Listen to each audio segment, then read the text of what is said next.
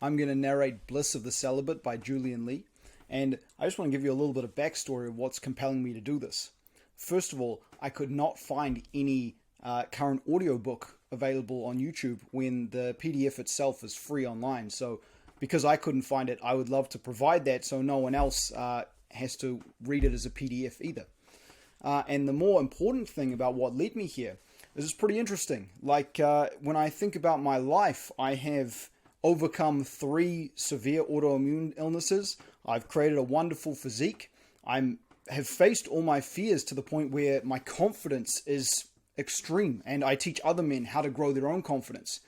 And yet something has stuck out as interesting, and that is the fact that I lost my hair, because this universe seems to be all about cause and effect, and so I'm not convinced that it's just genetics and chance.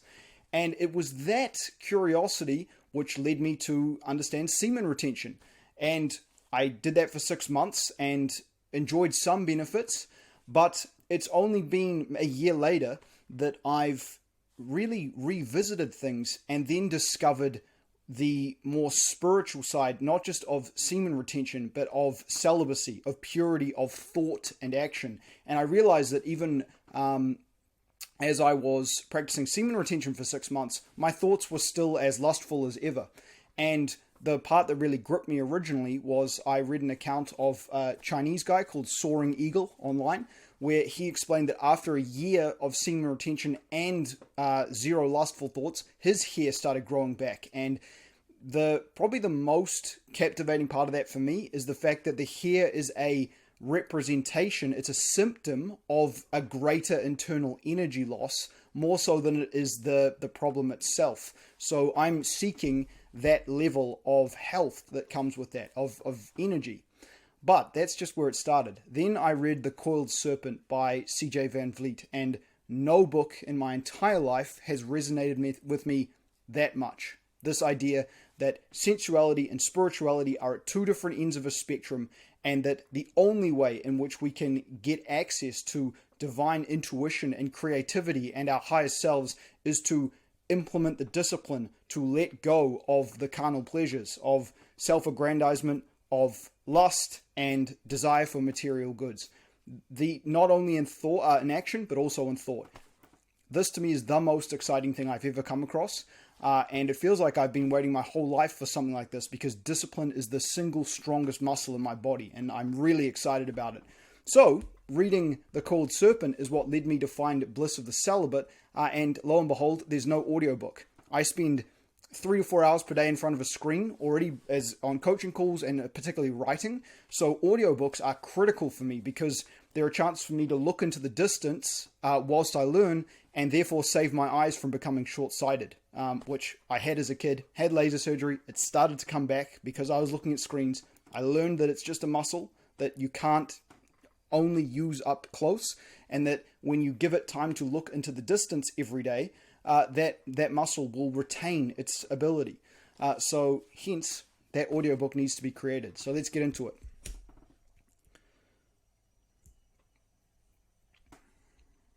Bliss of the Celibate. And I just want to be sure we're still recording. Yep, cool. Bliss of the Celibate by Julian Lee. This is your entryway to the ancient Dharma, the imperishable moral standard of the sages. When the inhabitants of a nation are moral, the nation is strong and harmonious. When the people lose moral virtue, tyrants and governments enslave the people. The Garden Story, the first law of life. The first moral law of man was given in the Garden of Eden by the Creator. Thou shalt not eat of the fruit of the tree which is in the midst of the garden. The first and only law that God first gave to man had to do with sex. We can infer how basic the law must be because it was the first and only one. All the laws that came later were like band-aids to shore us up because we broke that first basic law. We need to respect fundamentals. Fundamentals are important not only in mathematics and swimming class. If we don't understand fundamentals in the religious and spiritual fields, we have little for a religion and only a shallow spirituality.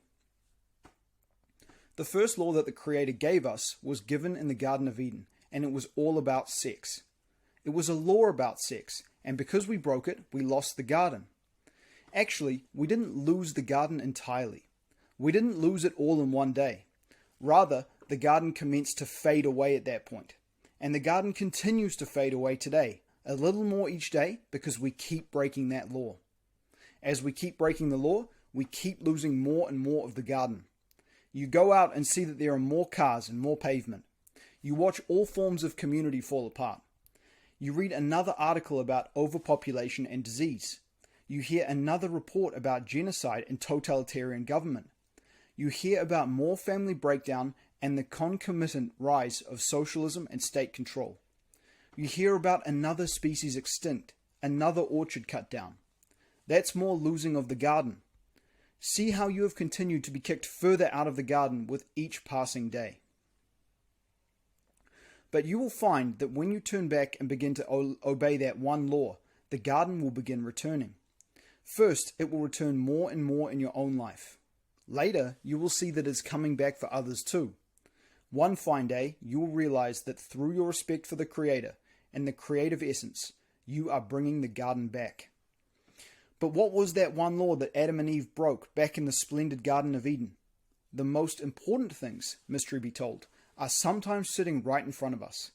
That's why we don't see them. Friends, most people don't realize what the Garden of Eden story is about.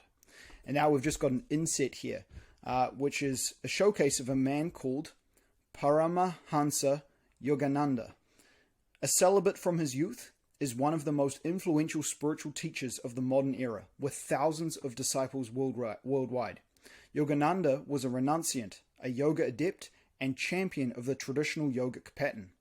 As such, he engaged in seclusion a substantial amount of time in accord with scriptural injunctions. Even though he pursued seclusion, he was highly effective in this world and had extraordinary energy. A prodigious writer and lecturer, he dealt personally with countless people and built a teaching organization that still publishes his writings. He left us a large body of priceless mystical literature, including his exhaustive commentary on the Bhagavad Gita and the Rubaiyat of Omar Khayyam. Yoga is Samadhi. By the end of his life, this celibate yogi was established in Nirvikalpa Samadhi, the highest state of Samadhi. Yogananda is considered a Premavata. I'm probably butchering how that's pronounced, an embodiment of love. He radiated divine bliss and love. He exhibited the Christ-like siddhis, supernatural powers, and had the power to grant boons. He was one of the precious siddhas who ever adorned our world. He's also a Satguru with the power to give Shaktipat, or spiritual initiation. This inaugurates natural yogic kriyas and, in a devotee, spontaneously strengthens meditation. Shaktipat, the spiritual baptism and transmission, can only be accomplished by a celibate master. Many devotees have received the baptism of his Shaktipat. Yogananda's chief disciple was the celibate millionaire businessman and yogi James Lin, who will be shown later. About sex desire, Yogananda said, "Ever fed, never satisfied, never fed, ever satisfied." Right, back to it. In the Garden of Eden, we encounter God in his patriarchal aspect, as the lawgiver. The father aspect of God is oriented to rule and law.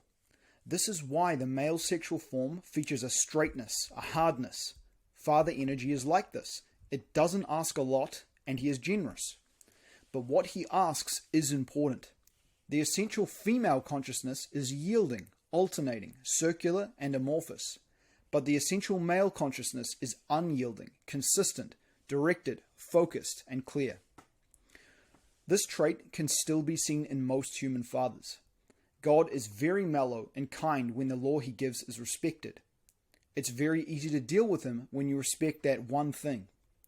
But if you break it, everything goes out the window. In the Garden of Eden, Adam and Eve had everything they could possibly want. All the splendor of nature, abundant free time. They knew not strife. They knew not want. They were like children at play. Remember when you were like that, before you were interested in sex? The only restriction they had was a small one, concerning the fruit on one tree in the midst of the garden. Like any good literature, the Bible is full of symbols and metaphors. God is the greatest of all the poets. In fact, the word parable means a symbolical story carrying a subtle message. Christ said, "Therefore I speak to them in parables, so that hearing they hear not." In other words, the crude and materially minded miss the message hidden within a parable.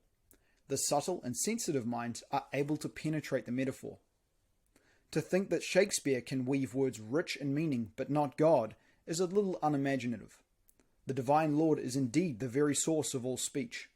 Every word of Scripture has layers of meaning. On the face of it, the Garden of Eden story lacks some logical sense. If this is the first man and woman, how did their children go off and marry daughters of the land of Nod? Or, why would they be punished for eating of the knowledge of good and evil? And what's so bad about being a farmer? But we are dealing with a form of parable here, so it behooves us to seek for the full meaning of this important story about the foundation of our race. He asked the primal man to renounce that fruit, to practice discipline in that. God wasn't asking a lot, and Adam and Eve had a very cushy life. But he was asking them to be renunciates in at least that small thing. Here we have the first renunciation, and the first couple did not do very well with it. This law concerned the human sexual organs and human sexual feeling. The garden, man's body. The tree, the human spine with its many nerve branches. The fruit in the midst of the garden, the sexual organs. There are many takes on what the Garden of Eden story means. Conventional presentations by the churches bring in a scant harvest from the primal story. The message that transgressing original law brings negative consequences, this is clear. But what exactly was the nature of the transgression? Are we to see the divine personage here as an eccentric horticulturalist with a petty attachment to a certain tree? And why would he not want his children to have the knowledge of good and evil? Isn't it good to know about something good and evil? Don't good parents teach their children about good and evil? And again, what is so bad about working and being a farmer? Today, we tend to see the farmer's life as wholesome, closer to the original purity. There is a charming novel called Ishmael that seeks to illuminate the Garden of Eden story. The book deserves mention because, from the point of view of the yogic sages, it comes close to unraveling the riddle of the Genesis story. In the novel, an educated ape plays interlocutor between the animal and the human race, becoming a teacher to an idealistic young man who hopes to save the world. Dissecting the Genesis story, the learned ape uses it to explain how things used to be and how we got into this present mess. Using sweeping logic and tying together loose ends in the Genesis story, author Daniel Quinn lays the fall to man's development of agriculture. By learning how to grow food and store it up, man was able to grow in population beyond the scope intended by nature. As this process continues, he comes into conflict with other tribes and races and devastates the earth through unchecked population growth, aided by his ability to control nature and ensure harvests. Now, we're going to pause and have an inset now on Mahatma Gandhi.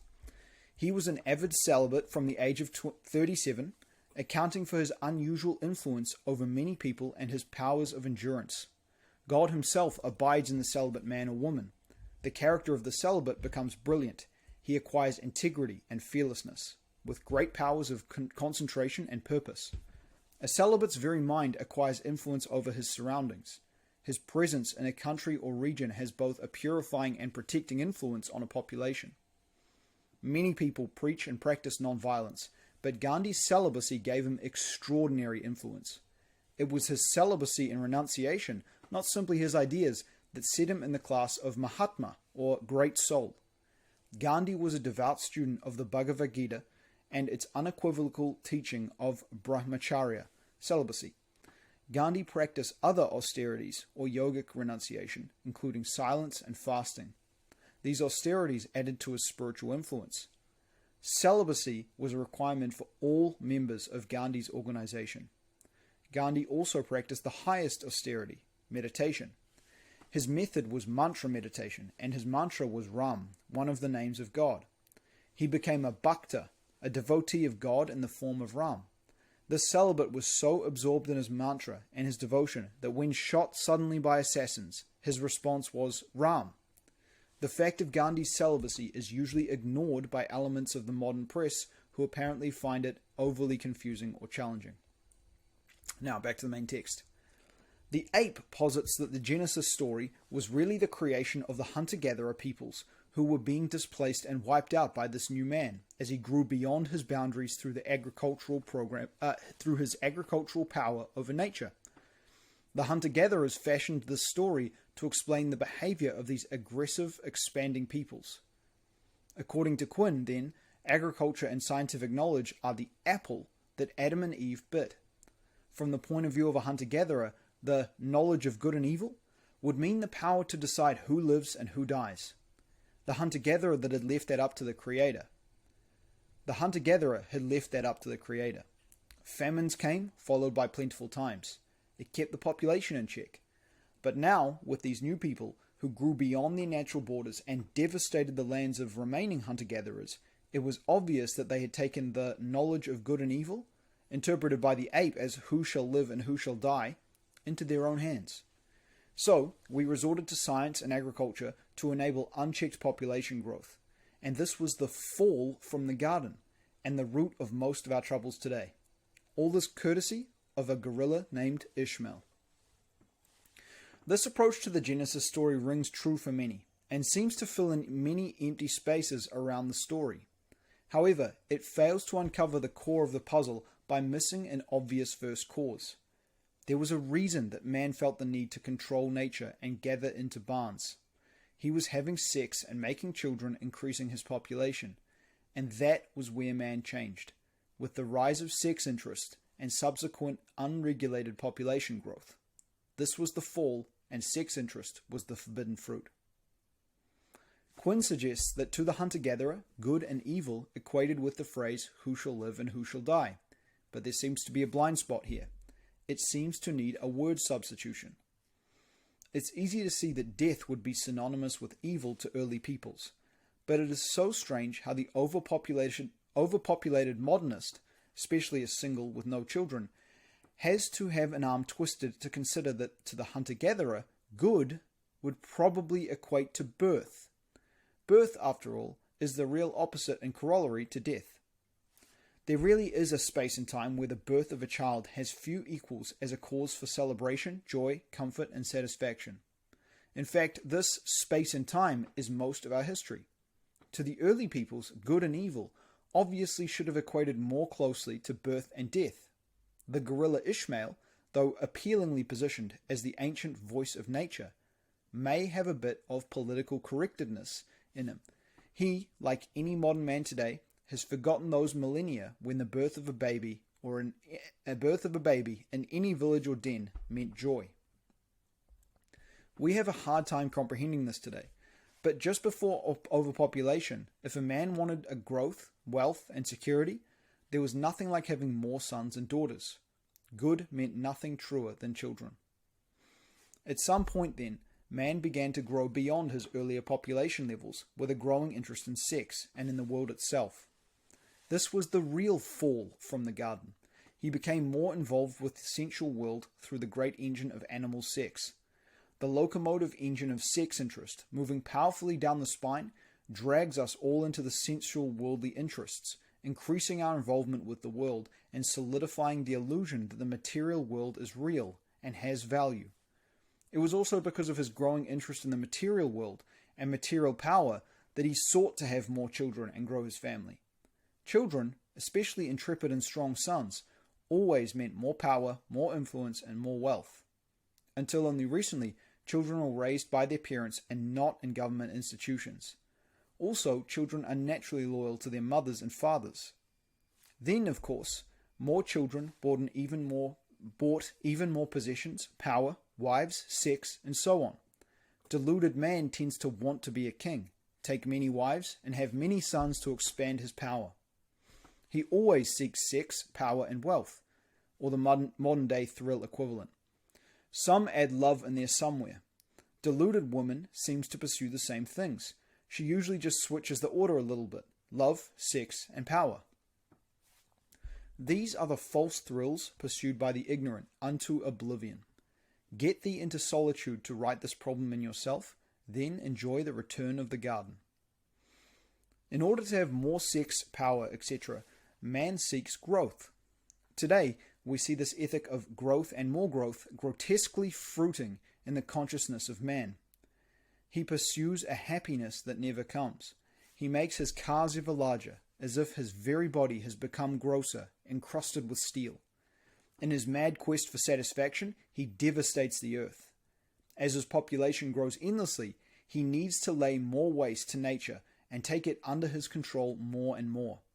He seeks endless invention, madly believing that somewhere around the corner one of his inventions will finally end duality, end his suffering, and give him the security he craves. But every new invention brings a more sophisticated set of problems, as if Aesop should have said, "Invention is the mother of need." But he still doesn't see. This is the nature of samsara, bed of duality.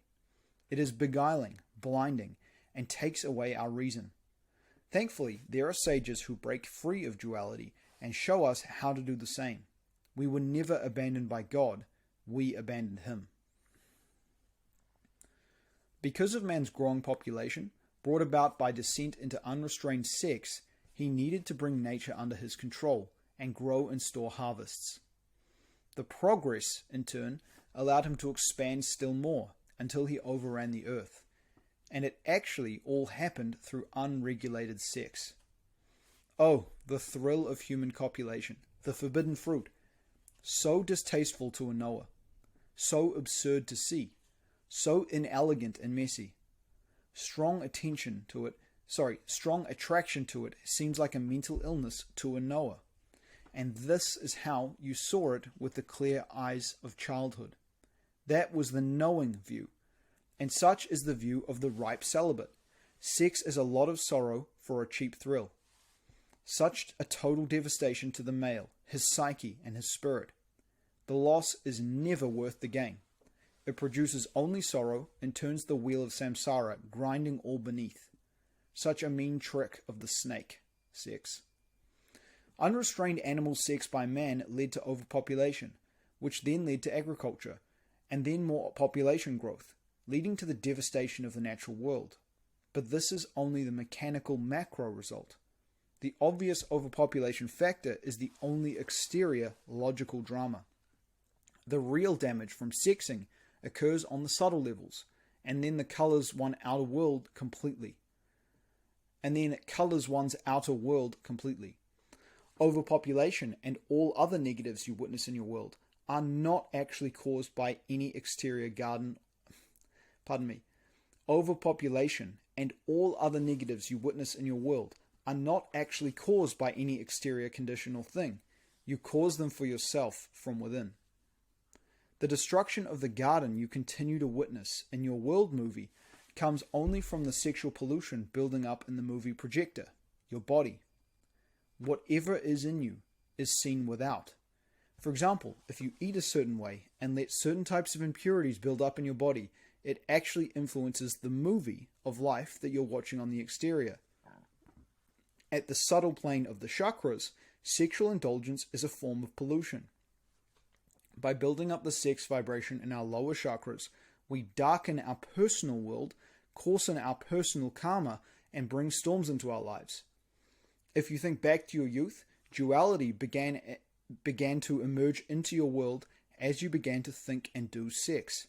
This is simply a divine law, established within the very fabric of creation. The rule still acts perfectly in your personal life today. Purity and virtue bring blessings, and sexual purity is one of the highest virtues. Vices bring bad karma, and sexual sin is one of the greatest vices. Sin and impurity pollute your movie, your exterior world. Virtue and purity in yourself cleans up your movie. Every man loses his own personal Garden of Eden more and more each day, through the breaking of original law. You have had your own personal disaster. You have had your own personal expulsion from the garden. And you may feel, based on newspaper reports, that you are being exiled further from your garden each day. This may be so, but the nightmare continues only due to your personal sexual sin. How do I know this? Also, I have tested it, and it works. According to sages such as Yogananda and Sri Yukteswar, this is the real kernel of the Genesis story. The apple that Adam and Eve bit was the apple in the midst of the garden, the sexual organs at the center of the human body. The reason they were asked not to taste that fruit was because doing so would result in the coarsening of their personal world. This would be a personal karmic result, as explained above. It would also bring unrestrained sex, unregulated population growth, and thus the coarsening of the world from the macrospheric standpoint. As well, the loss of the garden, original nature in its pristine harmony and abundance, the uncarved block. That's from Lao Tzu. Man was not made in the same way as the other animals.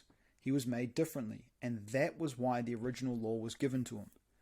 According to the Vedic sages, man originally had a special body with elements derived from the animal kingdom, but especially rewired to enable a divine life different from that of the animals. He lived above the plane of duality in an Edenic state, like the Garden of Eden. He did not have the knowledge of good and evil, that is, the perception of division, duality, and suffering. His consciousness was united with the pure consciousness, enjoying omniscience and omnipresence with the Father, while abiding on the material plane or the garden.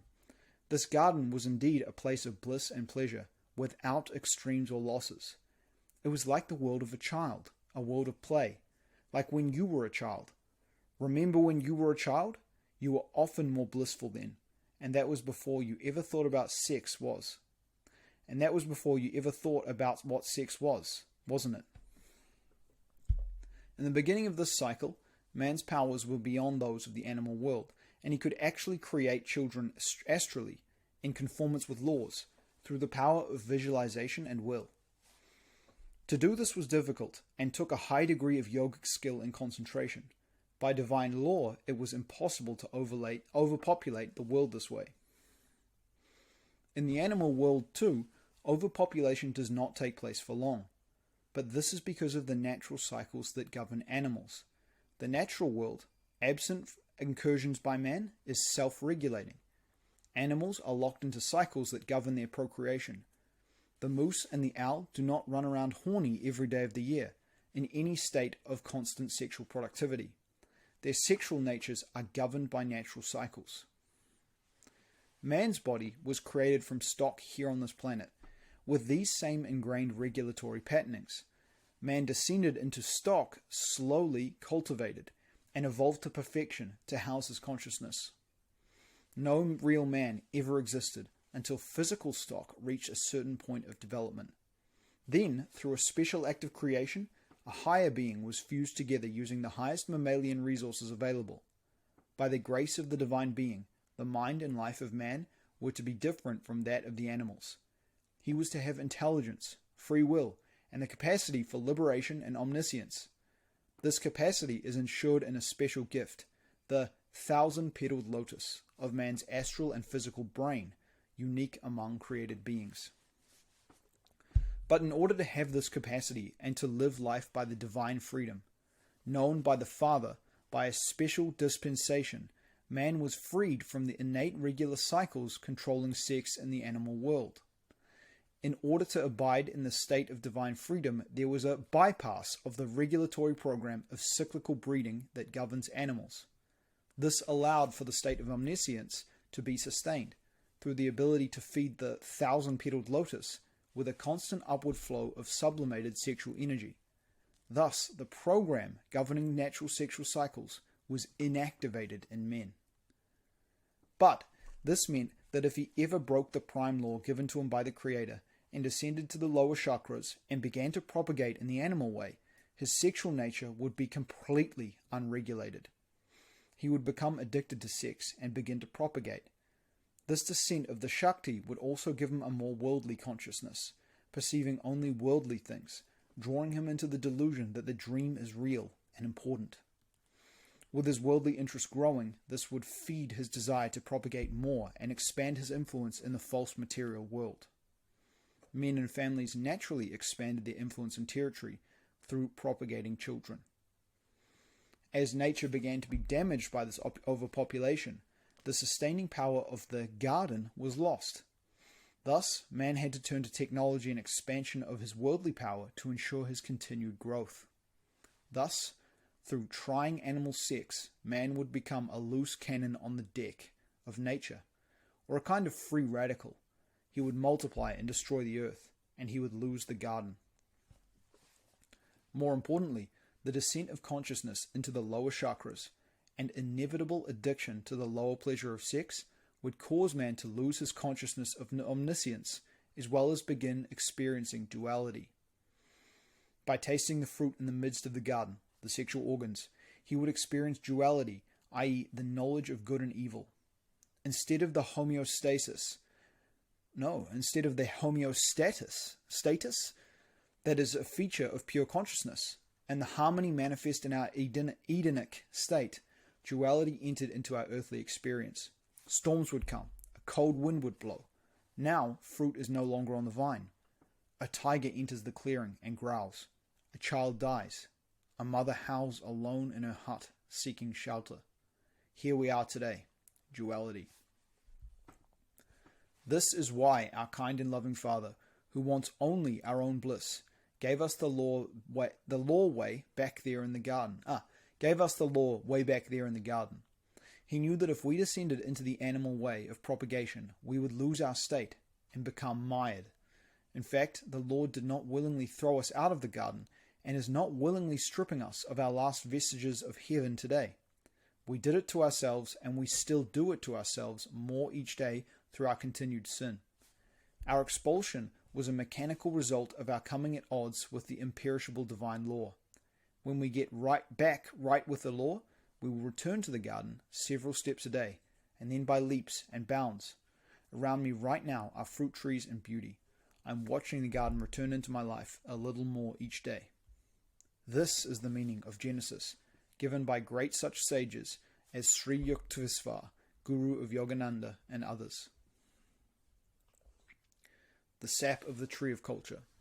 Human sexual substance is a sacred thing. Sexual morality, the cornerstone of all other morality. Celibacy misunderstood when society is degenerate. Ever fed, never satisfied. Never fed, ever satisfied. That's from Paramahansa Yogananda.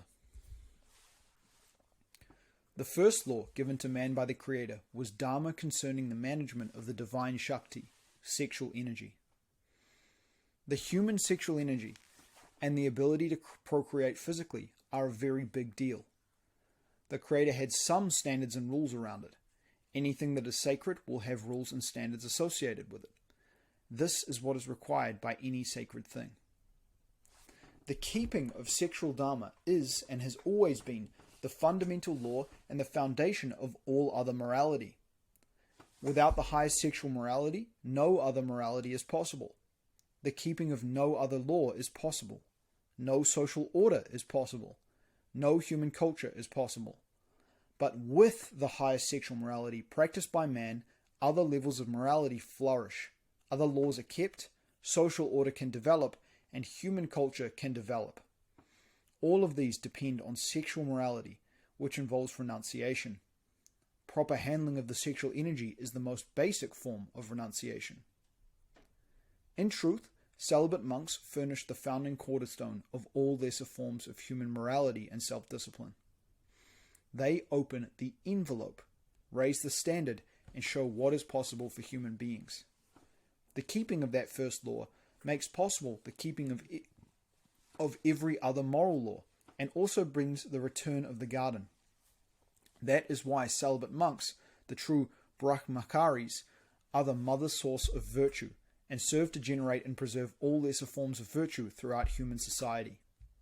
Those who, sadly, have still not seen this are still walking in the dark. After the human form, human sexual substance is the most precious and sacred physical thing on the earth. The idea that the physical creative substance in man is not sacred, this arises periodically in human cultures out of ignorance. When a people become corrupt, celibacy becomes really practiced, misunderstood, unpopular, foreign, and even taboo. I'm writing circa 1999 AD, and it is significant how little is known in the modern world about celibacy. People know about all sorts of inane and unimportant things, but very little about this important thing. The Christian culture that gave us our cathedrals, our social order, and our entire Western civilization grew out of a celibacy ethic. That ethic harbored by the once vital Catholic Church. The Christian Church indeed grew vital and remained unified because of its celibate clergy. The deep and rich spiritual culture of ancient India also grew up out of the efforts of celibate saints. The knowledge contained in the Yoga Sutras and the Yoga Vasista was recorded there by the ultimate explorers, the saints who used the sacred sexual energy of sex to power their investigations. Like forest insects, we crawl and feed upon the mighty oaks of culture given to us by our celibate and sexually restrained ancestors. Little is known about the sanctified sexual power that has raised the great civilizations up.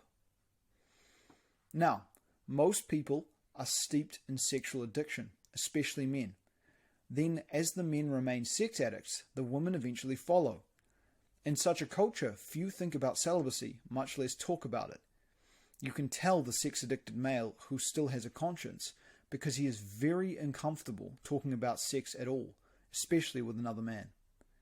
We are so far from the ideal of moral purity, once practiced and realized by our spiritual ancestors, that many people today don't even know what celibacy actually is. Some think it means to not have actual sex, but to only masturbate.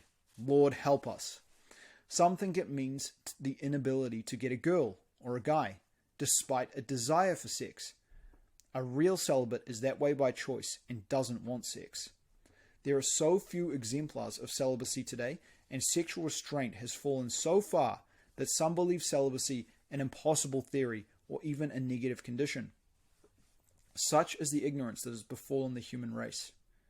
Yet, Jesus Christ, who shaped our culture more than any other figure and has given us, countless boons, was indeed a celibate in the classical yogic tradition. Some are eunuchs for the sake of the kingdom of heaven. That's a quote. And all of the good features of our culture were built upon the ground of the Christian and other saints who practiced celibacy with pure devotion, in imitation of their Satguru, Christ. Indeed, the celibate saints comprise the very ground itself, the ground of civilization. They are the force that stands behind every righteous king. They are the strength of husbands, the hope of wives, and the security of children. It has always been so, and always will be.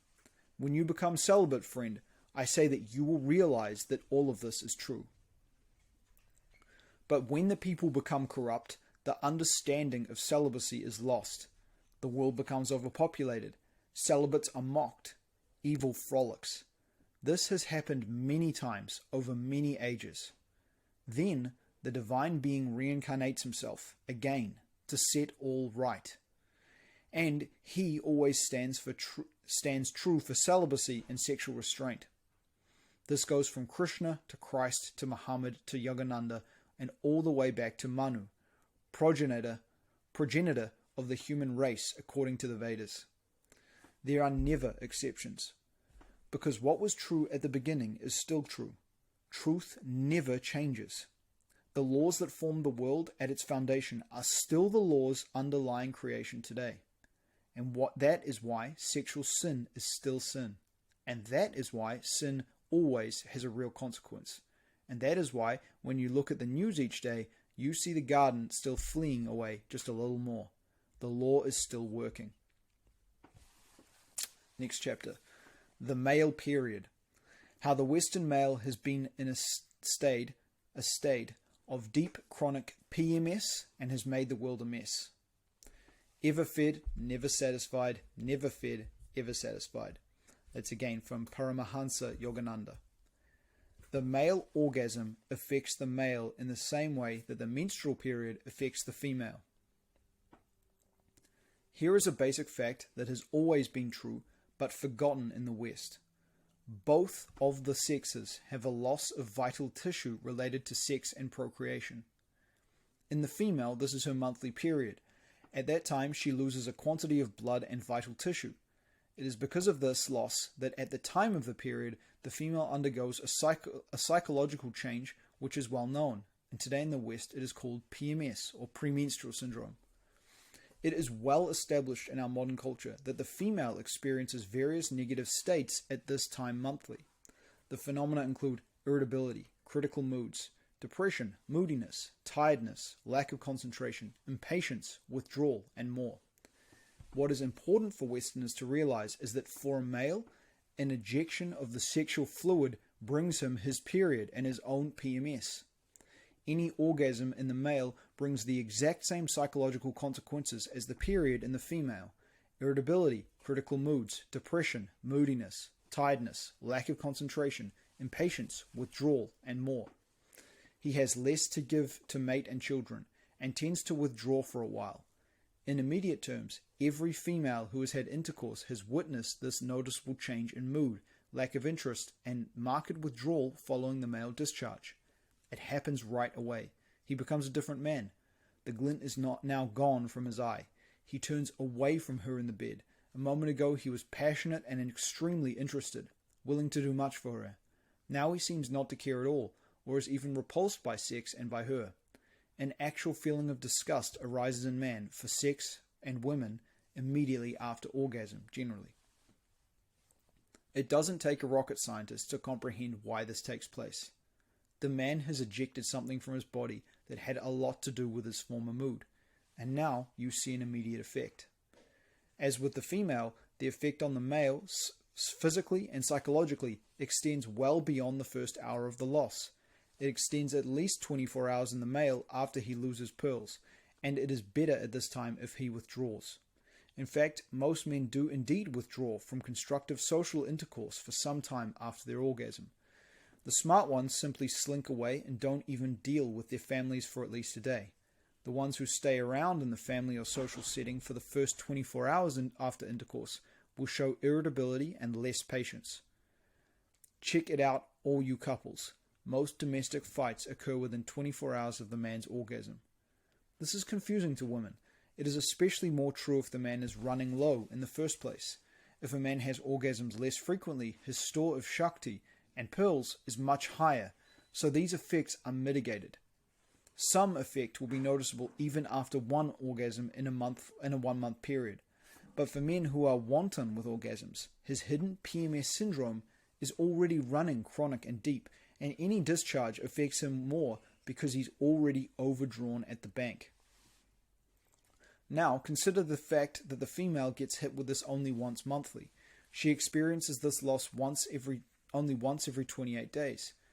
It is dictated by nature once a month, but no more. But consider the average Western male, most of whom are sex addicts. He chooses to have many, many periods, with the loss of vital tissue throughout the month. Ignorant modern sexologists have even encouraged him in these wanton orgasms, stating that to have less than a prescribed number is somehow abnormal.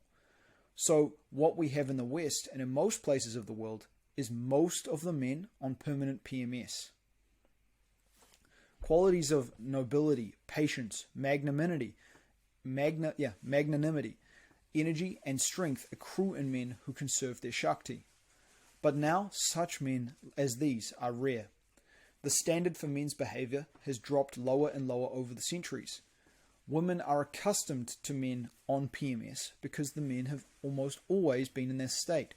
Because men are chronically on PMS, it's difficult to perceive the contrast between a psychological low or high.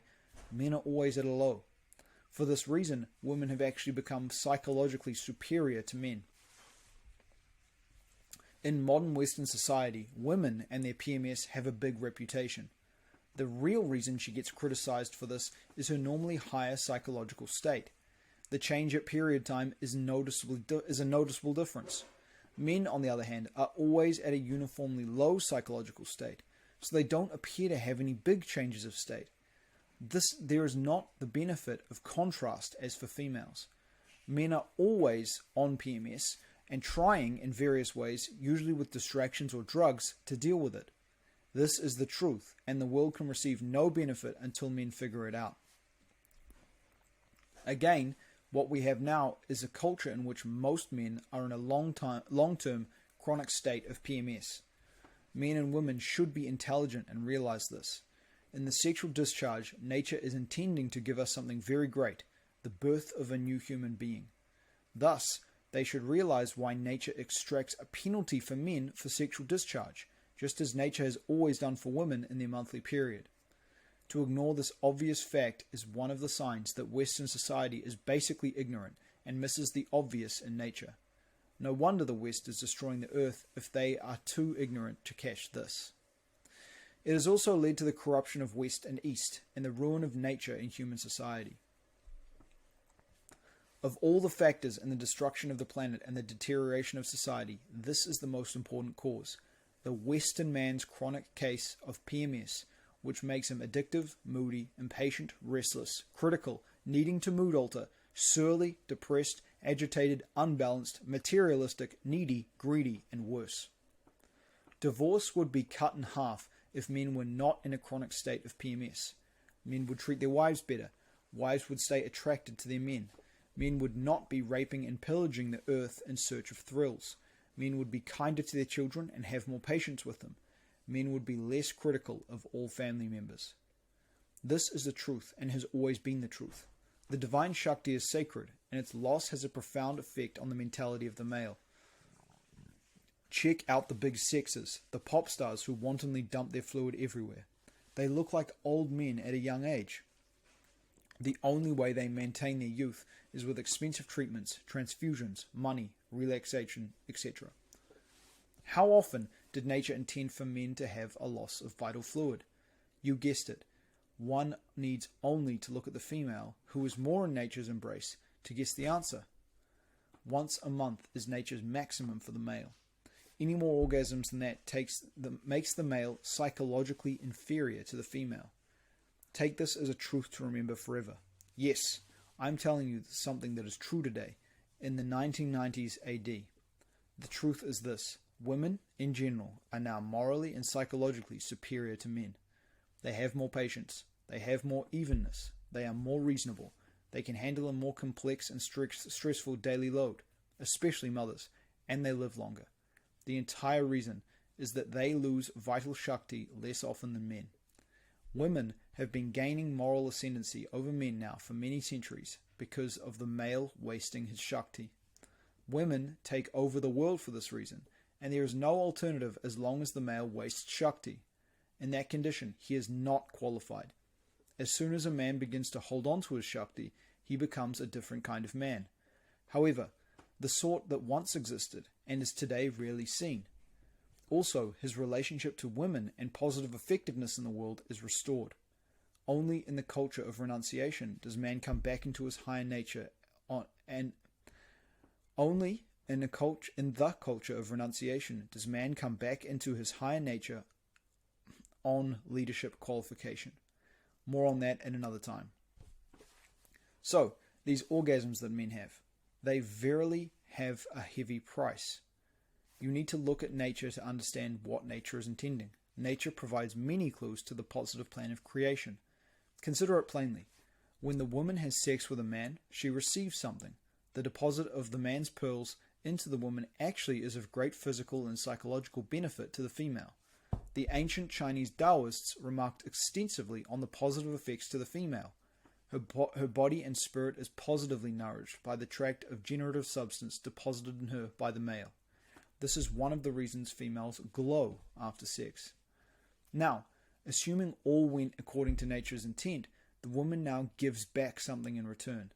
After the male gives up his something, the female then gives back something very great, which only she can do. An infant human being, precious and innocent. Do you think that this is a trivial thing? Indeed, a child is the greatest thing a man and woman can create in this world. Think of it, such is the power of the male seed that the female will respond with such a powerful thing. So, one must comprehend the high value of a male's pearls. They should not be trifled with, or else it is to his detriment. Man was not made to have more than one orgasm a month, or else he comes into a low psychological state. It is actually because of man's obscene wantonness with his Shakti that women today are gaining in social and cultural power over men. They had to. Women have had no choice. Man has abandoned his high psychological and moral station. He has abandoned his nobility. In medieval times, a man's sexual organ was known as his virtue. There was a plain reason for this. The male sexual energy is the cornerstone of a man's psychological resilience and his character. When he dumps it wantonly, he loses his virtue. The world is out of control because men are out of control, and the female is having to grab the wheel of the 10th house. In doing so, she has to also try to be at the helm of the fourth house,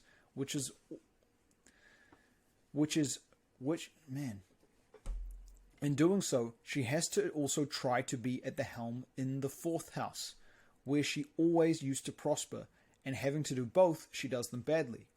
This is all the responsibility of men, and his disrespect for the sacredness of sex, and overdoing sex beyond what is ordained by nature. But the joy is that with knowledge and cultivation, men can come back into their true power, stop our fall, and bring back the Garden of Eden, day, by degrees.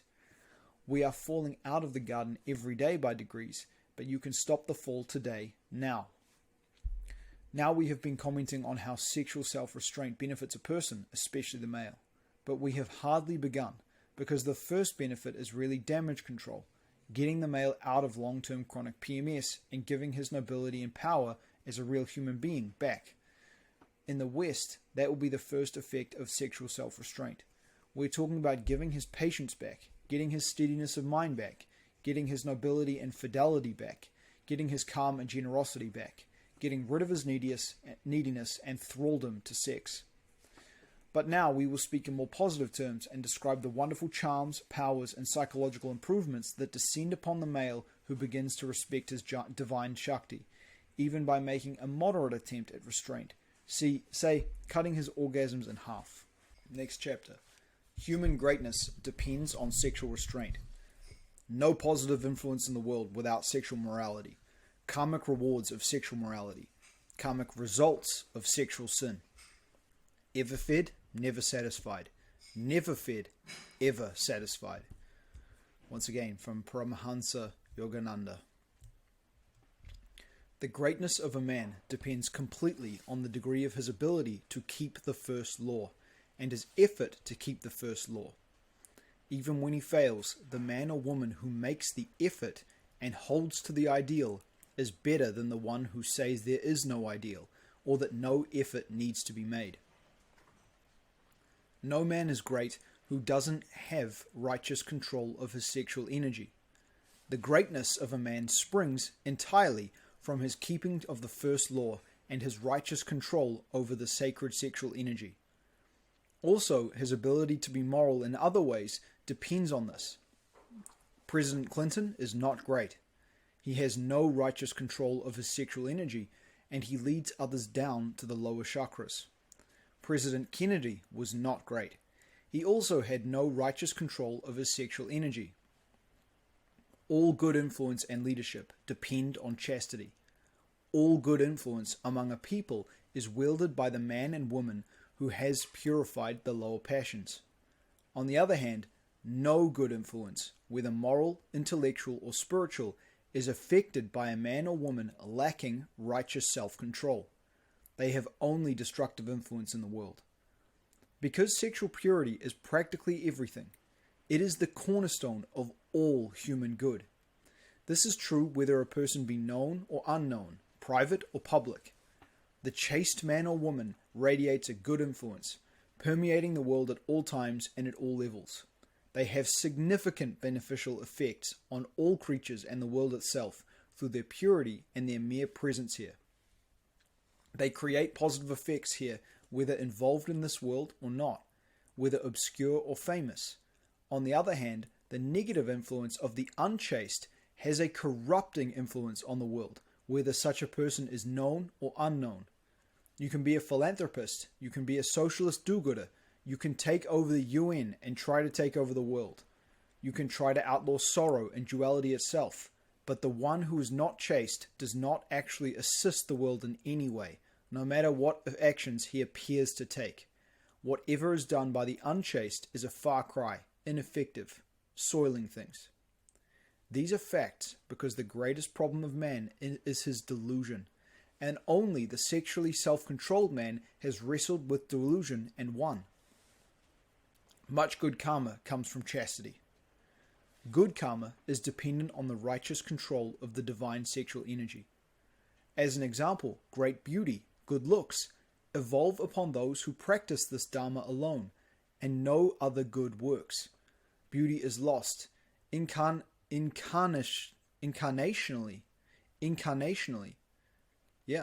Beauty is lost incarnationally in those who abuse the sacred sexual energy. The beauty becomes replaced by ugly features. This is especially true for those who cause others to be without renunciation, or serve the corruption of this dharma, especially on a mass scale. Thus, for example, women on magazine covers or TV who induce sexual feeling toward them by strangers, these are really a form of prostitute, and their karma is very heavy. The men who sell them, also being essentially mega pimps, also have heavy karma. These figures will be born in increasingly uglier forms through their corruption of moral dharma and corruption of the people and assault on nature. Eventually, they may even lose their human forms and devolve to less intelligent animal forms without the opportunity for liberation. So if you don't like your present life, just try keeping the first law, the one from the garden, and do it out of a devotion to God. You will see your karma lightening up quite nicely, I can promise you that. Next chapter. Renunciation and freedom from sense addictions is central to all Dharma, true spirituality. The sex restraint ethic runs clear through Hinduism, Yoga, Buddhism, and Christianity, and is inherent to the lives of the saints from all those paths. Those who obscure, water down, or confuse the celibacy ethic do not represent Dharma, the ancient teachings of the saints. They misrepresent Dharma, which is an adharmic activity. It is tragic now in America that even from the ostensible spiritual people, you won't find much help with sex or true teachings about it. What passes for yoga now in the West is most certainly corrupt and polluted by the sin and ignorance of the West. Sex certainly won't lead you to become established in samadhi, improve your meditation, or give you enlightenment. In fact, sexing has the most harmful effects of all on meditation. Once you are meditating a lot and making advances, you will easily perceive this by instinct. It destabilizes the prana and robs you of the life force that needs to ascend up the spine in advanced meditation. Either you are moving into the embrace of the false material world dream, or you are offering yourself completely up to the transcendental Father. The bogus Tantra people like to claim that they are including the world in their definition of the divine. They also point to the statements of some divine masters that all is Brahman or all is purity, but this is an ultimate realization and the fruit of the renunciation path.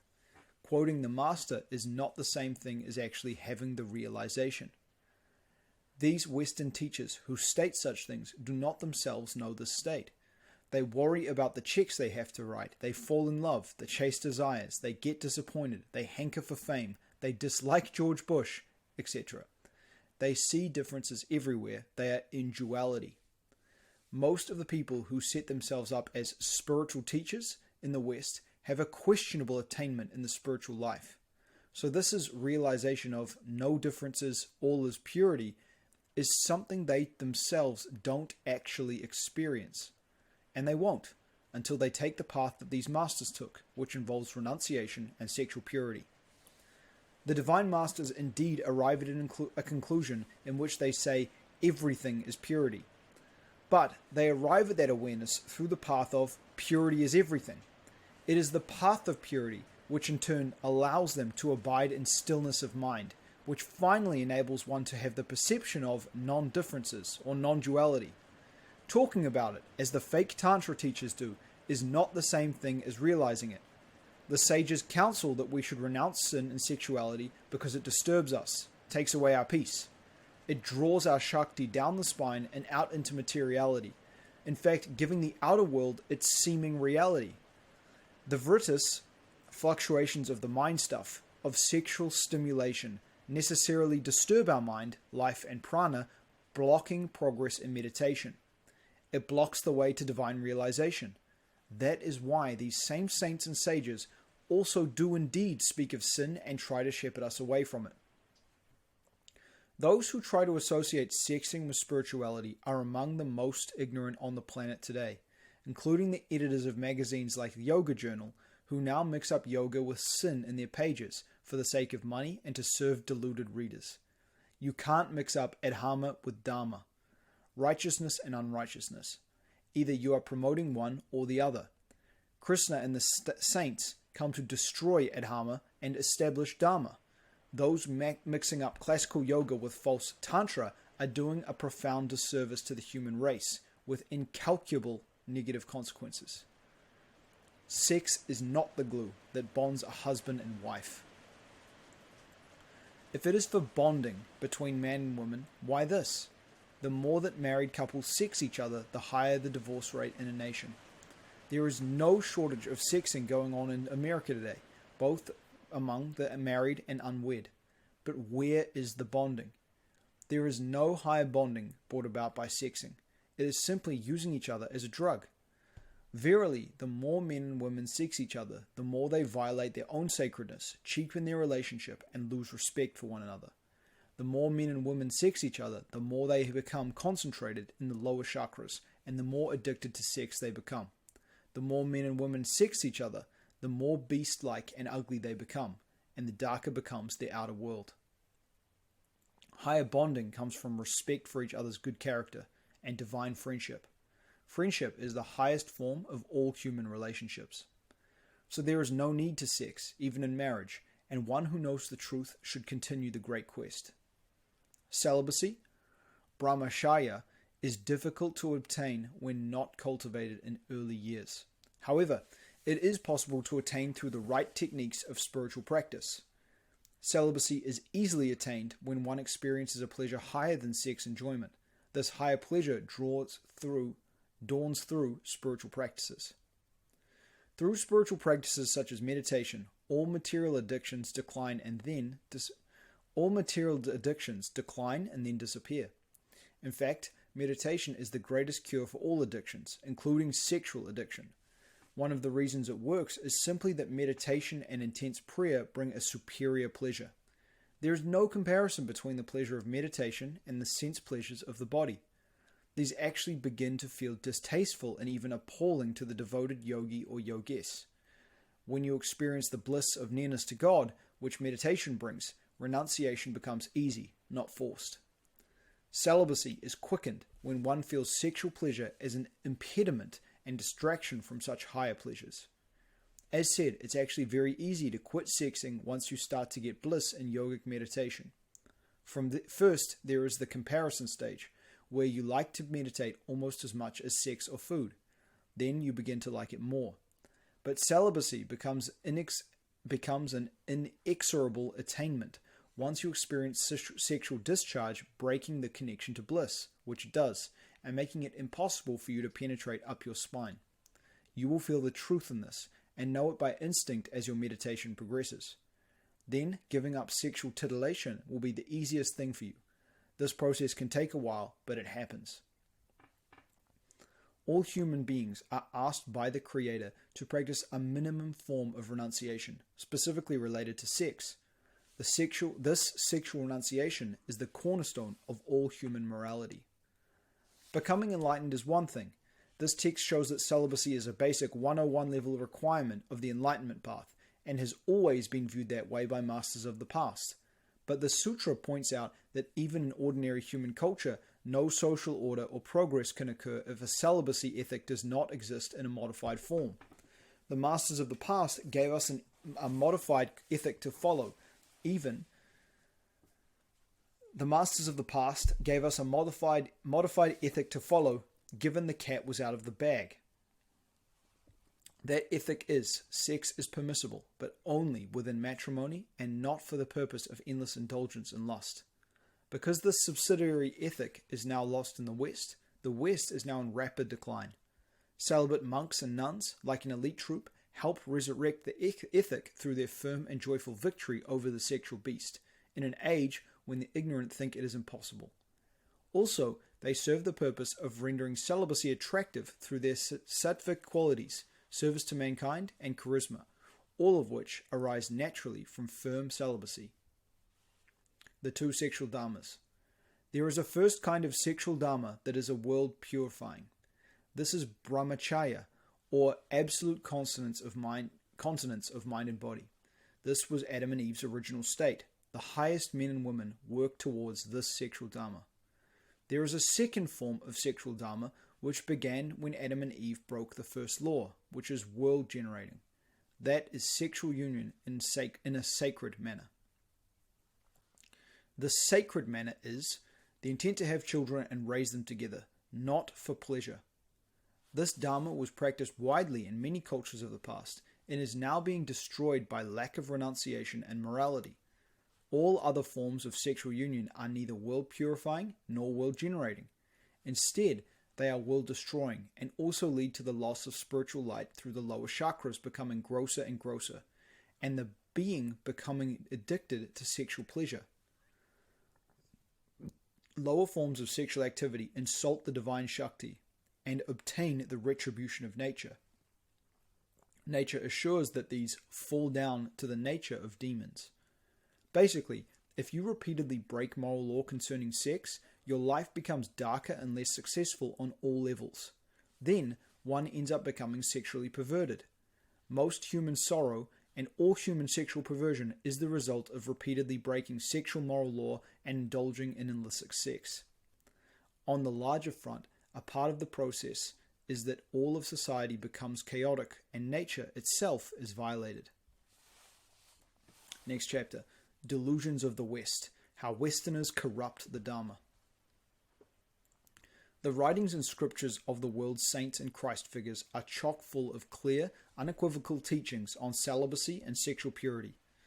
Unlike many Western moderns, the authentic spiritual masters of the world have never been confused, lukewarm, or compromised on this point. It must require great cleverness and huge resistance in the minds of progressives and New Age folks to ignore the clear foundations of sexual morality handed down to us from higher beings like the rishis and saints. Sadly, one of the great delusions of modern New Agey Westerners, especially Americans and Europeans, is the idea that we in the West represent progress over ancient ways and ancient knowledge. This unfortunate assumption of progress intrudes into the realm of philosophy and religion also, like a loud and unkempt party guest smelling and behaving badly. Westerners labor under the delusion they know better, or that certain of the ancient teachings are no longer valid or necessary for this new and improved age. Note that yogic sages reckon we are in the dark age of Kali Yuga, and perhaps Western hijacking of yoga is one more proof. How the Westerner dreams he is qualified to improve ancient Dharma is a great mystery. Is it because we have nuclear waste? Or is it the Palm Pilot? Is it the Holy Automobile? It is because of the sterile and dangerous hell realms Is it because of the sterile and dangerous hell realms we call our cities? Is it because we have succeeded in destroying family and community? Is it the superiority demonstrated by our market consumption of antidepressants, our materialism? Are these what make Westerners superior and able to improve the ancient Dharma? Who knows?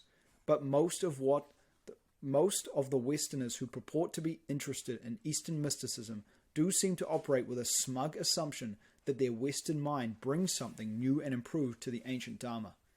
They have a certainty that they can pick and choose elements of ancient mystical culture and dispense with items that are clearly outdated mistakes. It has become common to see the would-be gurus of the West making statements like, renunciation is no longer necessary, or we are in an age where the physical world is embraced and seen as a sacred, like the spiritual world. This is easy to sell, of course. There is a special tragedy unfolding today in which adulterated Tantra is being spread to the weakened and gullible Western mind, ensuring the profound collapse of the underpinnings necessary for a man's divine realization. But it makes for a large following and a great business. A piercing grief today is that religion is actually being turned into prostitution, and sin in prostitution itself poses as religion. Such is the sadness of our times. Colourful and bohemian adventurers embark for India, scratch the surface, get diarrhea, then come back sporting the glamorous India credential, and perhaps an exotic Indian name to boot. Good people do want to help others, but in this unseasoned country, some are quickly elevated to the status of guru, whereas in the East they might not qualify as an apprentice pundit. They might not even qualify as a disgraced pundit. A pundit is a figure in India, not on the level of a guru, who has a great knowledge of scripture and spiritual culture. This comes as a great temptation. Who doesn't enjoy the honor and respect given a guru? Then they present a portrait of Eastern mysticism pockmarked with Western blind spots. We too often are presented with a truncated version of Eastern philosophy, divested of unpleasant fundamentals, and it is foolish to ignore fundamentals. Moreover, this adulterated mysticism is all too often presented by the spiritually unbaked, and even those of dubious morality, or those who have scarcely pursued basic preparations of spiritual life such as renunciation. And the more one has a desire to be a guru, the less qualified is he or she to become one. But with charm, appealing talk, and Western mass marketing skills, they make a great sport of it. Philosophical junk is an easy sell in America, particularly the new marketing bonanza called Tantra, in which pursuing lust becomes spirituality, and 90% of the guys in LA find that they are fans of religion after all. Roses are set beside these gurus as they hold satsang. Some of them, if they were to present themselves as gurus back in Mother India, would be offensive. But here they prosper. Sadly, their contribution is often a far cry from the spiritual culture necessary to produce samadhi and spiritual masters. Sometimes these gurus end up causing confusion or disillusionment in sincere and innocent people. In California especially, you can go to all manner of satsang where fresh Western gurus enjoy respectful attention whilst claiming they are not a guru. It seems clever to market yourself as a guru, but maintain I am not a guru. I suppose one can then enjoy the treatment accorded a guru whilst escaping difficult standards or responsibilities. You can then have a lot of fun, have dalliances, and make a booming business of it. But methinks sadly that they sometimes harm as many people as they help. Certainly, if one purports to present higher spiritual teachings, but jettisons basic morality, one is doing harm. Minimal sexual morality is the kindergarten of spiritual life, and all of the great spiritual masters acknowledge this. This higher spirituality without basic morality always produces the same sort of embarrassing mess, and to finally end up blemishing the reputation of the saints and the Dharma in the eyes of the masses, who are so spiritually hungry, this is a tragedy beyond speaking. America's New Age types have a chronic tendency to disregard the fundamental moral underpinnings of ancient mystical culture. They either ignore it or attempt to discredit these basic building blocks of yoga. Renunciation runs all through yoga, but in the West you will find sordid sex books in the same bookstores that carry mystical works on yoga. The average Christian, because he at least retains some morals regarding sex, is actually much closer to the yogic path than most New Agers. New Age magazines of all sorts carry articles on saints such as Yogananda, a celibate, along with ads on Tantra, an immoral indulgence that is antithetical to Dharma. The ancient yoga is being hijacked and used as a glamorous adornment by the worldly. Hollywood personalities who mislead the youth through entertainment fawn over the Dalai Lama but seem oblivious to one of his most prodigious traits, that he is a celibate. Often, you see spiritual books and the texts of Eastern religions in the same places where one finds a pierced woman with a tattooed arrow pointing to her crotch. It is as if, since the Christians have failed to claim yoga as their own, which they could easily do, therefore Tamasic elements have found it like a parked jar, broken the windshield. Man, there are some funky bits here. Therefore, Tamasic elements have found it like a parked jar, broken the windshield, and now sport the Eastern mysticism like a glamorous scarf, providing themselves with their own religious patina, perhaps even one more affront to the Christians. This is passing strange, but perhaps they will someday actually look into these teachings and be very much helped. For this, I pray. Yeah, you're noticing there are some spelling mistakes along the way. Perhaps this has been a corrupted PDF, or who knows what happened. Americans love the glamour of the Eastern mystics. One can even find American rock bands, not exactly known as exponents of renunciation, using the symbols and terminology of mystical yoga as cover art, or to create a mysterious and exotic title for a profane album. It is one more thrill to pursue lust and fame while hoisting banners of holiness. But they turn these sacred symbols into so many cheap trinkets reduced in meaning. All the while, morality around sex remains a basic entryway to mysticism and yoga. Even high-tone New Agers conveniently avoid thinking about the celibacy teachings inherent with the saints and scriptures. Even sincere spiritual aspirants in America, the ones who read yoga magazines with photos of pretty ladies in lotus posture, get a deficient philosophical diet, pabulum instead of stout yoga. Meanwhile, the rank-and-file Americans follow their lead. Yet the moral requirements are plain in the scriptures of yoga, as well as the words of yoga's great exponents. They say that there is nothing new in this culture. Anything that exists at this time has already existed in some form or similar forms in ages past, including good and evil. They also state that what was true at the beginning is still true today, incorruptible, and will always be true. The truths of yoga and the path back to the divine are the same today as thousands of years ago. The state of Nirvikalpa Samadhi is the same state that it was 10,000 years ago, and it will be the same state in another 10,000 years.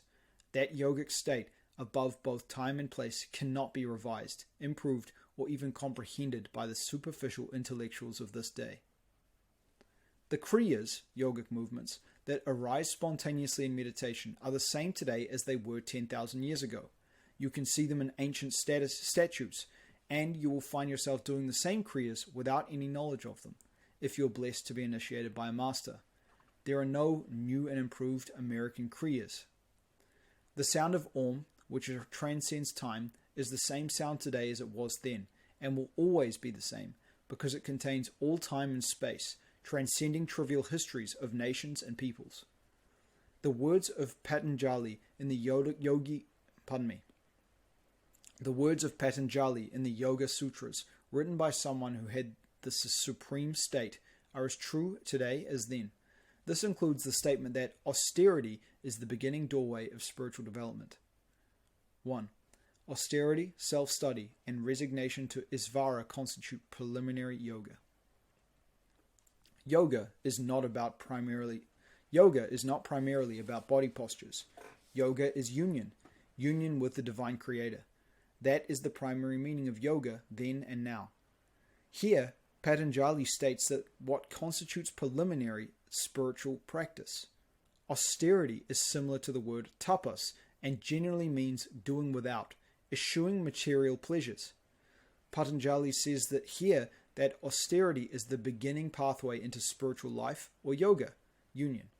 Later, we shall see that Patanjali cites that brahmacharya, celibacy, is one of the essential 8 limbs of yoga.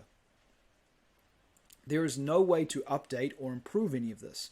You can read the Yoga Sutras for many years and barely scratch its surface in terms of understanding, let alone realization. If beings of small stature, deep in the heart of Kali Yuga, fail to be able to scale the ramparts of this knowledge, the defect is not with the knowledge. earnest effort to know and practice the ancient Dharma does not bear real fruit. Pity the limited consciousness of today's modern liberal intellectual, who seems to feel there is only one thing that a human being is incapable of, cultivating or taking charge of the sexual energy.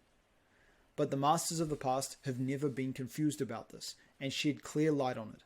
So, good reader, if you are now ready for the real thing, read on.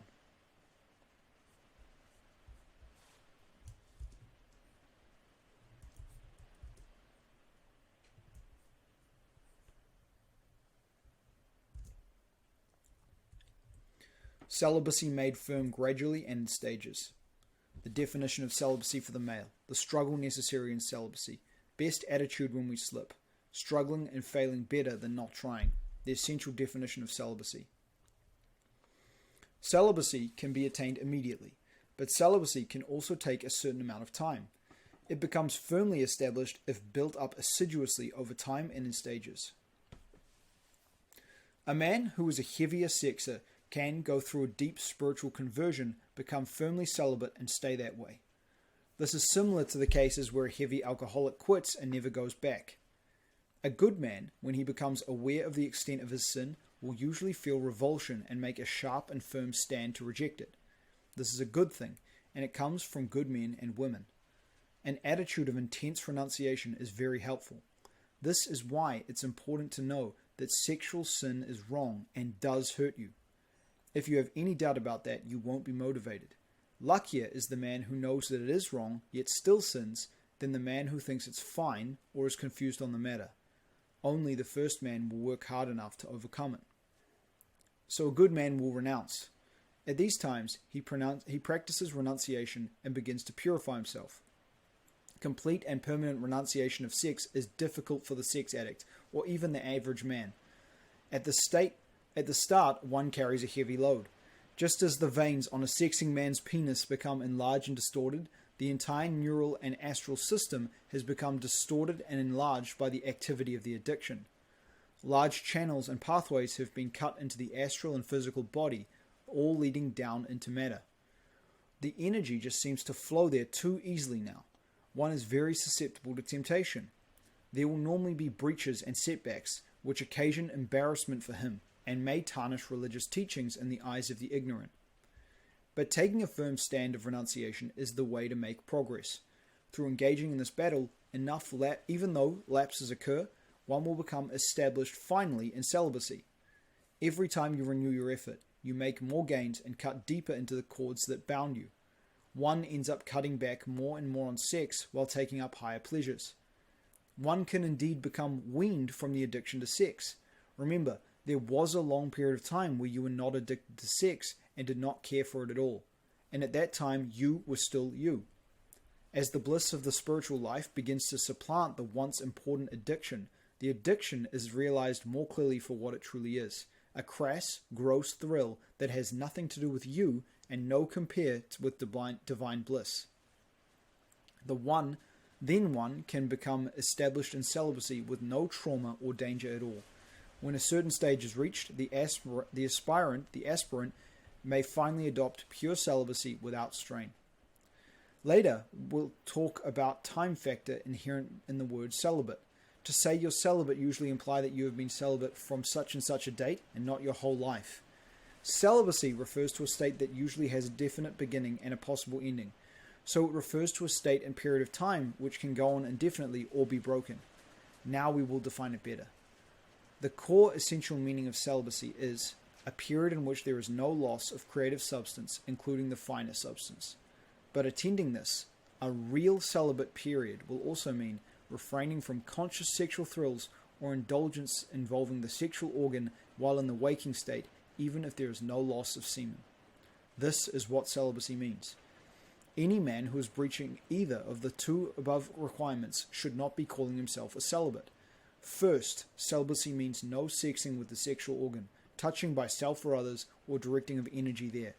One avoids what would cause an erection, does not seek out the erection or the sexual thrill. Second, celibacy means no loss of the sexual material, even the smallest amount, during any state aside from sleep. This is the minimum meaning of celibacy and brahmacharya. The one who is enjoying sexual thrills sex, even though avoiding the loss of any substance, is certainly not a celibate. Some men get entranced with sex tricks for retaining most or all of his semen, even though while enjoying sex. This is certainly a better thing than the wanton loss, but these should not be tempted to think of themselves as celibate. It is delusional to think that when you do this, you are not burning up life force and leaking at deep levels. If you practice real celibacy for a while and then these sex tricks, you will sense clearly how they still vitiate you, drain life out of you. In fact, the subtle form of the sexual substance is the most significant of all. Then, on the astral level, even looking at a woman's body with sexual interest, a sensitive man can feel his Shakti leaving him. Through Taoist and other techniques, one keeps his sexual diction going, keeps his consciousness flowing powerfully down the spine instead of up, enlarges his sexual organ, and makes more of a magnet for the life energy, and does physiological harm to a sexual organ. Any practice that harms the human body is tamazic, which is ignorant. These sexual practices that conserve semen are just a savvy type of sex addiction. Above was given the minimum definition of celibacy. It doesn't mean that you don't feel fond of a woman. It doesn't mean that you don't feel attracted to them or even have crushes on them. But it means you don't sex yourself, as in masturbation or looking at sexy images, and you have no loss of semen. It is also true that to pursue the full spirit of celibacy, one can go much farther. At the highest levels of purity, even a lustful thought is a breach of the spirit of celibacy and redirecting you away from celibacy. In fact, your loss of celibacy began with impure thoughts and can be lost again through impure thoughts. So there are even higher levels of celibate mind to attain. But if you keep the above two, you are celibate. The more months or years you are celibate, the greater of a celibate you are. After attaining some success in celibacy, one will find that his waking mind no longer is attracted to sexual things. But then he will be later a little dismayed to find that he is still sexual in his dreams. He will still have erections at night and maybe even sexual experiences. Some will have orgasms at night in dreams. A sleeping orgasm doesn't disqualify you from the minimum definition of celibate. What is happening here is that you have cleaned and cultivated your waking consciousness. Now you begin working on your astral consciousness. This state of affairs in the astral world is nothing new. You're just noticing it more. Plus, the unsublimated sexual energy that you are still carrying around is having some play in the astral. But as you sublimate this, the astral world will become less sexual. Still, your new frontier will become the astral world. Some of the astral planes are highly sexual places. In fact, one is normally naked there, one of the reasons you don't remember much. One also sees naked and beautiful people. This accounts in part for the many nightly erections. You might even say that your sexual purity is tested every night in the astral much more thoroughly than in the waking state. In the astral, you can't hide your real state. Most men at night run around all planes with erections on. If they knew of their state, they would be embarrassed. Some denizens of the astral world are embarrassed for you. Your condition bars you from admittance to some of the nicer clubs, so to speak. There are many higher areas of astral realms that one can't gain an entrance to without a minimum of sexual purity and sublimation. Children get in easily. On the other hand, that sexual charge sends you definitively towards astral planes where there are other people more like yourself. But the nicer planes will be barred to you, or you will only go there occasionally. This can serve as a motivation for you to really direct your life force upwards and truly keep it out of your lower chakras during the day. This is the only way to get admittance to these higher planes. Meanwhile, you can enjoy the fact that through your sexual purity here in the waking state, you are being admitted to higher echelons of society and better circumstances right here in the material world. The one rule applies through and through. The one who strives for celibacy, though occasionally failing, is making great spiritual progress. The one who does not strive for celibacy makes no spiritual progress and loses spiritual wealth. The one who strives and fails is far superior to the one who does not strive. The one who mocks the struggle, or who seeks to make men fail and become impure, is verily disease that afflicts humanity. Even when a being fails or backslides in his renunciation quest, the fact that he makes a renunciation effort at all makes him superior to the man who doesn't try. Those who criticize the goal of celibacy by pointing out the instances where men fail are simply ignoramuses. It is like saying a child should give up learning to write because he drew a letter wrong, or like saying an athlete should give up trying to jump because he knocked down the bar, or that a man should give up his attempt to master anything simply because he fails along the way. Such elements in our society who try to attempt to invalidate the real value of celibacy by pointing to the lapses of those trying are simply ignorant fools, to whom the goals of the higher life are inconceivable. Once, I was chatting with a man who had lived in India. When I told him I was celibate, he seemed agitated. To demonstrate his knowledge, he referred to celibacy with the Sanskrit word as brahmacharya. He told me more than once that he had been brahmacharya for some years, but one night, 5 years ago, he had a nocturnal emission. This failure, he said, had made him decide to give it up. I was confused by what he was saying. It didn't make any sense. Does a mountain climber give up the quest because he slips back 6 feet? If you're gathering cherries in the heather and some accidentally spill from your basket, do you give up gathering cherries? If you're gathering firewood, do you give up the project because one stick dropped on the ground? Celibacy is like gathering firewood. The more you gather, the better. Verily, it is the effort itself, repeated and repeated, that brings the fruit of celibacy. It is the repeated effort that brings the beneficial changes to the man or woman, the physical changes, the subtle astral changes, and the good mental changes. More on these later. Any effort made towards celibacy is never lost. Even 1 month of celibacy stores up treasure on the astral plane and refines your body. Even 1 month of celibacy gives a permanent, eternal effect. The Buddhists state that a man who even attempts celibacy gains real merit. A celibacy lapse at night while asleep is actually not as serious as a lapse when awake. One cleans up the earthly mind and body at first, then the next frontier is the astral level. One finds that although pure-minded during the day, he is still sexually minded in the dream state. At that point, the work becomes cleaning up one's astral nature, instilling renunciation and purity in one's astral form. This gives the astral form much more control and awareness later on in the astral states. Sex desire is bondage, both in the physical and astral worlds. To have a lapse both in the physical and astral worlds. To have a lapse in sleep while developing chastity is entirely normal and should never be cause for alarm.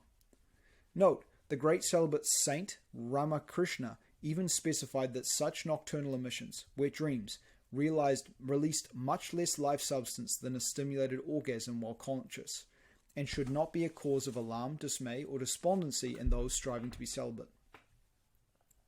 So my friend said that he gave up the great work because he could not be perfect in it, at least back in the past while he was learning it.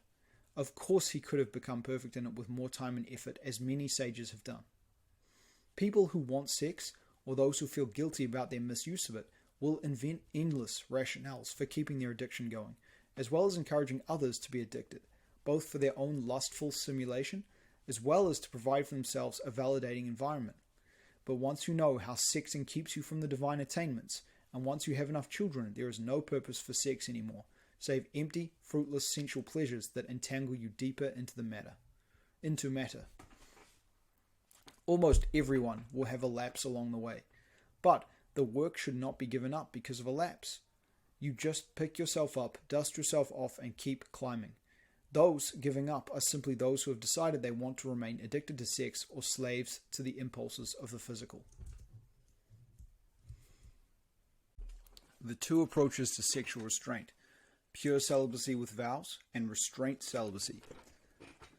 Why the word celibacy implies a time factor, and therefore there are grades of pedigrees of celibacy and grades of restraint. Your restraint grade: sex, not a human need. A celibacy ethic is inherent to all Dharma, religious and spiritual teachings.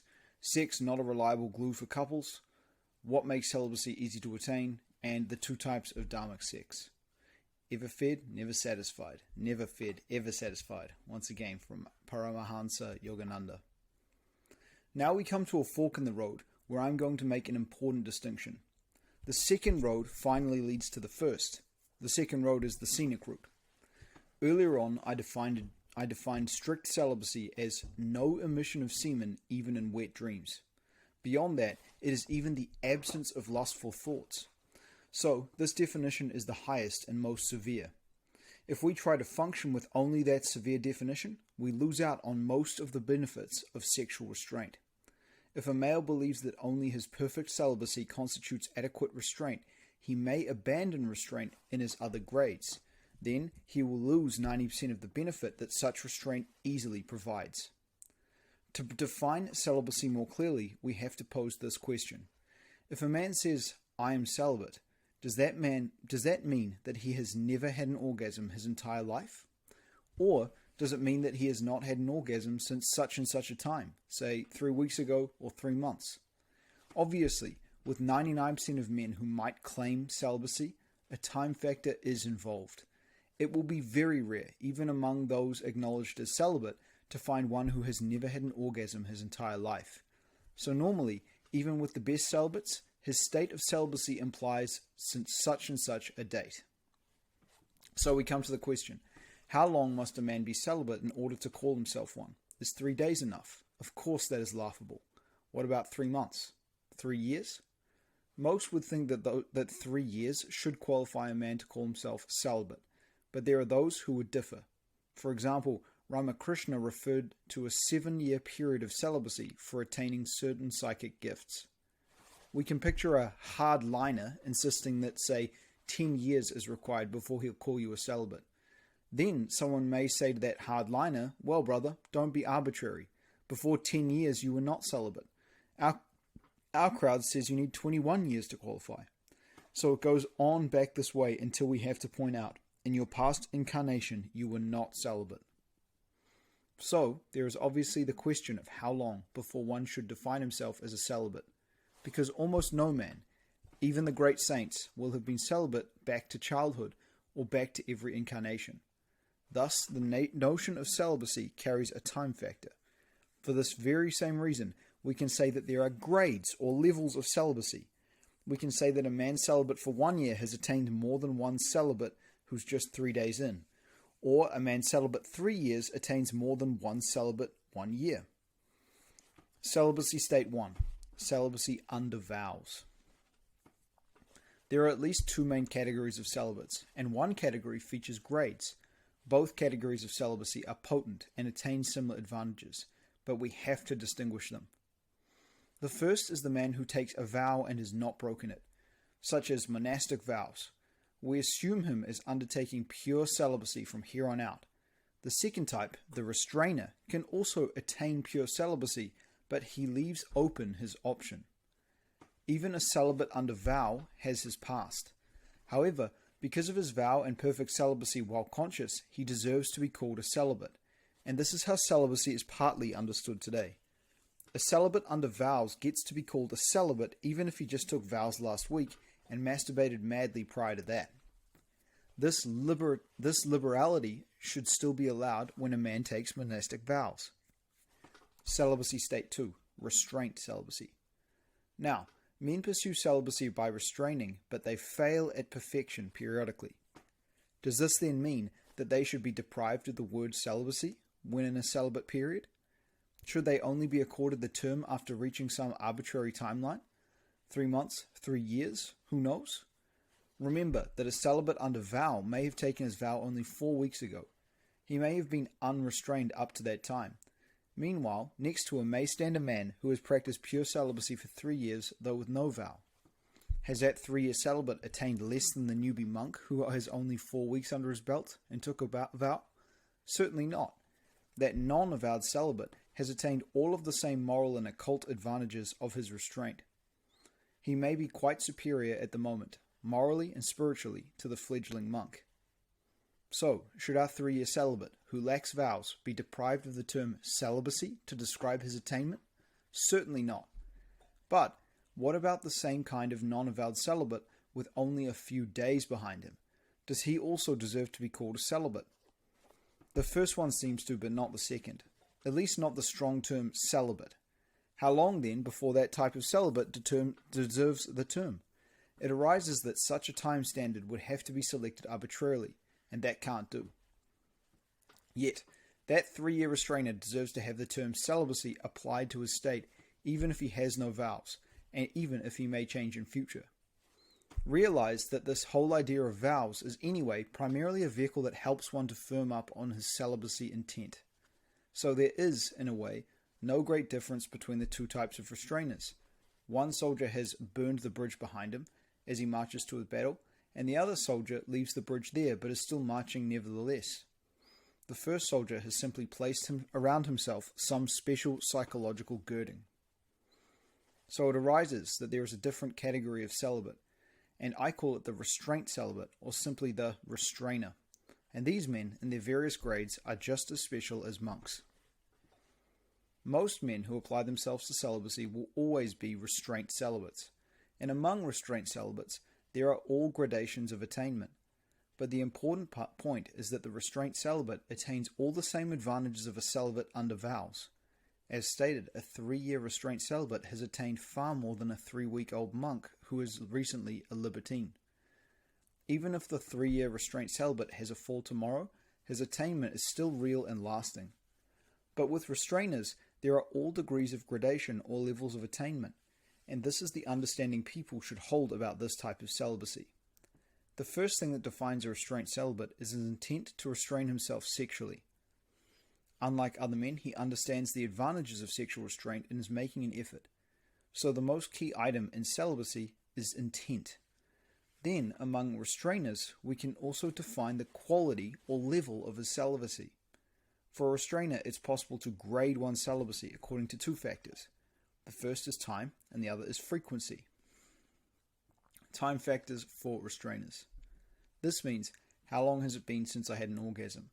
Obviously, a year is better than a month. Frequency factor for restrainers. This means, how many orgasms or losses have I had in a given period, say annually? At any given moment, a restrainer may have much gain in the time category, but be weak in the frequency area. So for example, John hasn't had an orgasm in 11 months, but back on January, he was wild and had 15. On the other hand, Steve may be impressive in his frequency rate, but weak in terms of time since his last loss. Maybe he was perfectly celibate the past 2 years, but just 2 weeks ago he had a loss. Maybe he decided he wanted to make a baby or please his wife or whatever. In this case, we could say that on balance the 2-week restrainer, but only one in the past year, is really ahead of the 11th month restrainer with 15 orgasms in January, because every orgasm cumulatively diminishes the life force and esoteric power. Or again, one man may have sex only once annually for having children. Another may have taken vows 7 monthlies ago and lost a lot prior to that. So the first man, the restrainer, is at this point superior to the monk. So for restrainers, there really are 2 quotients, and they both add up to define the present quality of a celibacy. We can use a nomenclature for representing grades of restraint in a man's celibacy pedigree. Longest celibate period, 1 year, 3 months. Length of current celibate period, 4 months, 9 days. Number of orgasms in past 12 months, 16. This one is impressive, working hard on the way to sage territory. I call him a hard restrainer, when a man has had a successful discipline period for a year or more, not caused by drugs or medical conditions. And that means hard in a way that brings good luck rather than bad. But this one is still over 13 annual, which is the natural maximum of the female. He must have had a binge somewhere in the past year. Man. 0.9, 0.6, 2 restrainer. Longest celibate period, 9 months. Length of current celibate period, 6 months. Number of orgasms in past 12 months, 2. This one, though without big trophies, is a major restrainer becoming powerful. 0.014/0.0.3/47 restrainer. Longest celibate period, 14 days. Length of current celibate period, 3 days. Number of orgasms in past 12 months, 47. This one's a typical lost youth, wasting his life force. 2.4/2.4/0 restrainer. Longest celibate period, 2 years and 4 months. Length of his current celibate period, same as longest. His current celibate period is also his longest. Number of orgasms in the past 12 months, 0. This one may become a farther superior material. He is on the way to Sageland. The higher the first 2 numbers and the lower the second number, the stronger the grade of celibacy. Except for the sage at the last, the second man is the highest grade of restraint celibate shown. He has had only 2 orgasms in the past year. Though his longest celibate periods are not extraordinary, he appears to be in a period of solid progress. The last one with the low initial number and the high last number is the weakest, like many young men today. The first man is plenty impressive, with a trophy medallion. He must have been living in an ashram or something, and his current effort is very good. But with 16 in the past 12 months, he's still over the average natural Shakti loss for a female. The woman has about 13 periods a year. This is probably a fellow who is a serious restrainer but goes on a binge a few times a year. The first number is more a medallion showing a past period. The middle number tells what kind of roll you're on right now, but the third number is most important and gauges your overall present state going back a year. You would want that one, low, definitely 13 or lower. The number 13 in the last field could be viewed as a critical threshold. Any man with a number of 13 or less here is entering into a higher order of life. The annual number separates the self-controlled men from the unskilled. Then, once that number becomes 0, no conscious orgasms per year, he enters a still higher order of life. Then, once the first number, the medallion number, grows past 1, it starts to be more than a medallion, and we enter the realm of the higher order of celibates. So if I graded myself in this way, my restraint celibacy rating would be something like 1.5/0.2.20/1, or you could call me a 1 restrainer at the moment. December 2004. 1 year and 5 months is my longest chaste period, a current rating of 2 months and 20 days, and a current annual total of 1. The bit above conveys the idea of grades or gradations. Men who are restrainers really are attaining significant states each day, and they are measurable not only in terms of dry numbers, but in terms of vital life fruitfulness. We come to the conclusion that restrainers, even with their varying degrees of attainment, still deserve to have the term celibacy applied to their effort. In the case of the monk, he gets to use the word celibacy because of his attainment, intent, and vow, in that order of priority. In the case of the restrainer, he gets the word because of his attainment and intent. He doesn't make a formal or public vow, although he may serve himself with private vows. But of the three, attainment and intent are the most important. Vows can be broken. They are merely an aid to attainment. Coining the term restraint celibacy will help to a. Dignify these men's efforts since such efforts are highly effective even when imperfect. Any man intending to restrain himself who knows the value of it is quite well distinguished from men who don't. 2. Or B. The term also keeps them from getting mixed with celibates under vow. Celibates under vows should be expected to be perfect, and men should not take such vows lightly. The restraint celibate is restraining. We could say also that he is trending towards celibacy even though he leaves his options open and is imperfect. The reason all this is important: those men who simply practice restraint celibacy should be considered quite dignified. Their efforts are most valuable. Men should be encouraged toward the many grades of restraint without thinking they have signed up for the death of all pleasure. Celibate attainment is not always best as an all-or-nothing state with no middle ground. It has already been pointed out that even celibate monks under vows have a past, and it's unfortunately true that some monks are even unimpressive generally in their renunciation. It's really on the in-between ground towards celibacy that most of the benefits take place. As a man restrains more and more, the effects on him increase and his spiritual and material powers grow. The public needs to become apprised of the concept of the restraint celibates. Both types of celibates have intent in common, but the restraint celibate can rate himself and his degree of celibacy. About me personally. In my case, my first goal was only to reduce my losses to less than once a month, i.e. no more than a dozen times annually. Now, I want to get it to no more than once annually. These look like such modest goals, yet look at me. I created celibacy.org and I have attained many other things. Go see my other activities at astrocartography.com, aum.info, and kriyayoga.info. I am pleased to report that I was able to exceed my first goal over a few years. I have also clearly seen the great psychic, spiritual, and material benefits of restraint. This is why I'm going even deeper into self-control.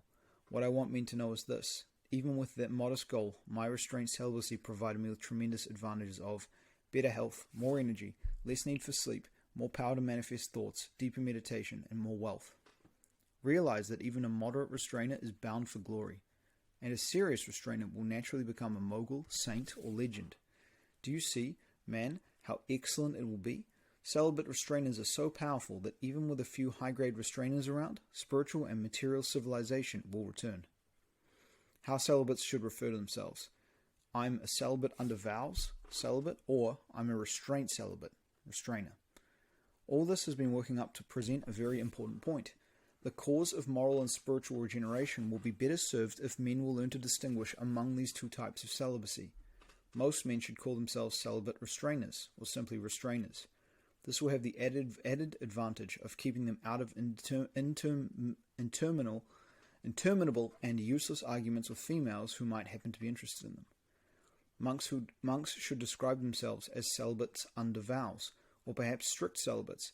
The way monks help expand a celibacy lexicon for many good men. Having these cogent titles is dignifying and supportive to those men, and I will edify the public mind. The public will benefit from understanding that there is much territory between ignorant wantonness and perfect celibate sainthood. And I say that the spacious territory is both pleasant and empowering. How about you, man? Are you a restrainer? And what grade might you attain? Sex is a force of nature, but it is not a human need. God has authority over all forces of nature. Thus the yogi and yogis, those uniting with God through devotion and stillness, likewise attain authority over forces of nature. Most need for sex is a cultivated addiction. The greatest fools in this world are those who, through service to an increasing addiction, have convinced themselves that their sexing is a human need on a par with eating and breathing. Indeed, an advanced yogi shows clearly that even those needs, eating and breathing, are not real needs. How will such persons ever develop the great motivation necessary to renounce the beast if they believe that their addiction is a human need? Then how will they ever experience the supreme joy that comes to the celibate devotee? The great divine master Sri Yukteswar said that the sixth instinct was put into a man for the propagation of the species and not for the cultivation of endless lusts. Indeed, the sex appetite is insatiable, for it has no end and leads man down to the nature of a demon. This the pornographers, cancer among the people, know well. Sex is for making babies. It wasn't intended for anything else. It wasn't intended as a drug to make you feel better, or to take away your pain for a moment. It wasn't meant as a way for you to build up your social power, give you influence over ignorant men, or get you baubles and dollars from them. It wasn't meant as a way to get famous, make money, or sell entertainment. Sex is not meant to give you the fleeting impression of bonding with someone. Even if it gives you that fleeting impression, this is not its purpose. Using sex for anything but its divine purpose is to heap abuse on the divine Shakti and invite karmic retribution. Look at the prostitute after a few years. Look at the men who go to prostitutes. Look at the bogus tantra teachers and how they look after a few years. If one already has children, what is sex for now? If it is not an addiction, why can't you do without it? If yogis can do without it, why do you think you can't? If Christ and Yogananda renounced it, why not you? Christ said to follow him, and that you would do even greater things than he. The celibate Yogananda invited us to become established in Nirvikalpa Samadhi like him. If an advanced yogi can even do without food, breath, and heartbeat, how do you think you really need something as low as sex? In fact, you need to stop the loss. You need to stop the loss that sex gives you. You don't have a human need to bleed a pint of blood, but that's what you do every time you sex. You don't have a human need to become exhausted, but that's what a man becomes after sexing. You don't have a human need to get knocked hard on the head, but that is sex for a man. You do have a human need for the ojas you'll store up by being sexually restrained. You do have a need for that increased vitality, strength, and endurance. You do have a human need for the evenness and patience that restraint will give you. You do have a human need for knowledge, which builds up like compound interest in the celibate. You have a human need for meditation, which is stabilized by celibacy. And you have a human need for enlightenment, which will be made possible through your celibacy. Friend, you have a human need to stop losing your vital force. You have a human need to stop sexing, to stop sinning, and to become the powerful, contented divine being that you were meant to be. A celibacy ethic is inherent to Dharma. The celibacy ethic runs clear through Hinduism, Yoga, Buddhism, and Christianity. and it is inherent to the lives of the saints from all of those paths. Those who obscure, water down, or confuse the celibacy ethic do not represent Dharma, the ancient teachings of the saints. They misrepresent Dharma, which is adharmic. It is tragic now in America that even from the ostensible spiritual people, you won't find much help with sex or true teachings about it. What passes for yoga now in the West is most certainly corrupt and polluted by the sin and ignorance of the West. Sex certainly won't lead you to become established in samadhi, improve your meditation, or give you enlightenment. In fact, sexing has the most harmful effects of all on meditation. Once you're meditating a lot and making advances, you will easily perceive this by instinct. It destabilizes the prana and robs you of the life force that needs to ascend up the spine in advanced meditation. Either you are moving into the embrace of the false material world dream, or you are offering yourself completely up to the Transcendental Father. The bogus Tantra people like to claim that they are including the world in their definition of the divine. They also point to the statements of some divine masters that all is Brahman, or all is purity. But this is an ultimate realization and the fruit of the renunciation path. Quoting the master is not the same thing as actually having the realization. These Western teachers who state such things do not themselves know this state. They worry about the checks they have to write, they fall in love, chase desires, get disappointed, hanker for fame, dislike George Bush, etc. They see differences everywhere. They are in duality. Most of the people who set themselves up as spiritual teachers in the West have questionable attainment to spiritual life. So, this is a realization of no differences, all is purity, is something that they themselves don't actually experience, and they won't until they take the path that these masters took, which involves renunciation and sexual purity. The divine masters indeed arrive at a conclusion in which they say everything is purity, but they arrive at that awareness through the path of purity is everything.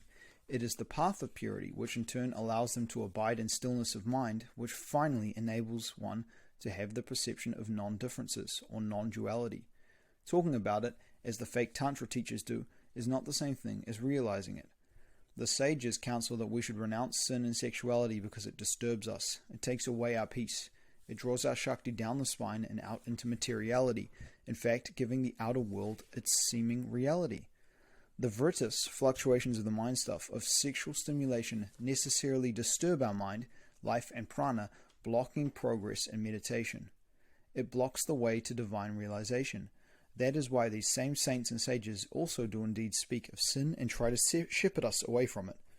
Those who try to associate sexing with spirituality are among the most ignorant on the planet today, including the editors of magazines like Yoga Journal, who now mix up yoga with sin in their pages for the sake of money and to serve deluded readers.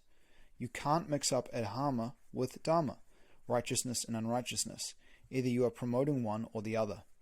Krishna and the saints come to destroy adharma and establish dharma. Those mixing up classical yoga with false tantra are doing a profound disservice to the human race with incalculable negative consequences. Sex is not the glue that bonds a husband and wife. If it is for bonding between a man and woman, why this? The more that married couples sex each other, the higher the divorce rate in the nation. There is no shortage of sexing going on in America today, both among the married and unwed, but where is the bonding? There is no high bonding brought on by sexing. It is simply using each other as a drug. Verily, the more men and women sex each other, the more they violate their own sacredness, cheapen their relationship, and lose respect for one another. The more men and women sex each other, the more they become concentrated in the lower chakras, and the more addicted to sex they become. The more men and women sex with each other, the more beast-like and ugly they become, and the darker becomes their outer world. Higher bonding comes from respect for each other's good character and divine friendship. Friendship is the highest form of all human relationship. So there is no need to sex, even in marriage, and one who knows the truth should continue the great quest. Celibacy, brahmacharya, is difficult to attain when not cultivated in early years. However, it is possible to attain through the right techniques of spiritual practice. Celibacy is easily attained when one experiences a pleasure higher than sex enjoyment. This high pleasure dawns through spiritual practices. Through spiritual practices such as meditation, all material addictions decline and then disappear. In fact, Meditation is the greatest cure for all addictions, including sexual addiction. One of the reasons it works is simply that meditation and intense prayer bring a superior pleasure. There is no comparison between the pleasure of meditation and the sense pleasures of the body. These actually begin to feel distasteful and even appalling to the devoted yogi or yogis. When you experience the bliss of nearness to God, which meditation brings, renunciation becomes easy, not forced. Celibacy is quickened when one feels sex pleasure as an impediment and distraction from higher pleasures. As said, it's actually very easy to quit sexing once we start to get bliss in yogic meditation. First, there is the comparison stage, where you like to meditate almost as much as sex or food. Then you begin to like it more. But celibacy becomes an inexorable attainment once you experience sexual discharge breaking the connection to bliss, which it does, and making it impossible for you to penetrate up your spine. You will feel the truth in this, and know it by instinct as your meditation progresses. Then, giving up sexual titillation will be the easiest thing for you. The process can take a while, but it happens. All human beings are asked by the Creator to practice a minimum form of renunciation, specifically related to sex. This sexual renunciation is the cornerstone of all human morality. Becoming enlightened is one thing. This text shows that celibacy is a basic 101 level requirement of the enlightenment path, and has always been viewed that way by the masters of the past. But this sutra points out that even in ordinary human culture, no social order or progress can occur if celibacy as an ethic does not exist in a modified form. The masters of the past gave us a modified ethic to follow, given the cat was out of the bag. That ethic is, sex is permissible, but only within matrimony and not for the purpose of endless indulgence in lust. Because this subsidiary ethic is now lost in the West is now in rapid decline. Celibate monks and nuns, like an elite troop, help resurrect the ethic through their firm and joyful victory over the sexual beast in an age where the ignorant think it is impossible. Also, they serve the purpose of rendering celibacy attractive through their sattvic qualities, service to mankind, and charisma, all of which arise naturally from celibacy. I'm just noticing like 100%. We've been through this section before, so perhaps the PDF has a problem, but let's just see. So I'm pretty sure that was the only section of the PDF that was being repeated for some reason. Anyway, we're on to the next chapter, which is Quotations of Spiritual Masters on Renunciation and Celibacy. Up first is Jesus Christ. Jesus Christ made clear statements about the value of celibacy, though these are given short shrift by modern churches. That is why there are so few Christs around nowadays, sons of God. The early Christian church, the Catholics, retained his yogic teachings on celibacy and passed them on to the clergy. That is why the Catholic Church produced so many saints who perform miracles. In a Hindu context, such miracles are termed siddhis, and the celibate siddha is able to perform innumerable of them. Even greater things than these you shall do, said Christ to his disciples.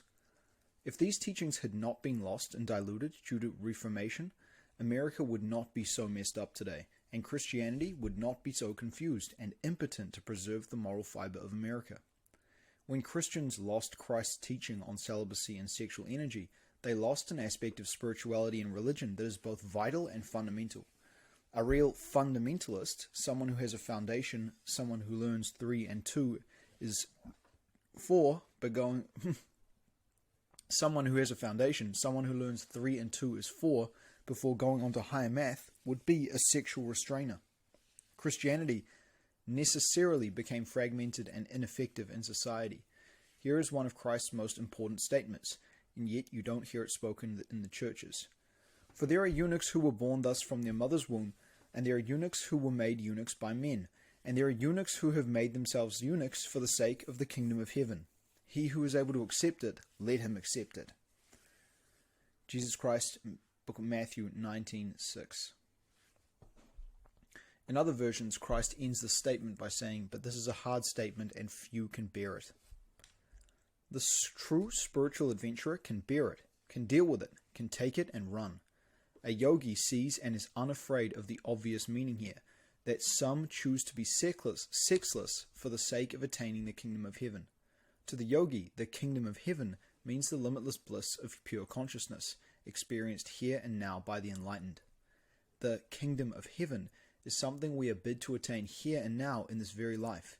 It is not something that we attain automatically because we move into the astral world. There are just as many deluded and negative idiots suffering on the astral levels as there are in the material world. We are here to attain the kingdom of heaven, or Christ consciousness, right here and now in this very life, and it takes celibacy to attain it. Some are eunuchs for the sake of experiencing the kingdom of heaven, which is an inner state. Such striking celibacy teachings from Christ account for the fact that the early church sought celibacy even within marriage, akin to India's ancient Vedic ideal of celibacy after childbearing. Also, because of Christ's direct statements and what was well known of his life, celibacy became standard for the first church clergy, as it still is today.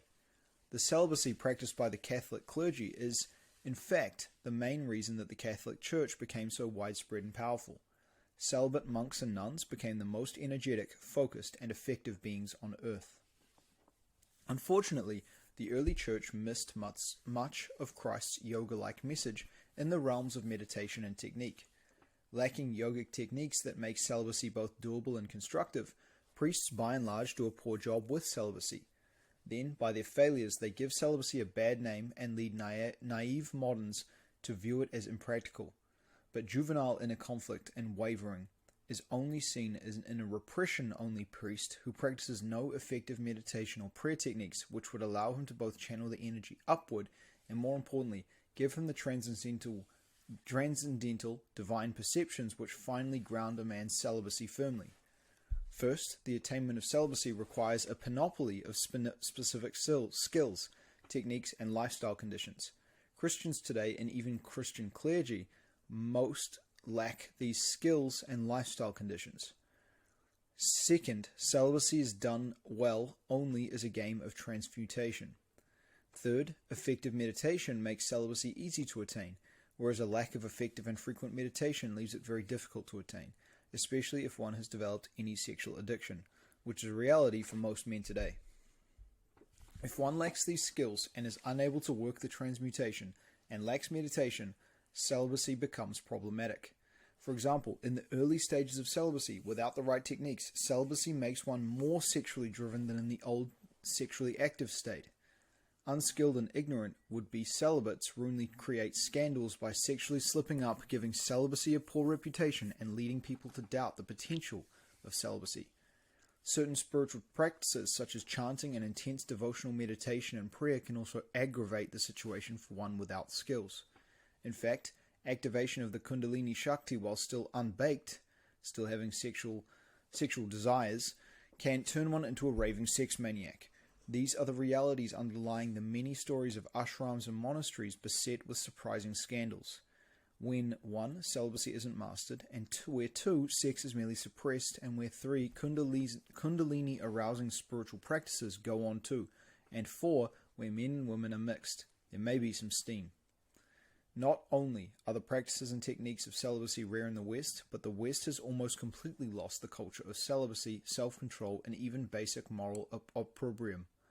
We can start at the bottom with the beings who fornicate in the streets of San Francisco and New Orleans, or those who tattoo their bodies with pornographic pictures and display themselves in public.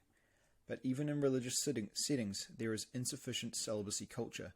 Most religious institutions have forgotten the high value of separating teen boys from girls to make their paths placid and allow for moral grounding.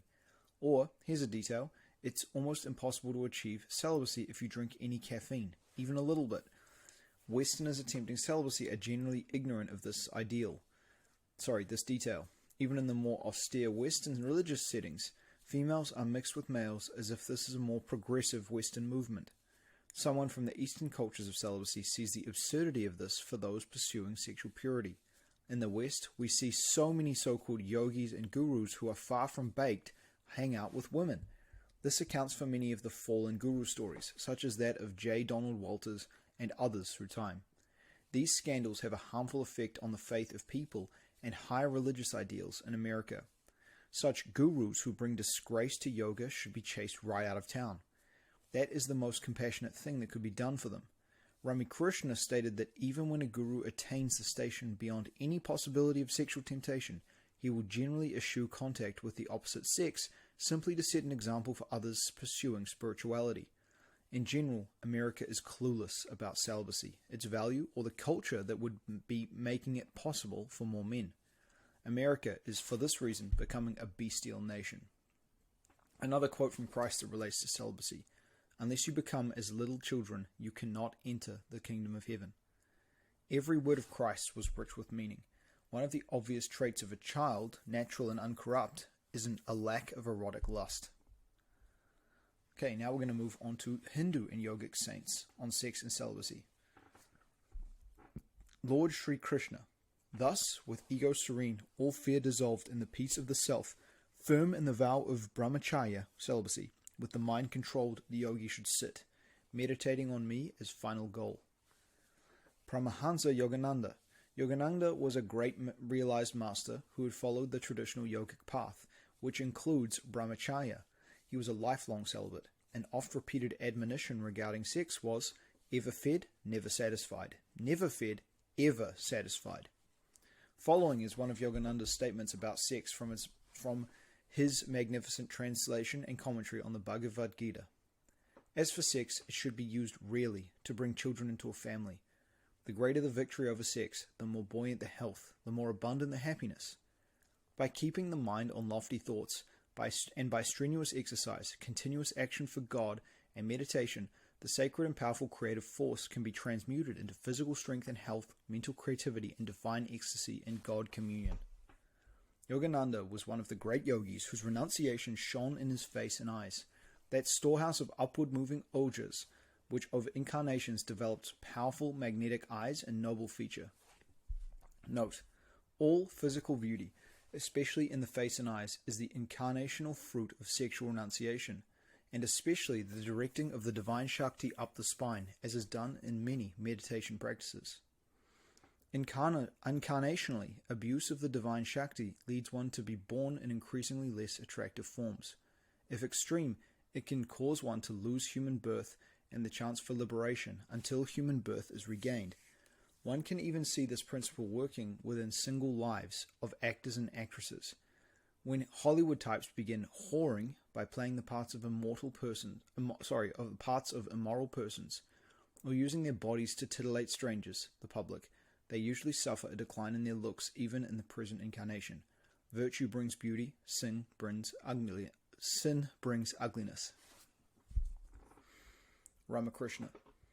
To be able to realize God, one must practice absolute continence. Sages like Sukadeva are examples of an Urdhvareta. Their chastity was absolutely unbroken. There is another class who previously had discharges of semen, but who later controlled them. A man controlling the seminal fluid for 12 years develops a special power. He grows a new inner nerve called the nerve of memory. Through that nerve he remembers all. He understands all. To lose semen is extremely harmful for a sannyasi, a renunciate. To lose semen is extremely harmful for a sannyasi, renunciate. Therefore, he must live so carefully that he will not have to see the form of a woman. He must keep himself away from a woman even if she is a devotee to God. If it is injurious for him to look even at the picture of a woman, a sannyasi may have control over his senses, but to set an example to mankind, he should not talk with women. The great saint Ramakrishna spoke often for the need of complete sexual celibacy for anyone bent on attaining God. He himself stayed celibate from boyhood and through his entire life. Though compelled by tradition to wed, he maintained a chaste relationship with his wife. There are many quotes from Ramakrishna that will be added to this page later. Ramakrishna produced a number of major devotees who also reaped the fruits of his classical celibacy path. One was the brilliant and formidable Swami Vivekananda. A celibate like his guru, Vivekananda deeply embraced the ancient renunciation ideal. The towering and trenchant mind displayed by Vivekananda is one of the typical signs of the celibate. He blessed the West with his presence just before the arrival of the celibate Paramahansa Yogananda and left this realm in a Mahasamadhi, final conscious bodily exit.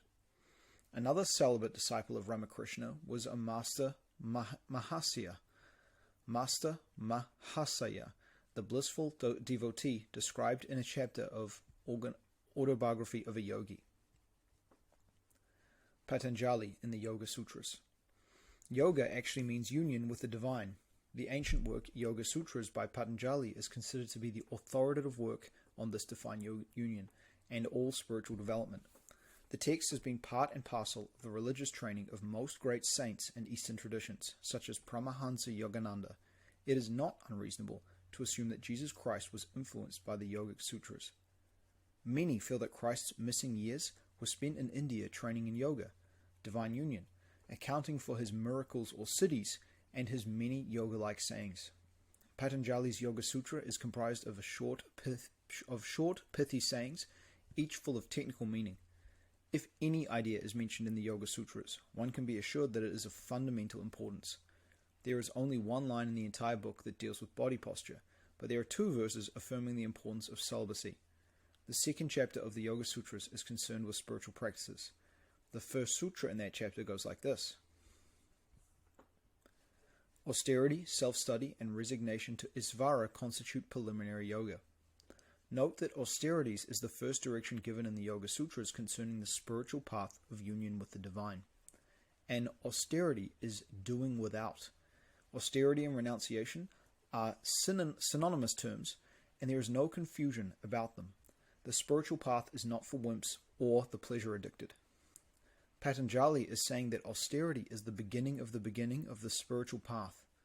Not that you get done with it in a month and then move on to higher things. Our addiction to the material world runs deep, so our austerities, in order to yield fruit, must run long and deep. Note: nowadays, many Westerners fancy that they are interested in Buddhism.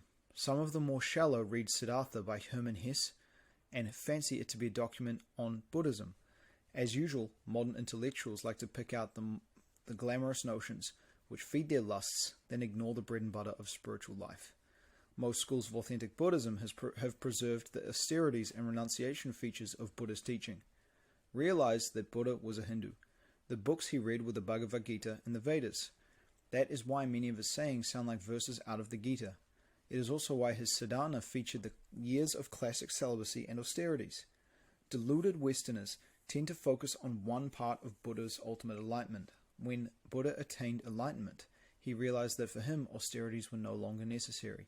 All of the great traditions state that a master reaches a state where austerities are no longer necessary for him. But sex-addicted modern intellectuals miss the point and read it backwards. They think, once Buddha got wise, he saw that austerities were not necessary to spiritual life. This is a distorted reading of the story. They miss the basic points. First, Buddha arrived at this state as it was the final fruit of a life of intense austerities. Second, the order of monks that Buddha established were taught by him to follow the same renunciation and austerities. And 3, Buddha's arrival beyond the need for austerities was the province of enlightenment and not relevant to the ordinary aspirant, much less the pleasure-addicted coffee drinker who reads Hermann Hesse novels in bohemian joints and fancies himself some sort of Buddhist. I just want to say, perfect. I thought Siddhartha by Hermann Hesse was not revealing of anything spiritual in nature, and it didn't resonate at all. Going without food, even for a day, is an austerity. A serious fast is an even greater austerity. Giving up habits like cigarettes is an austerity, and has great spiritual merit. All the more so for any drug.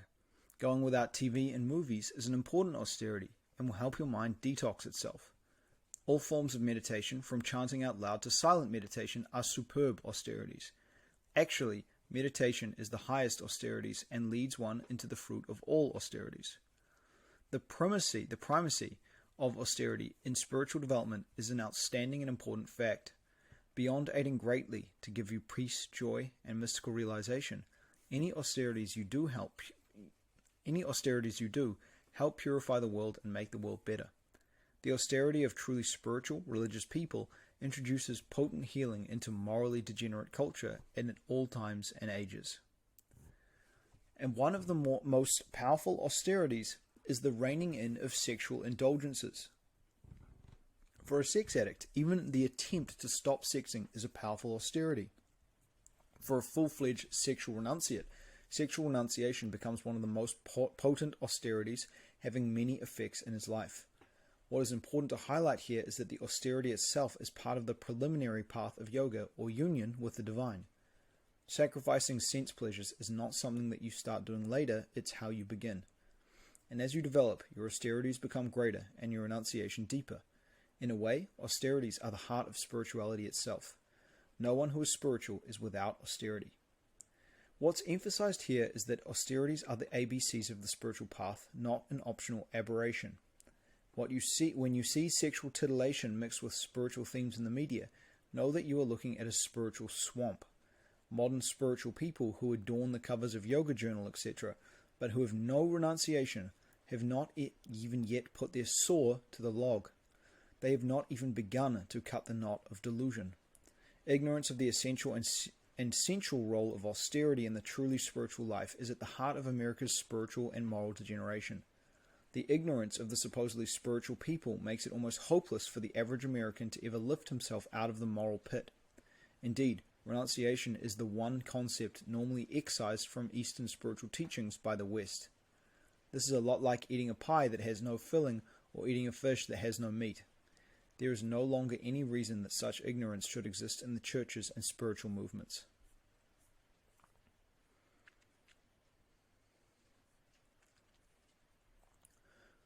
Self-restraints, fixed observances, posture, regulation of breath, abstraction, concentration, contemplation, trance are the 8 parts of yoga. In an earlier sutra, Patanjali states that the austerity is part of the starting point to a spiritual life. Note carefully that self-restraints are the very first of the batch. If you're not pursuing austerities, you haven't even entered the theatre yet. Now, Patanjali has repeated himself, taken it further, and become specific about the austerities. The next sutra elaborates further on the restraints, naming each of the important ones. One of the self-restraints is called brahmacharya. Ahimsa, non-injury, satya, truth, asteya, abstention from stealing, brahmacharya, continence, and aparigraha, abstinence from avariciousness, are the 5 yamas, forms of restraint. Here we get detail on what is meant by restraint. The very idea of these restraints tell us what renunciation looks like. Such renunciation, then, is the heart of yoga, and yoga, union with God, is the most reliable path to God. Now, this ancient text was written in Sanskrit, which is the oldest language. Sanskrit is a very exacting language, not subject to playful interpretation.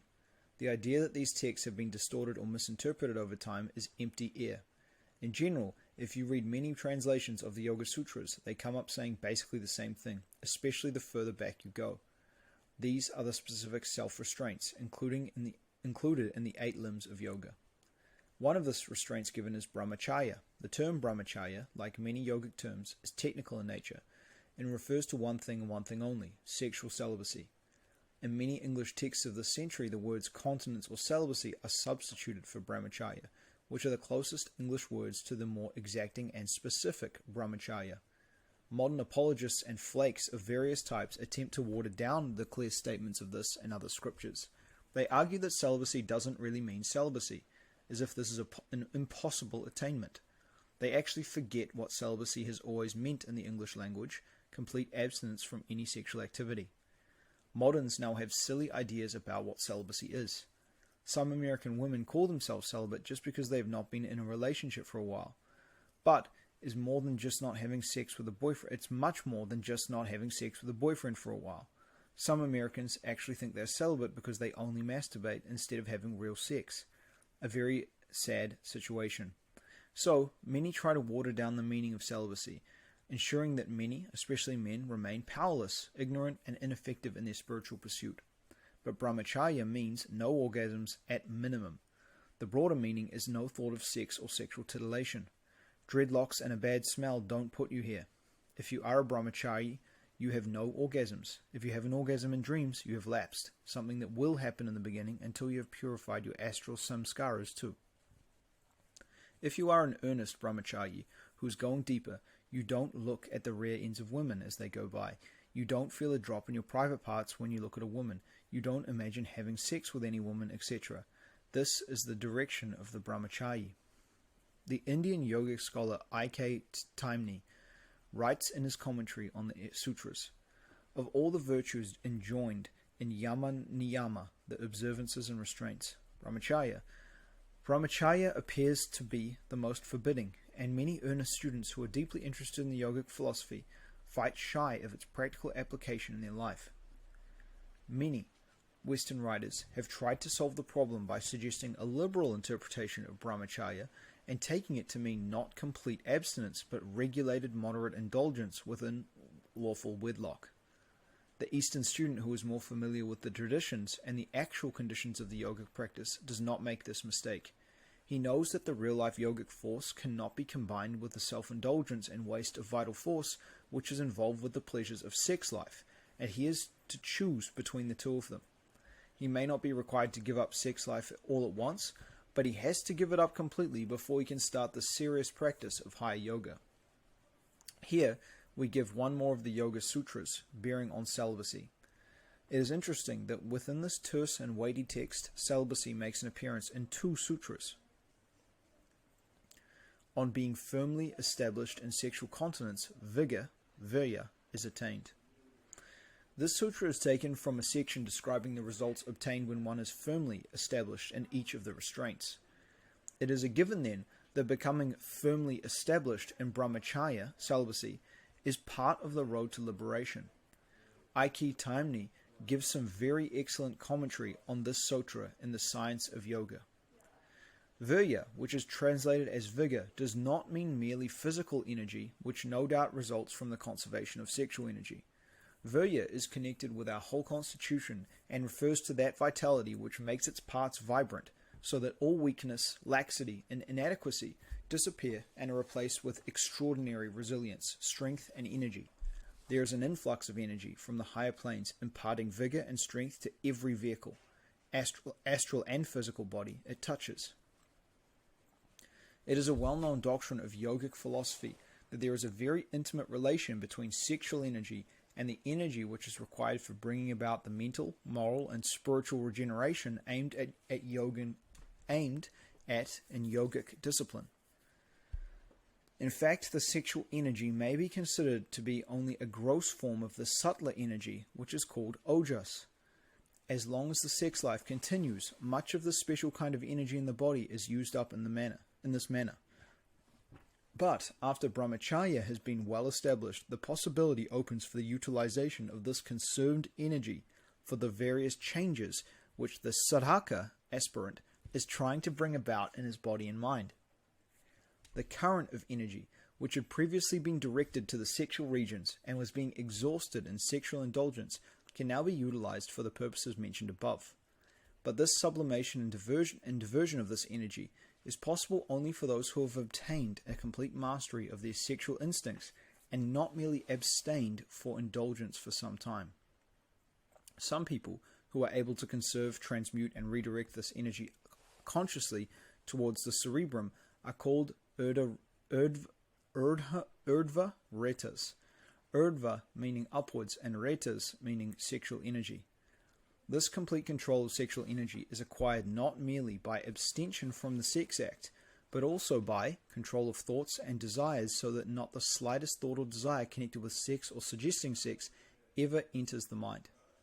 For this current of energy referred to above is extremely susceptible to thought, and the slightest thoughts connected with sexual desires immediately stir up and direct energy to the sexual organs. Brahmacharya is therefore a control of the thoughts so complete that not the slightest stirring of our sex instincts is possible at any time. It's only under such conditions that the grosser energies of the body can be sublimated to serve the higher purposes of the soul. And the earlier in life we begin this self-discipline, the easier it is to acquire this control. Here we are discussing the psychophysical role celibacy has to play in divine attainment. Yet it is good to forget for a moment about these truths of nature. Instead of thinking about celibacy as the power by which you storm the gates of God's kingdom, though it's true, it is good to be the one who offers up his sexual energy to the divine in love as a worthy gift. Celibacy is one of the chief sacrifices that pleases God. If you are seeking the Lord of all creation and the bestower of every possible boon, it is reasonable to expect that you would want to offer up something special for that pearl of great price, the Lord's companionship, and how fitting to offer him something that is a lot like him, the creative life force. What but your own creative life force could serve as so worthy a token of earnestness for the divine friend? Sage Vistastha guru of Rama, the Yoga Vasistha. Sorry for my pronunciation of these things. The Yoga Vasistha by the sage Vasistha is one of the most valuable books on yoga. It is ancient and profound, and also amazingly entertaining. It says, first destroy the mental conditioning by renouncing cravings. Vasistha speaks movingly and repeatedly about the false world appearance. It is renunciation that sets the stage so that the seeker may finally perceive the truth about the false world appearance. You have to turn off the noise before you will hear the alluring celestial song. For example, sages such as Yogananda state that one can only begin hearing the sound of Om when his body identification has been substantially diminished. Then, the sound of Om floats you Godward like some powerful celestial barge. Simply raise a sail. You must extract yourself from involvement with gross physical sensations before you can find and experience the highest supernal sensations of God contact. How much more so if you are to become established in that? Woe unto him who is unable to give up cravings, for this is the sole means to one's ultimate good. He who does not allow his mind to roam in objects of sense pleasure is able to master it. Renunciation lays the groundwork for enlightenment. This is the word of avatars, Christ sages, and the great yogis past and present. There is no confusion about it. Lovingly, patiently wean yourself away from sense addictions. Then you will be able to attain bliss and all the highest good. Then, lovingly, patiently, and by your own example, teach your children the same knowledge and bliss. They will not learn renunciation or bliss if they are institutionalized and raised by government schools. They will only learn it by being around joyful, peace-filled, bliss-permeated parents. The reason we teach our children to avoid sense addictions is the same, so that they also, not mired in the quicksand of sense addictions, will have the opportunity to realize the highest good. As in all ancient schools of yoga, renunciation and restraint of the senses, especially in basic moral terms, are considered the ABCs of the spiritual path. The higher mystical path is commenced only after basic morality is mastered, such as no sex out of wedlock. Then one moves on to the richer austerities, and the higher life begins. The fact that Westerners have wandered far from this path doesn't make it any less true. One reason that sensual renunciation is paramount in the enlightenment path has to do with the effort to settle down and interiorize the mind, which leads to realization. When the mind is sensualized, it is drawn without, towards the false world of matter.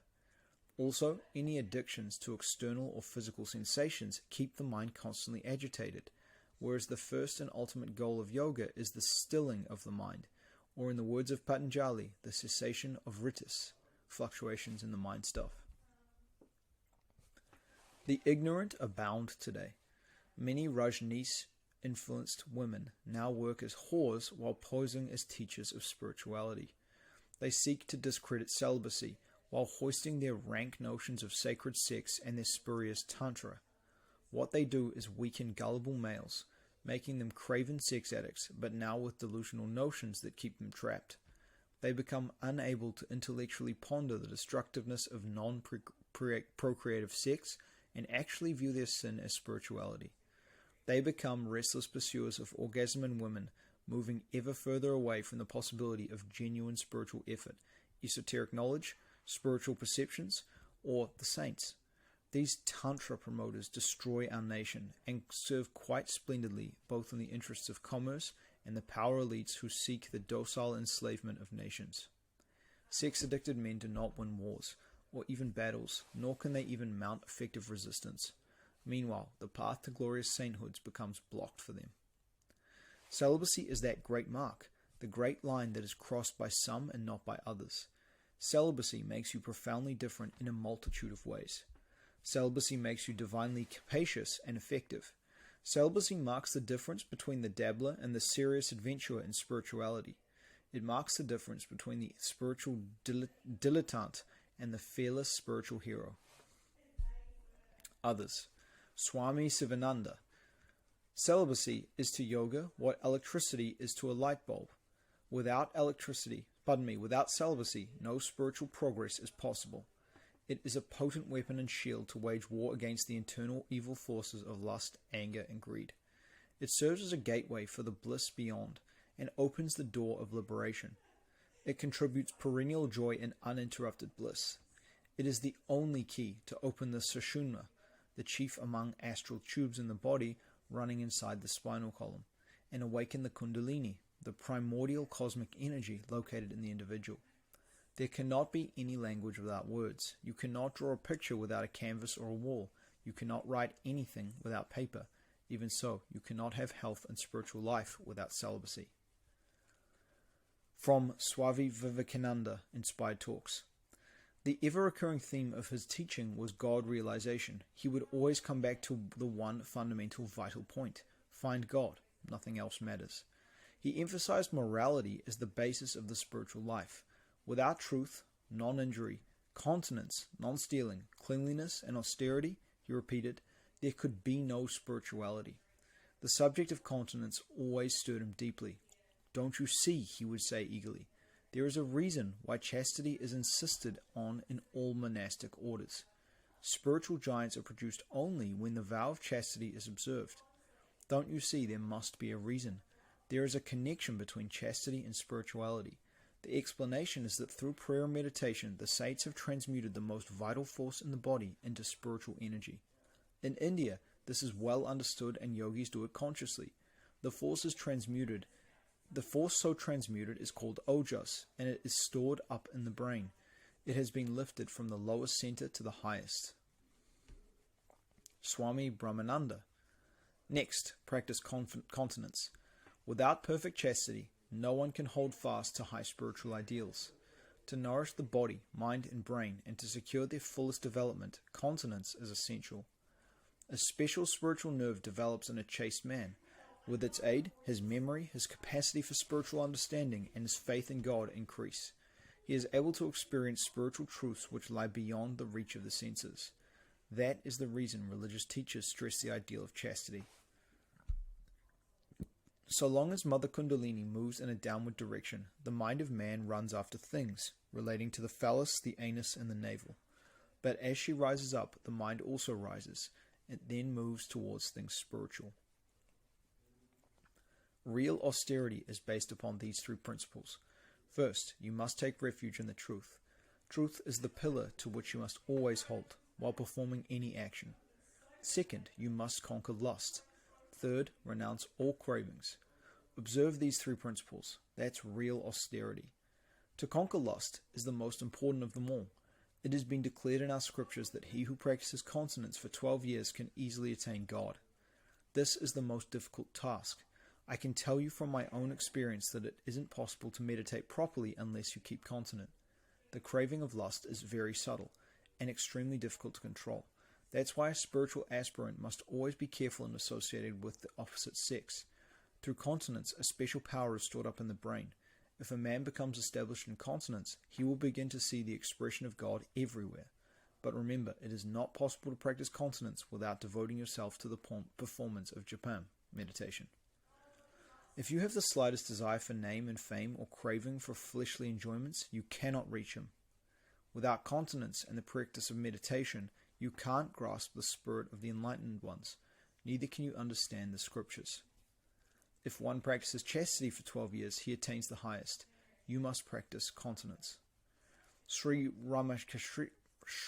Ramakrishna used to say, he who has given up sense enjoyments for God's sake has already covered 3/4 of the journey. Perfect continence is the sole condition of success in spiritual life. And it is difficult, no, it's impossible to practice absolute purity without love and faith in God. Banish all fear and weakness. Never weaken your mind by thinking of past mistakes.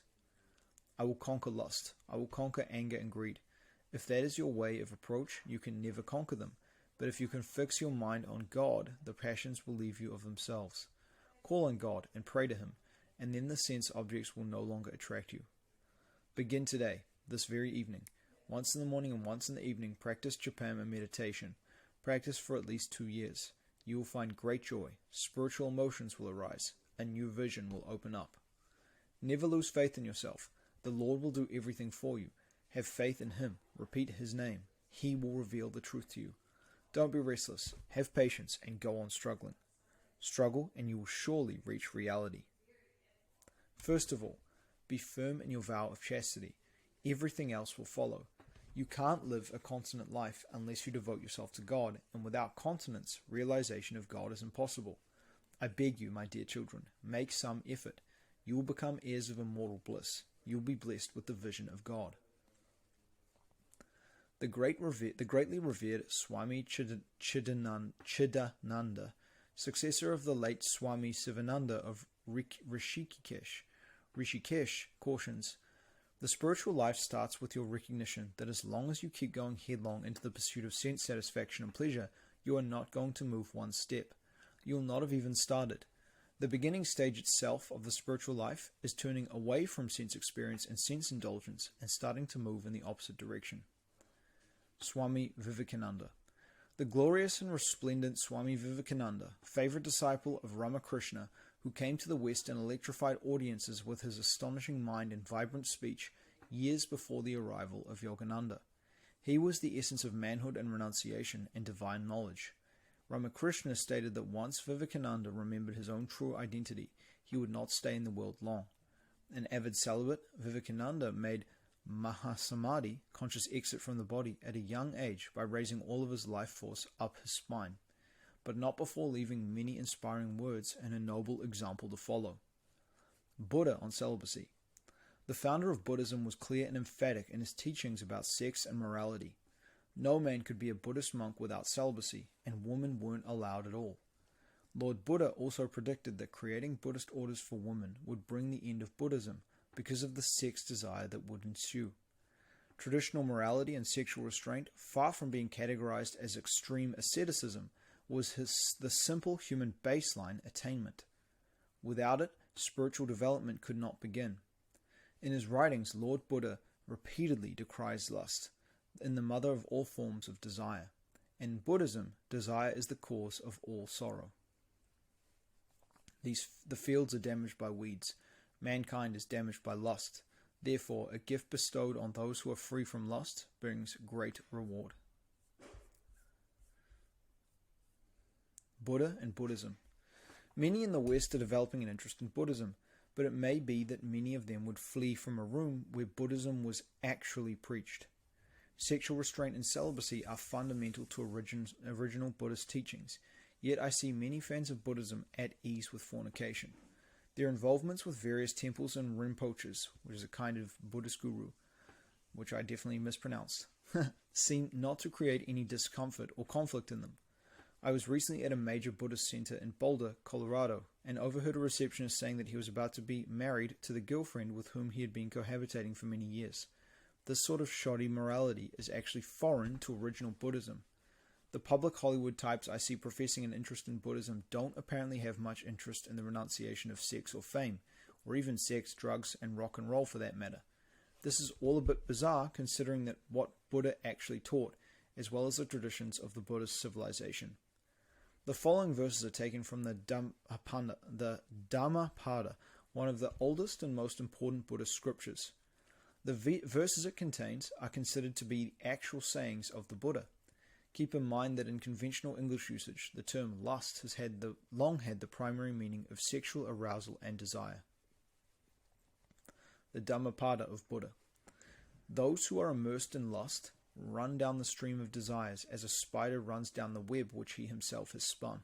Having cut this bond, the steadfast retire from the world with no backward glance, leaving all sorrow behind.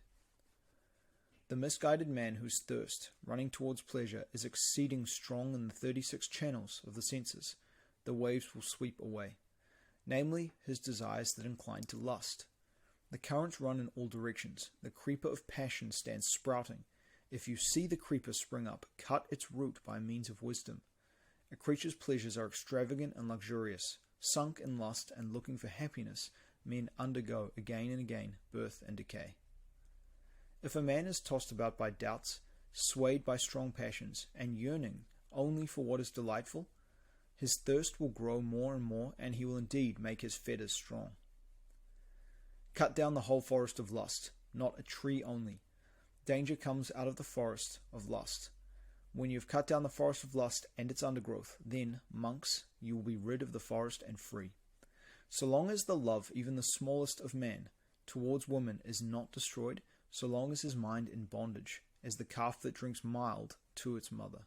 As is the calf that drinks mild is to its mother. There is no fire like lust. There is no spark like hatred. There is no snare like folly. There is no torrent like greed. He who, unwearied, sits alone, sleeps alone, and walks alone, who alone subdues himself, will find delight in the outskirts of the forest. Note, edge of the forest means the edge of the material world, in between this world and the next. From sensuous delight comes fear. From sensuous delight comes fear. He who is free from sensuous delight neither sorrows nor fears. From lust comes grief. From lust comes fear. He who is free from lust neither sorrows nor fears. In the body, restraint is good. Good is restraint in speech, and in thought, restraint is good. Good is restraint in all things. If a man's thoughts are free from lust, if his mind is not perplexed, if he has renounced merit and demerit, then there is no fear for him while he is watchful. The thirst of a heedless man grows like a creeper. He runs from life to life, like a monkey seeking fruit in the forest. Whomsoever, haunted by this fierce thirst, the world overcomes, his sufferings increase like the abounding banana grass. But whose overcomes this fierce thirst, difficult to conquer in this world, sufferings fall from him like water drops from a lotus leaf. He in whom a desire for the ineffable has sprung up, whose mind is permeated by his desire, and whose thoughts are not bewildered by sensuality, is said to be bound upstream. He who is beyond merit and demerit, who lives chastely, who with knowledge passes through the world, is truly called a mendicant. He, though richly adorned, exercises tranquility, is quiet, subdued, restrained, chaste, and has ceased to injure all other beings, is indeed a Brahmin, an ascetic, a friar. There is no satisfying lusts ever by a shower of gold pieces. He who knows that lusts have a short taste and bring suffering in their train is wise. Even in heavenly pleasures he finds no delight. The follower of the supremely enlightened one, Buddha, delights only in the destruction of every craving. There is no satisfying lusts ever by a shower of gold pieces. He who knows that lusts have a short taste and bring suffering in their train is wise. Even in heavenly pleasures he finds no delight. The follower of the supremely enlightened one, Buddha, delights only in the destruction of every craving. The gods ever envy him whose senses, like horses well broken in by the driver, have been subdued, who is free from pride and freed from evil propensities. The man who is free from credulity, but knows the uncreated, who has cut all ties, removed all temptations, renounced all desires, he is the greatest of men. 4 things befall the heedless man who courts his neighbor's wife. First, acquisition of demerit. Secondly, an uncomfortable bed. Thirdly, evil report. And lastly, hell. Forests are delightful. Where the worldly find no delight, there the passionless will find delight, for they look not for pleasures. Leaving all pleasure behind, and calling nothing his own, the wise man should purge himself from all the impurities of the heart. Many men whose shoulders are covered with the yellow robe, those who sport religious garb or costumes, are of bad character and unrestrained. Such evildoers by their evil deeds go to hell. What is the use of thy matted locks, O fool? Of what avail thy raiment of antelope skin? Within thee there is ravening, but the outside thou makest clean. Note, this is a good reference to fashion sidhus of the West. They call attention to themselves with glamorous spiritual garb of the East, piling their hair on their head as if they are Indian renunciants. They don't understand that a real renunciate renounces fame, distinguishing himself and setting himself above others. Moreover, many fashion sidhus are severely lacking in spiritual and moral culture. He whose appetites are stilled, who is moderate in food, who has perceived void and unconditional freedom, his path is difficult to understand, like that of birds in the air.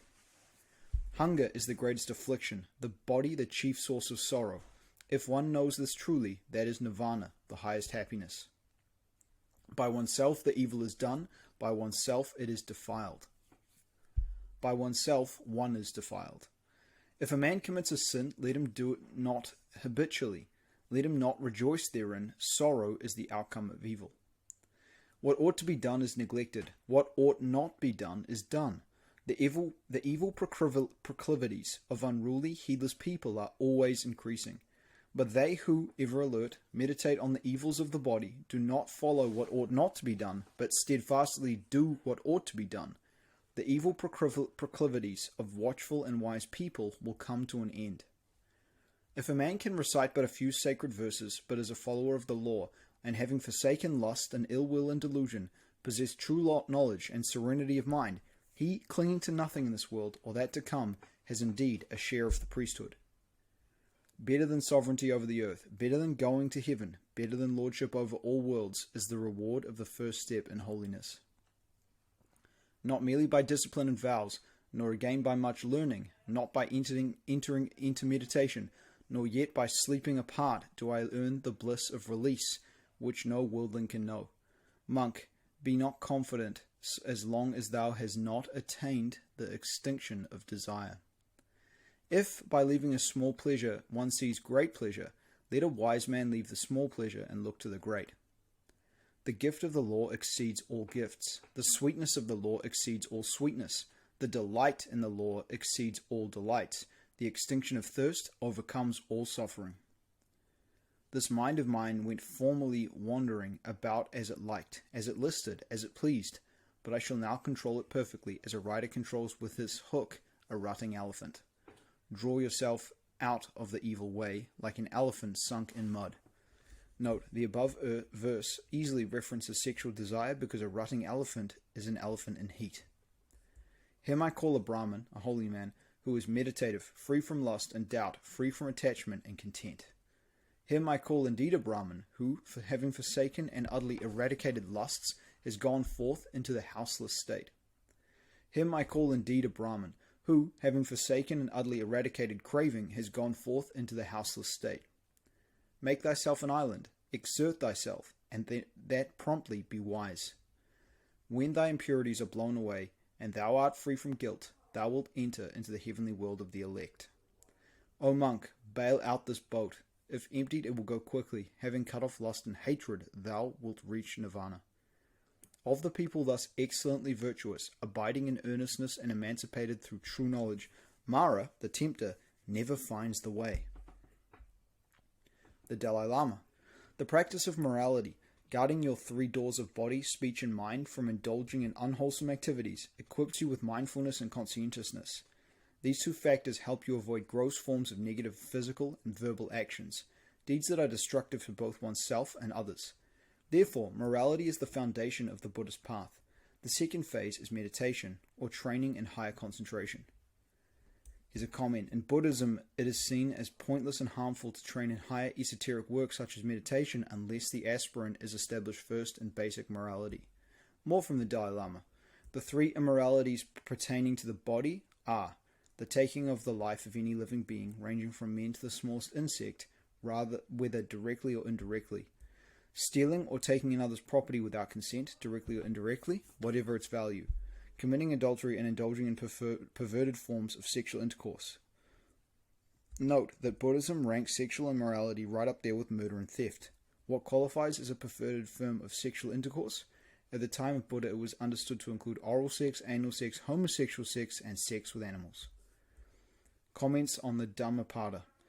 Above are only bits of the Dhammapada, but it is not a long work. It should be strikingly clear that Buddha exhorted the renunciation of sexual lust. As you go through this work, it's easy to construe many other verses referring to sexual desire, but euphemistically. References to sin, appetite, hunger, craving abound. These may be taken broadly, but one has the sense that they are also other ways for Buddha to hit the issue. As I read it, I gather that nearly half of its sayings rebuke sexual lust. It is as if the sexual desire issue is really at the heart of Buddha's teachings in this major Buddhist scripture. An essential teaching of the Buddha is that suffering ends when desires are ended, and in the Dhammapada it is as if sexual lust is singled out as the lead dog in the desire train, and it is a true fact that one needs to blunt sexual desire first in order to begin blunting the other ones. It seems that sexual lust is like the vine from which hang the grapes of many other kinds of desires. Notice also why that he put sexual lust on par with hate. Why Western Buddhists are morally confused. The Buddha made generous use of the words sin and lust, just as if these things really exist, just as if they are major obstacles to enlightenment. But the strange thing is this: if an honest lecturer today in a gathering of moderns interested in Buddhism were to state these teachings too plainly, he might empty out the hall. Only a few hardy souls might remain sitting. Many of those who purport to be interested in Buddhism even have a problem with the words sin and lust. How did this happen? How has Buddhism in the West become so compromised? How is it that it attracts those who aren't attracted to it in truth? There are several probable causes for this confusion. One humorous one might be that many don't realize the novel Siddhartha to be fiction from the fevered mind of a Western novelist. In the novel, Hermann Hesse pictures Buddha consorting with a whore. I have actually met people who think that the slop is an historical account. Like I said, reading that book, it was not the move. A second cause is that the first form of Buddhism presented strongly in the West was the Tibetan variety, also called Vajrayana or Tantric Buddhism. This strain of Buddhism is actually considered by many to be a corrupted strain of Buddhism. A third misfortune: the Tibetan strain was presented very energetically here by a dissolute alcoholic. A fourth cause is that Tibetan Buddhism was promoted by him and others among the youth of the 70s and 80s who were morally confused. They found a comfort zone with a religion that they believed not only allowed immorality, but raised it to the level of religious experience. The promoters of Tibetan Buddhism allowed this to facilitate institutional growth and power. So the type of Buddhism spreading most in America is Tibetan Buddhism, or Tantric Buddhism. This is the Buddhism of Tibet and the Dalai Lama, who we see smiling on so many magazine covers. The Tibetan strain, as distinguished from the more classical form called Theravada, has a special little back room in it where the public perceives sexual activity is going on. Let us discuss Tibetan Buddhism a bit. Vajrayana or Tantric Buddhism is considered by historians to be an aberrant form. In the Buddhist tradition by William Theodore de Bari, I quote from the chapter Tantricism and the Decline of Buddhism in India. Among the chief features of the ritual of Vajrayana was the repetition of mystical symbols and phrases, mantras, such as the famous Om Mani Padme Hum. Yoga postures and the meditation were practiced, but the Tantra groups also followed more questionable methods of gaining salvation. It was believed that once the adept had reached a certain degree of spiritual attainment, that the normal rules of moral behavior were no longer valid for him, and that their deliberate breach, if committed in an odor of sanctity, would actually help him on the upward path. Thus, drunkenness, meat-eating, and sexual promiscuity were often indulged in, as well as such repulsive psychopathic practices as eating ordure and sometimes even ritual murder.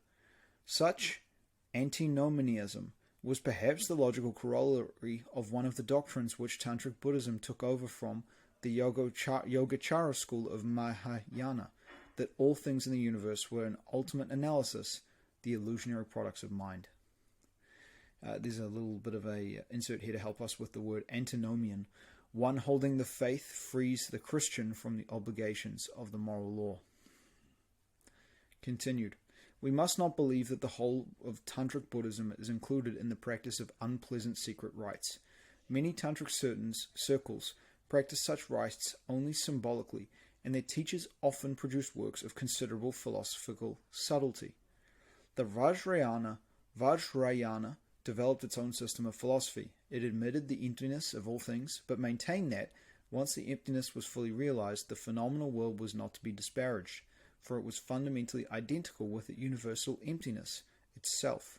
Thus, the adept was encouraged to utilize the phenomenal world for his psychic progress to supreme wisdom.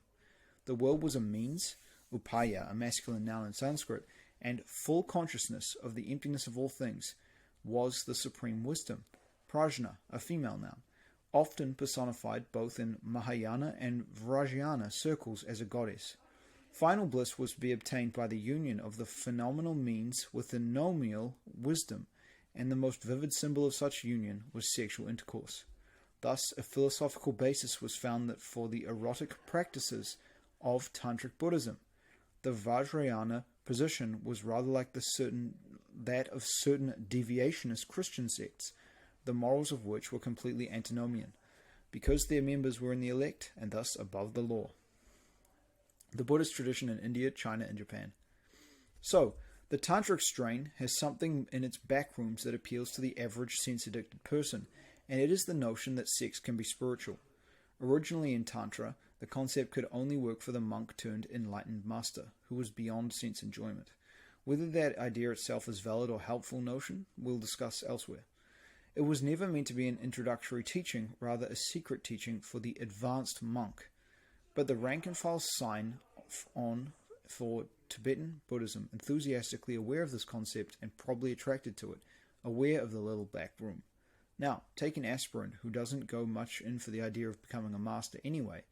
A common situation. Isn't everybody just pretty average like me? And, hey, this is America. Isn't our real religion democracy and equality? It only takes the wink of an eye for the ordinary folks to assign themselves the prerogatives of a master.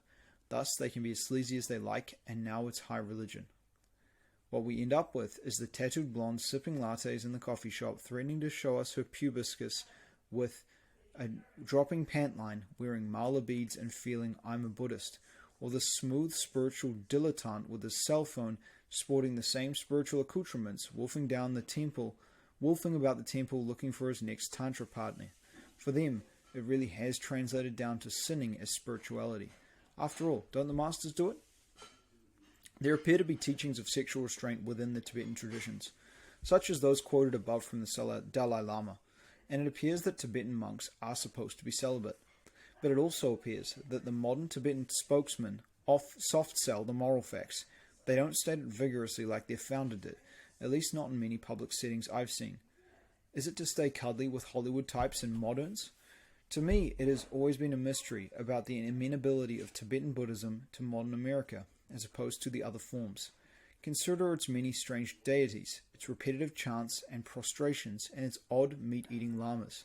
I remember one lama who hacked and coughed all the way through his lecture because of his cigarette addiction.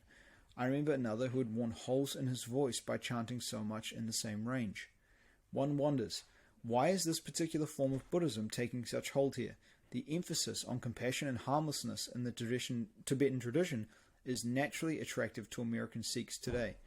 But as today's naive Westerners approach Buddhism's temple door, do they think that the monk is giving them a wink? It is very human to want the glamour of religiosity,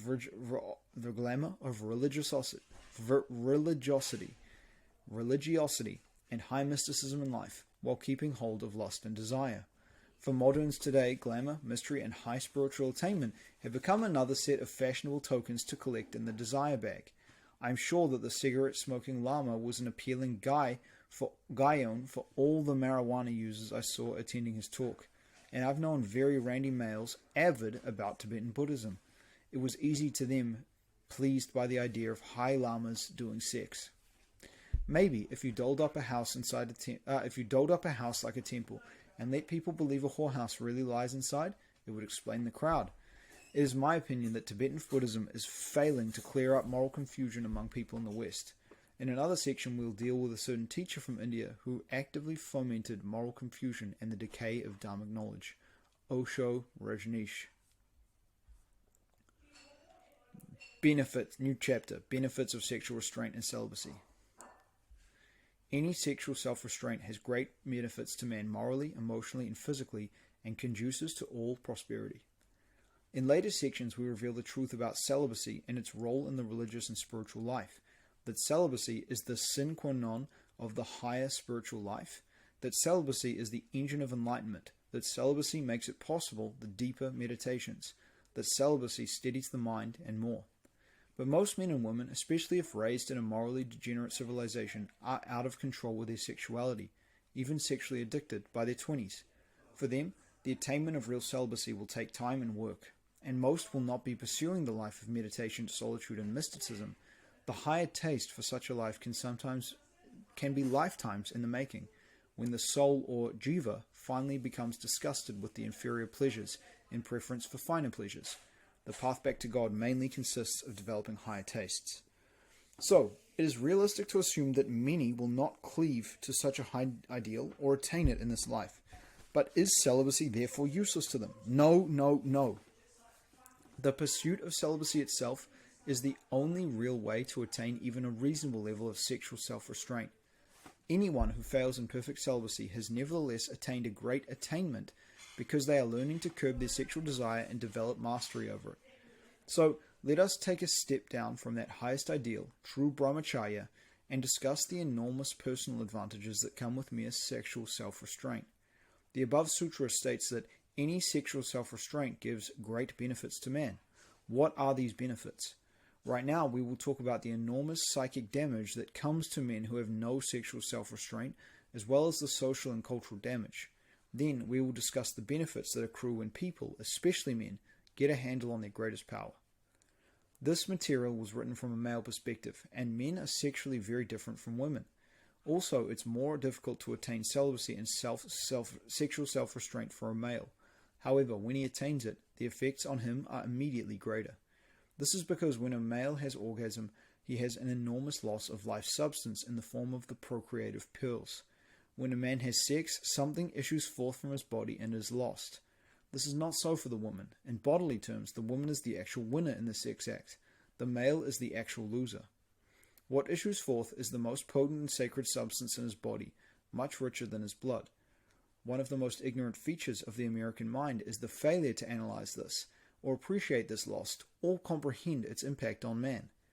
All ancient cultures, where life moves slowly and people observe things, did not miss the fact that in the male orgasm something is lost and given up. They also did not miss the fact that this loss has a tremendous effect on the male. The Taoist culture that emerged in ancient China, the Vedic culture of India, and almost all the indigenous cultures clearly apprehended the significance of this loss of semen early on for the male, and its effects on him, both in subtle and obvious terms. In an earlier section, we treated the fact that the male orgasm is really his period. He becomes weakened by it physically, and especially he is weakened in character. Through his period, he loses his energy and vitality. He loses his drive and his ambition. He loses his courage and nobility. Then he mood alters to fill the emptiness with mindless addictions and obsessions. Or he may go drink and use drugs. Since the orgasm has this negative effect on males, its avoidance has the opposite effect. By storing up sexual energy, a man becomes stronger, healthier, and more vital. He becomes more ambitious and creative in doing good. He becomes more patient and successful with people, and he develops stamina and endurance to see his works through to conclusions. So the sexually restrained male becomes more successful in general. Beyond that, he even develops occult power to influence things by sheer thought and will. In fact, to a full renunciant, God gives all power and all worldly authority. This is a natural law. In the Bible, we have a fascinating scene in which Christ finally becomes what he is. This is called the temptation of Christ, and there is a strangely similar story in the scriptures surrounding Buddha as well as other Christ-lights. What is important of note are two things.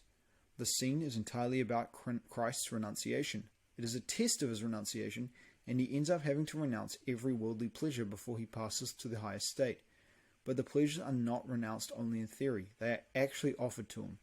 The same scene took place before Buddha. He saw the entire creation bowing down before him, and then he renounced it. So, the second fascinating point is that the renunciate attracts everything. Along the way, he can actually attain any worldly thing. The more austerities, the better your karma. The better your karma, the more lovely things are given to you, and the more your material attachments are tested. Your temptations increase as you become a renunciant, because one becomes more attractive to all of nature. You become a magnet for nature, and because you are no longer in nature's thrall, nature becomes your thrall. This goes on incarnationally until you have experienced enough to renounce all. This is a profound metaphysical truth and fascinating to watch. The aspirant will be tempted many times, and many times he may fall before attaining final liberation. The great yogi Swami Vivekananda wrote about the phenomenon this way. When you renounce nature, you find that she takes an interest in you. When you renounce her a little more, she begins to chase you. And when you finally don't care for her at all, she becomes your slave. Another way of stating the law is thus. When you become entirely devoted to the Lord of creation, all of creation becomes devoted to you. And this is the last test. Celibacy is giving everything you are to the Creator. As stated, celibacy is why the Catholic Church became so wealthy and powerful. The lack of renunciation among Protestants is the reason Protestantism has always been splintered and weak. Although the Catholic Church has gradually lost its renunciation culture, the Protestants scarcely had one from the start. Celibacy is also the reason that SRF, the organization left by Paramahansa Yogananda, is growing and becoming powerful. And it is the reason that all devotees and yogis end up materially well off. In the Bhagavad Gita, Krishna says to Arjuna, "He who meditates on me with oneness of mind, ever united to me, God, through incessant worship, I remove his deficiencies and make permanent his gains."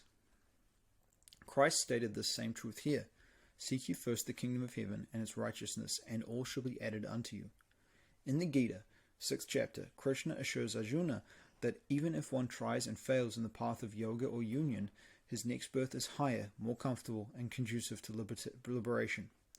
He dwells for innumerable years on the heaven of the righteous, and then this person who failed in yoga and celibacy is reborn in a family of the pure and the prosperous. The saint Ramakrishna put it in his sweet way.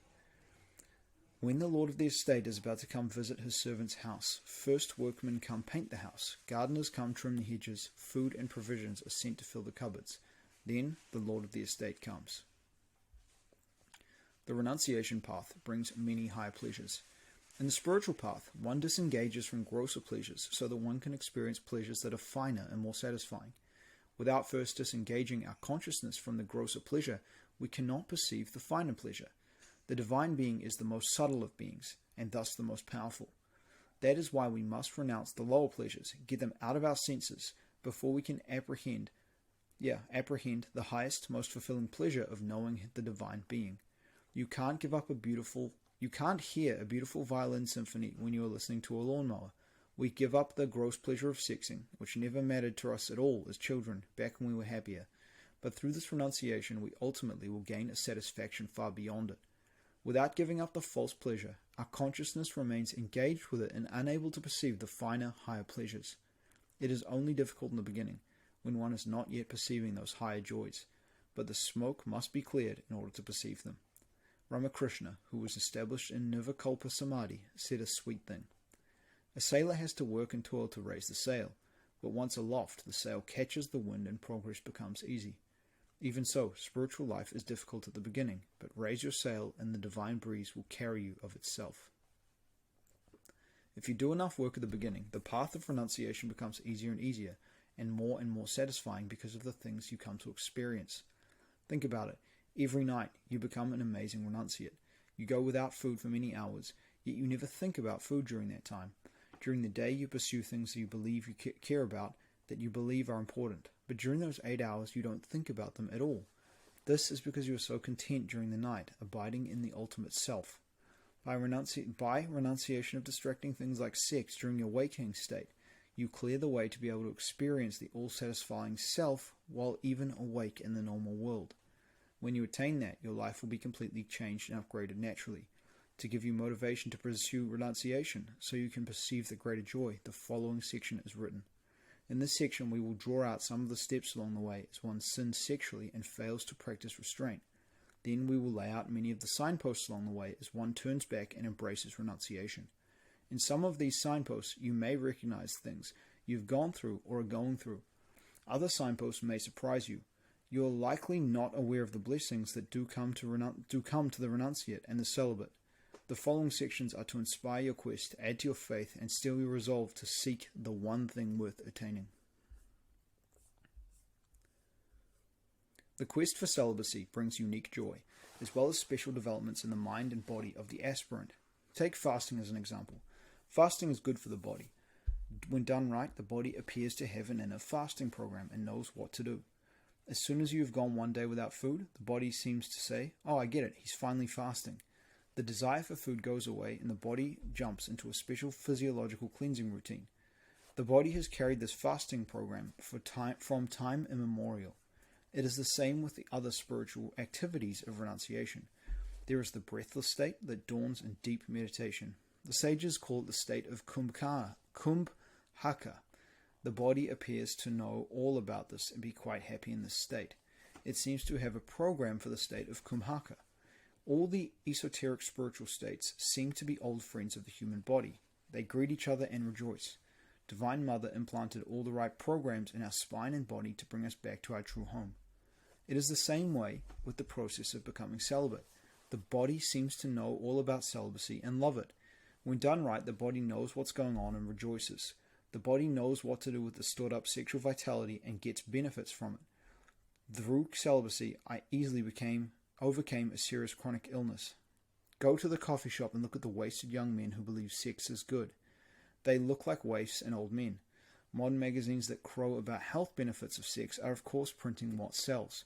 A sex-loving editor can always find sex-addicted scientists to spin theories validating the addiction. The truth is, along the celibacy path, many lovely effects happen within the body that do not happen for other folk. Some of the effects are of plain value, such as increased energy and increased powers of concentration. Others are more esoteric, known only to devotees, avid yogis, and saints. For example, with long meditation and celibacy, the sexual organs sometimes vibrate noticeably. No sexual feeling involved, just a mechanical sense of humming or vibration. This happens as negative karma associated with the sexual organ is burned away and sloughed off. Or men who fornicate madly develop larger and larger sexual organs, both in this life and incarnationally. Their eyes lose luster and their heads become smaller over incarnations. The old folk notion about masturbation making you go blind is actually established in a deep truth. Conserving Shakti puts a gleam in the eyes and makes the eyes larger and more lustrous over lifetimes. Wasting Shakti makes the eyes dull in this life and they become smaller over lifetimes. Take a look at modern pornography merchants and note their dull, sunken eyes. Those who practice celibacy, on the other hand, have a reduction of the size of their sexual organs. The special powers shown by the saints of all ages is also deeply connected with the fact that they are established in celibacy. There are many more fascinating truths to know as one moves deeply into the celibate bliss. In this section, I will catalogue some of the landmarks along the way, known by myself and others, as one moves into the purity of the higher spiritual life. The following material is written for men, because I am a man and can speak best from that perspective, and it's men who I most want to help. Women will be helped automatically when men take hold of this knowledge. It is the male who is most culpable, most responsible, because of the special station he has been given. It is men who, finding this knowledge, can make the most difference in saving the world and making it beautiful again. The next section describes the descent of the Shakti, starting from the innocent state of childhood. We will then take the descent down to a certain level, just where sexual perversion begins. Then we will stop the descent and describe life during the ascent of the Shakti, as a man practices restraint. Then comes a list of the higher benefits from successful sexual restraint and actual celibacy. We begin from the point of innocent childhood. The great role of sexual restraint in spiritual attainment. Why mystics say that the transcendental direct experience of God can only be had by purification from carnal lust. Stored sexual energy is the fuel of meditation and one of the keys to samadhi. In developing the spiritual life, purity is everything. This has always been so for saints and sages. At the summit of spiritual development, the sage realizes how everything is purity. He has this realization through the path of purity is everything. When a people become corrupt, the idea of purity is no longer applied to sexual and moral matters. Another idea that has fallen into disuse is the concept of sexual and moral purity. The value of sexual and moral purity is well established in prosperous dharmic cultures, but it becomes forgotten or discredited as a prelude to society falling apart. In the modern West, there is a great value placed on the concept of purity when applied to certain material things, but now you seldom hear the concept applied to sexuality or morality. In a pricey health food store, products promote their purity. The juice is pure fresh squeezed. The vegetables have no pollutants on them. The milk comes from cows fed a pure diet. Westerners even place value on their destructive addictive drugs and speak in terms of the purity of cocaine and heroin. Yet the decadent Westerner will quiver if you bring up the idea of sexual purity or moral purity. This is strange considering that these values were inherent to the cultures of our ancestors, inherent to the greater Western culture from which America springs. The loss of any word or corruption of its meaning always correlates with a loss in consciousness of the people. If a word is taken away or rejected, or its meaning corrupted, then the people actually lose hold of the concept that that word represents. An impoverished and de-evolved culture will have fewer words to describe fewer things. If a culture no longer uses the terms sexual purity or moral purity, surely that culture is losing hold of those values and even the concepts of them. Nowadays, Westerners barely have any concept of purity related to morality and sex. It's a basic reason Western society is falling apart so rapidly. Through cultural degradation, all they are left with in general usage is the term puritanical. This is a term that disparages the instinct towards moral purity, wedding purity with tyrannical. This word originates with the excesses of the so-called Puritans who came to America to settle New England. Here, those excesses, such as putting people into stocks, whipping folks, etc., are brought in to give purity a bad name. But it should be realized that such Tamasic behaviors have little to do with the value of moral purity.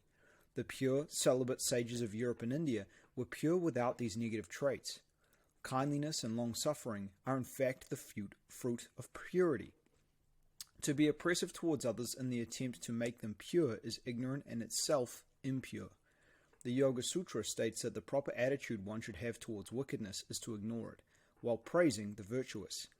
Yet, you will find in the West that whenever someone teaches moral purity, they are soon impugned with the word puritanical as if it were a relevant term. There is no tanical in purity. Never was. Purity is simply purity, and sexual and moral purity are infinitely more important than the purity of your sugar, tobacco, or aspirin.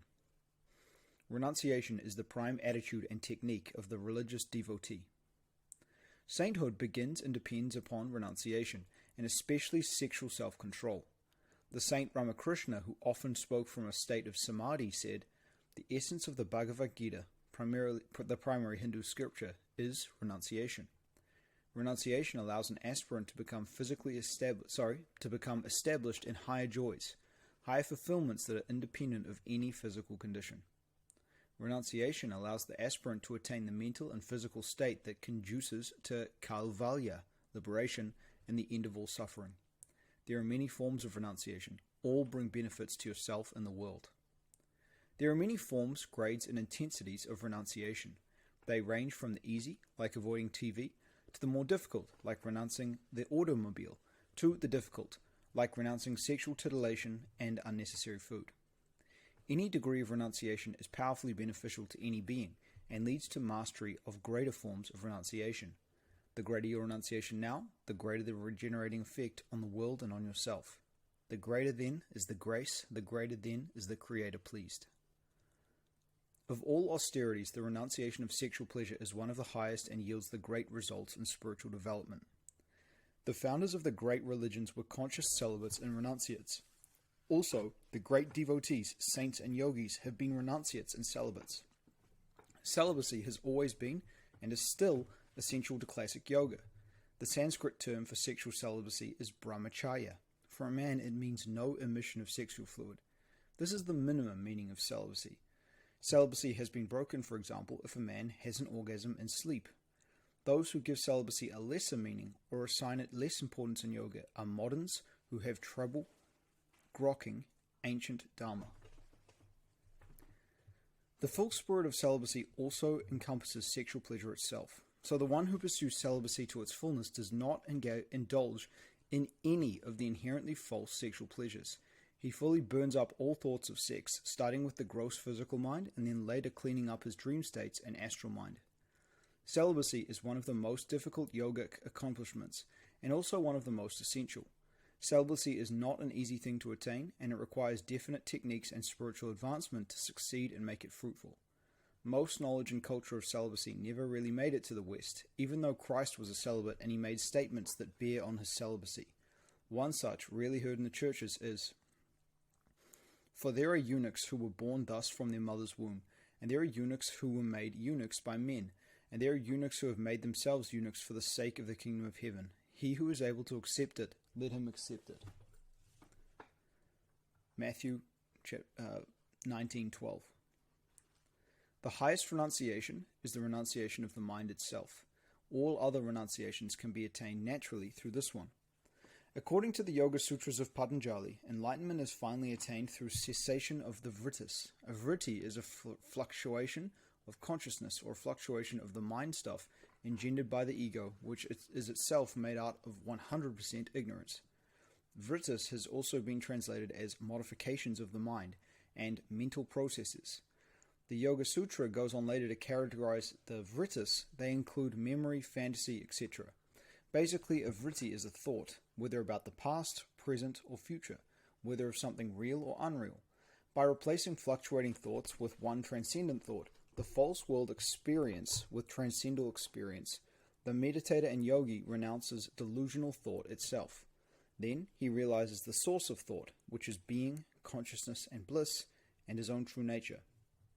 Controlling the mind is actually the most difficult of all human achievements.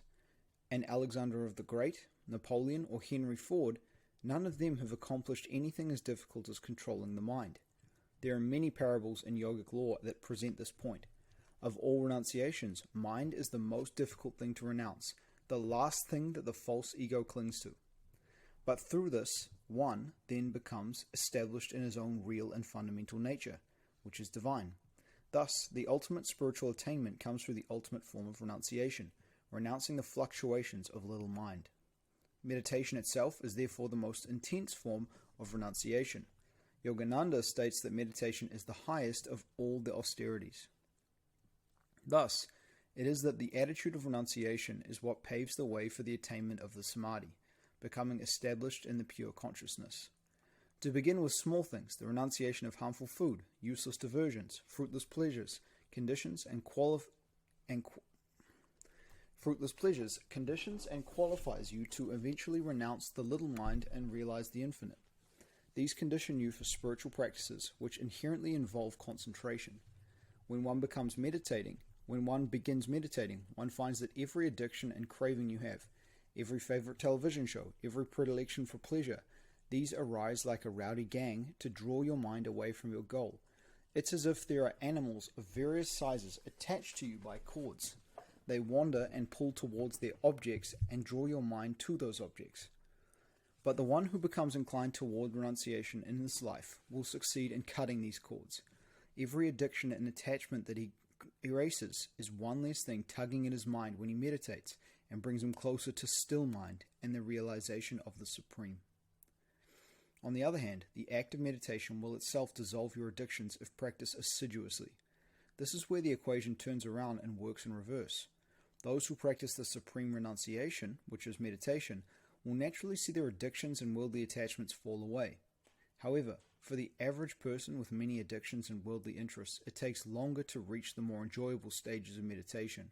Thus, the practice of an attitude of purity and renunciation, especially in early life, sets a clean stage for spiritual practices that will make your attempts at meditation bear fruit sooner. Renunciation favors meditation, meditation favors renunciation. Thus, both renunciation and meditation favor samadhi. By the way, renunciation does not mean pushing something away but still hankering for it. That would be unsuccessful renunciation, or working towards renunciation. Renunciation is finally an inner reality. People who like to discredit the principle of renunciation may point to cases where something is apparently renounced, but inwardly there is still attraction to it. But in such a case, that person has not successfully renounced. They are not an example of renunciation. Balalula, founder of the Baha'i faith, also taught renunciation, like all great true mystics and sages. He wrote that if a man can pass through a valley filled with gold, or see the most beautiful of women, and feel not the least desire for either, that man is assuredly of me. When one succeeds at his renunciation, he truly no longer hankers for the thing. He develops vairagya, meaning dispassion and detachment from these things. This prepares him for his encounters with the true beloved. Renunciation brings both inner and outer wealth, and also makes possible supreme realization. Celibacy is one of the indispensable forms of renunciation, and makes possible the stilling of the mind through meditation. Renunciation of the false pleasure of sex is the great engine pulling the awesome train of renunciation. For an adult male, it seems difficult, but the attainment of celibacy is necessary to attain the great renunciation, that of the stilling of the mind. A saint can attain Dharma Megha Samadhi, the cloud that showers blessings, after becoming established in celibacy. Next chapter, the stages of descent into sexual corruption. The descent into sexual addiction and the rise back to sexual purity. As a baby boy, he loves his mother's voice, eyes, and face. He feeds off of these, not to mention the love she feels for him. A child can, of course, feel this. He feels great attraction and pure, non-sexual love for his mother. Obviously, the baby is attracted to her breasts for the food, but it is her face and voice that he loves. Aside from his mother, he sees most other females as foreign, but in the females he likes, aunts, a neighbor, a babysitter, etc., again, it's the voice, eyes, and face of the woman that he notices. As the baby grows, he usually prefers the company of other boys. The sexual nature of women, aside from her nurturing ways and kindness, has no meaning to him. Once he is weaned, he no longer notices the breasts or other sexual features of females. If he does notice them, there is a foreignness and no attraction. In fact, the pure and innocent boy sees the female form as strange and slightly repulsive. He sees her body as unfortunate. He makes girls an object of derision. Later, this deriding of girls carries a secret hidden attraction. The teasing becomes his subversive vehicle for interacting with girls. But at the beginning, he really does see the female as ridiculous. She seems to lack his energy, intrepidness, intelligence, skill, and courage. This is the boy in a clear, pure state. He is unaffected by any addiction to the female form. The female form does not affect him at all. Later, as a celibate man, he will return to this original discrimination and awareness about the female form and see his earlier fascination with it as a sort of mental illness. When he first finds attraction to another female, again, it is to the eyes and face. His Shakti dwells on the higher part of the spine. Later, he begins to notice women more, with a new kind of attraction to them. As he begins to become a male, he begins to see something appealing about the traits of the female. At some point, after older, he usually notices women's breasts and feels his first sexual thrill about them. At some point, on seeing the nakedness of the female body, he has his first erection. The energy is dropping down the spine. He will usually develop a long fascination with female breasts, energy still mostly in the heart chakra.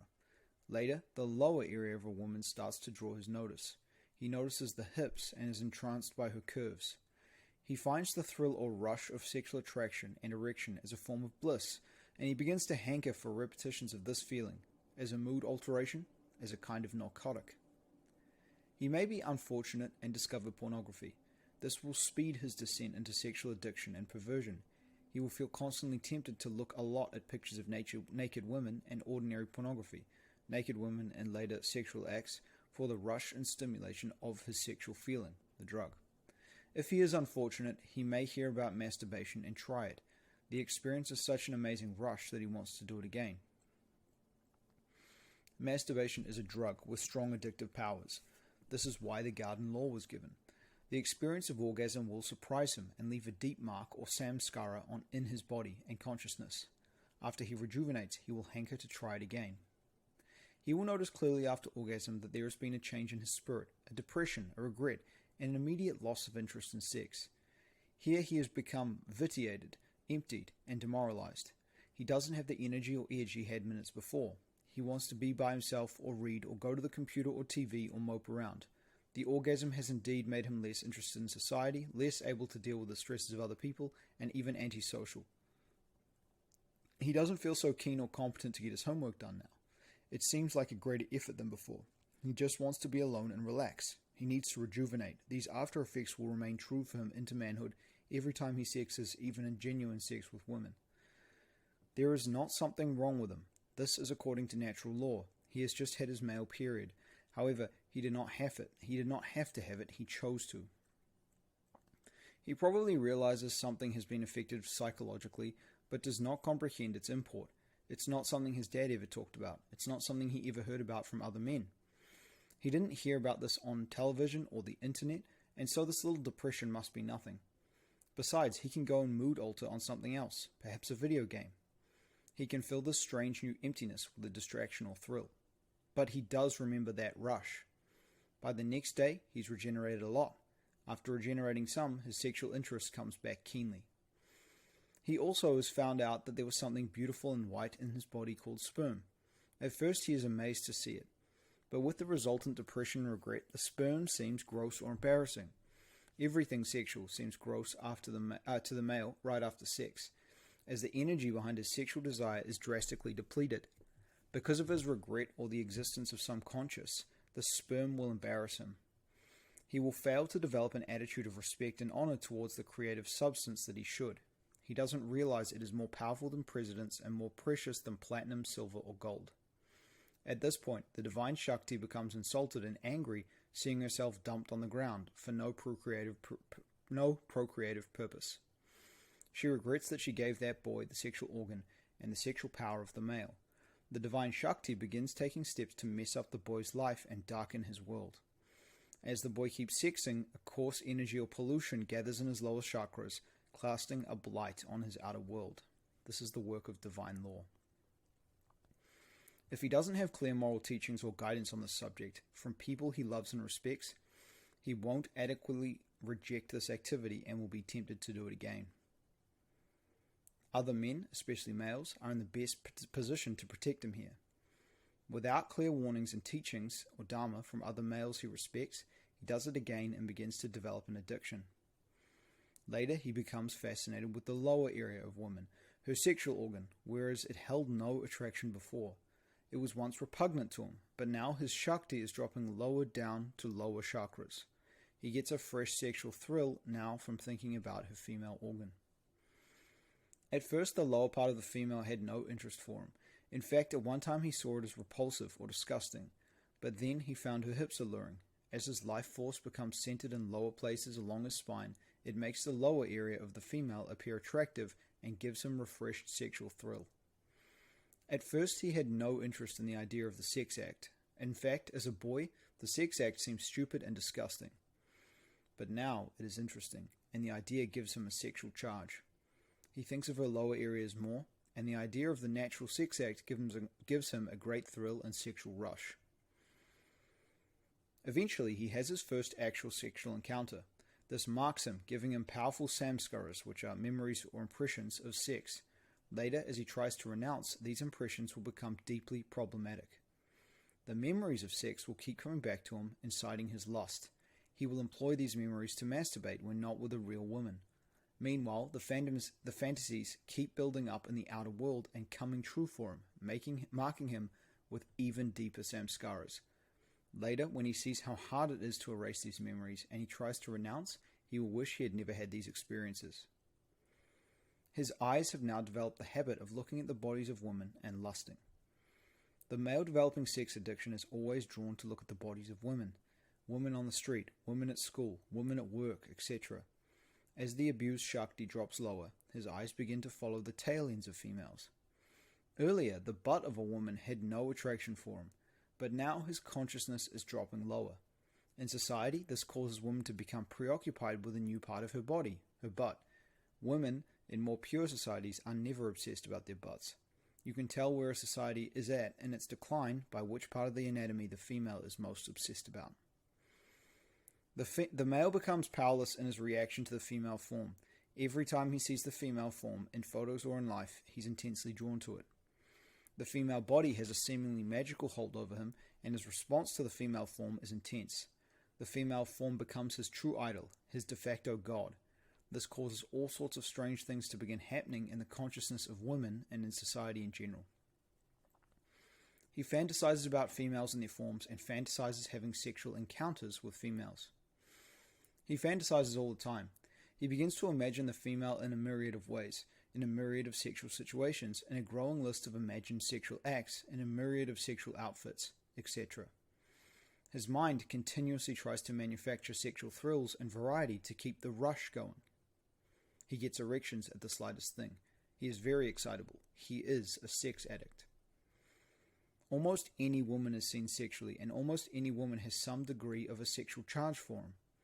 He is becoming sexualized. When he sees almost any woman, he feels the energy drop down his spine, and his lower parts feel heavy and titillated. He likes that feeling. Inebriated with sexual feeling, almost anyone can seem attractive. He may have sought to have more than one orgasm in a day.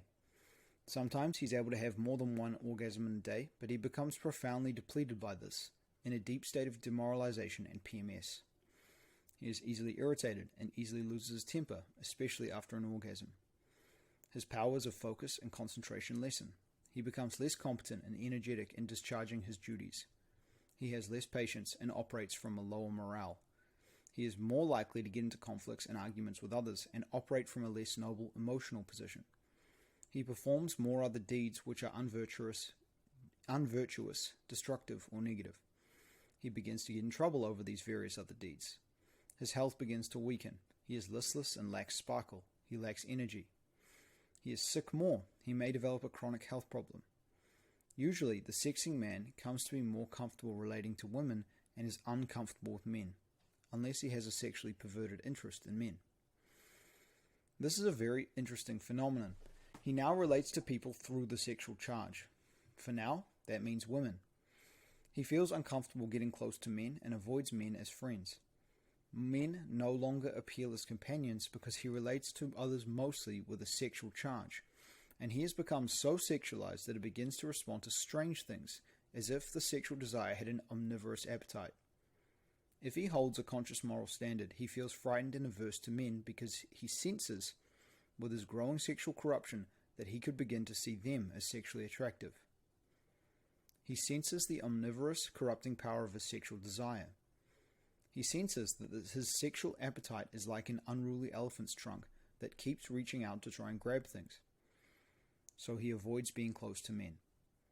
So far, he sees nothing attractive about them and doesn't want to. You can usually tell a man who is fairly sexually clean because he will have close, non-sexual male relationships, even preferring to be with men with no sexual thing at all. Most of our fathers were like this. If he does keep male friends, talking about sexual matters makes him uncomfortable because of his conscience and his worries about mixing sex with men. This man, if he has a conscience, does not like to talk about sex at all, unless it is for the sake of a sexual thrill. Otherwise, he is ashamed to discuss sex in any way. Later, as he purifies, he'll find it easy to discuss sex with other men without the slightest squeamishness. He begins to find himself attracted to things that in the woman that did not have a sexual meaning before.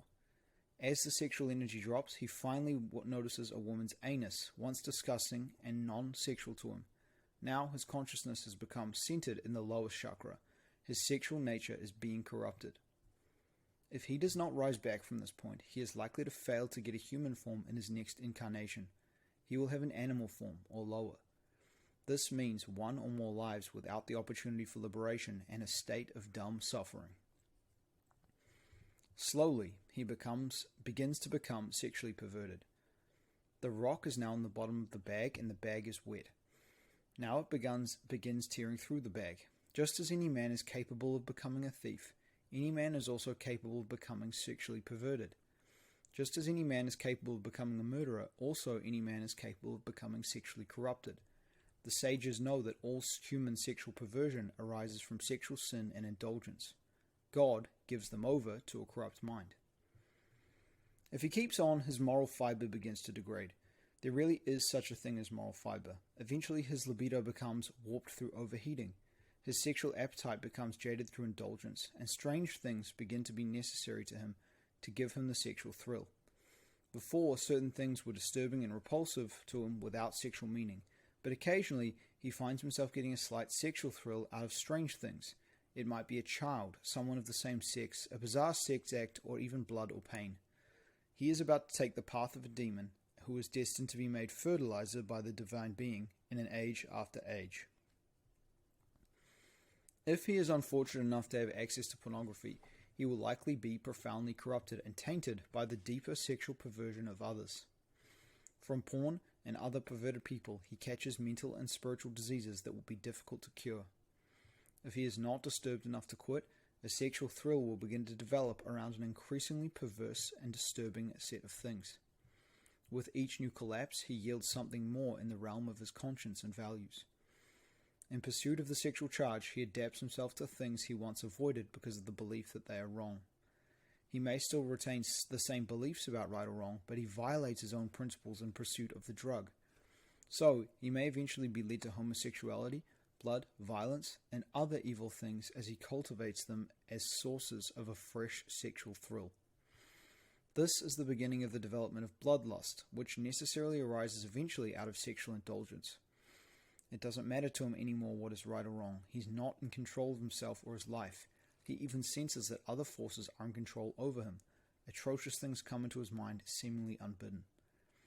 At this point, he either moves into sexual perversion and the further debasement of his sexual energy, or he turns back to make the ascent towards purity in God. Next chapter, stages of ascent back to worldly prosperity and sainthood. At this point, a man either moves into the darkness of sexual perversion or realizes where he's headed and turns back in the direction of his original purity. The most effective technique for regaining his lost purity is outright sexual renunciation, along with deep meditation.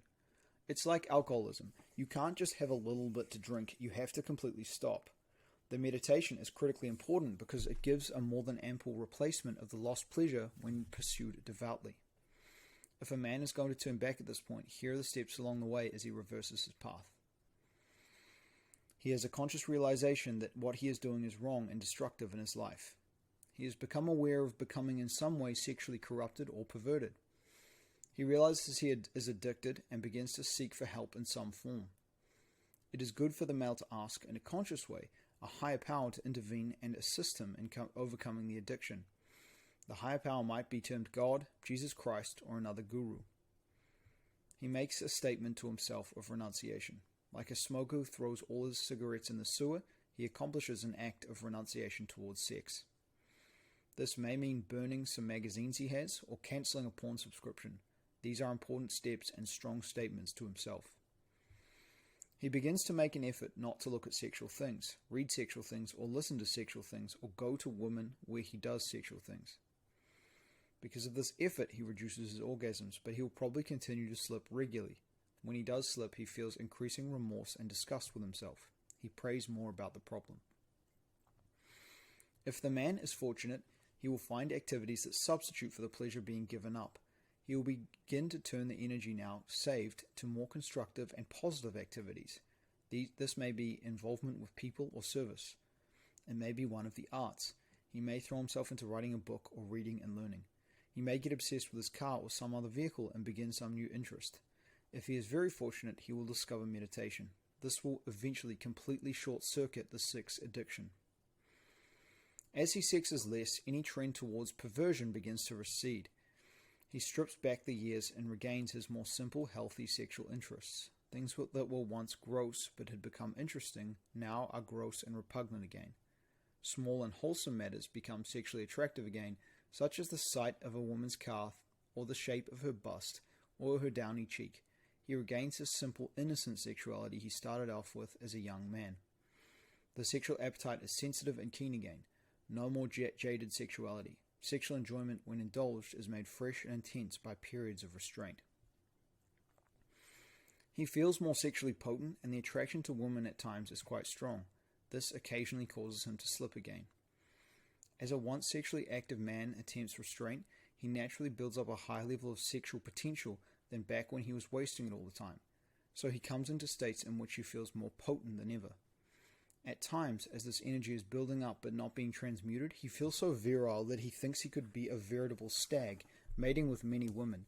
He can find sexual attraction to even the plainest of women at these times. He feels like his sexual energy is some kind of boon or precious gift that he has to bestow. This is true, but he should not let it trick him into the deed. This is a lot of fun for him to feel this potent, so he will occasionally slip. Like a sailor who has been away at sea for months, sex desire becomes keen again, and he will at times savor it and ride it as he once did when he was younger and becoming addicted. This is a mistake, but most men will go through phases like this.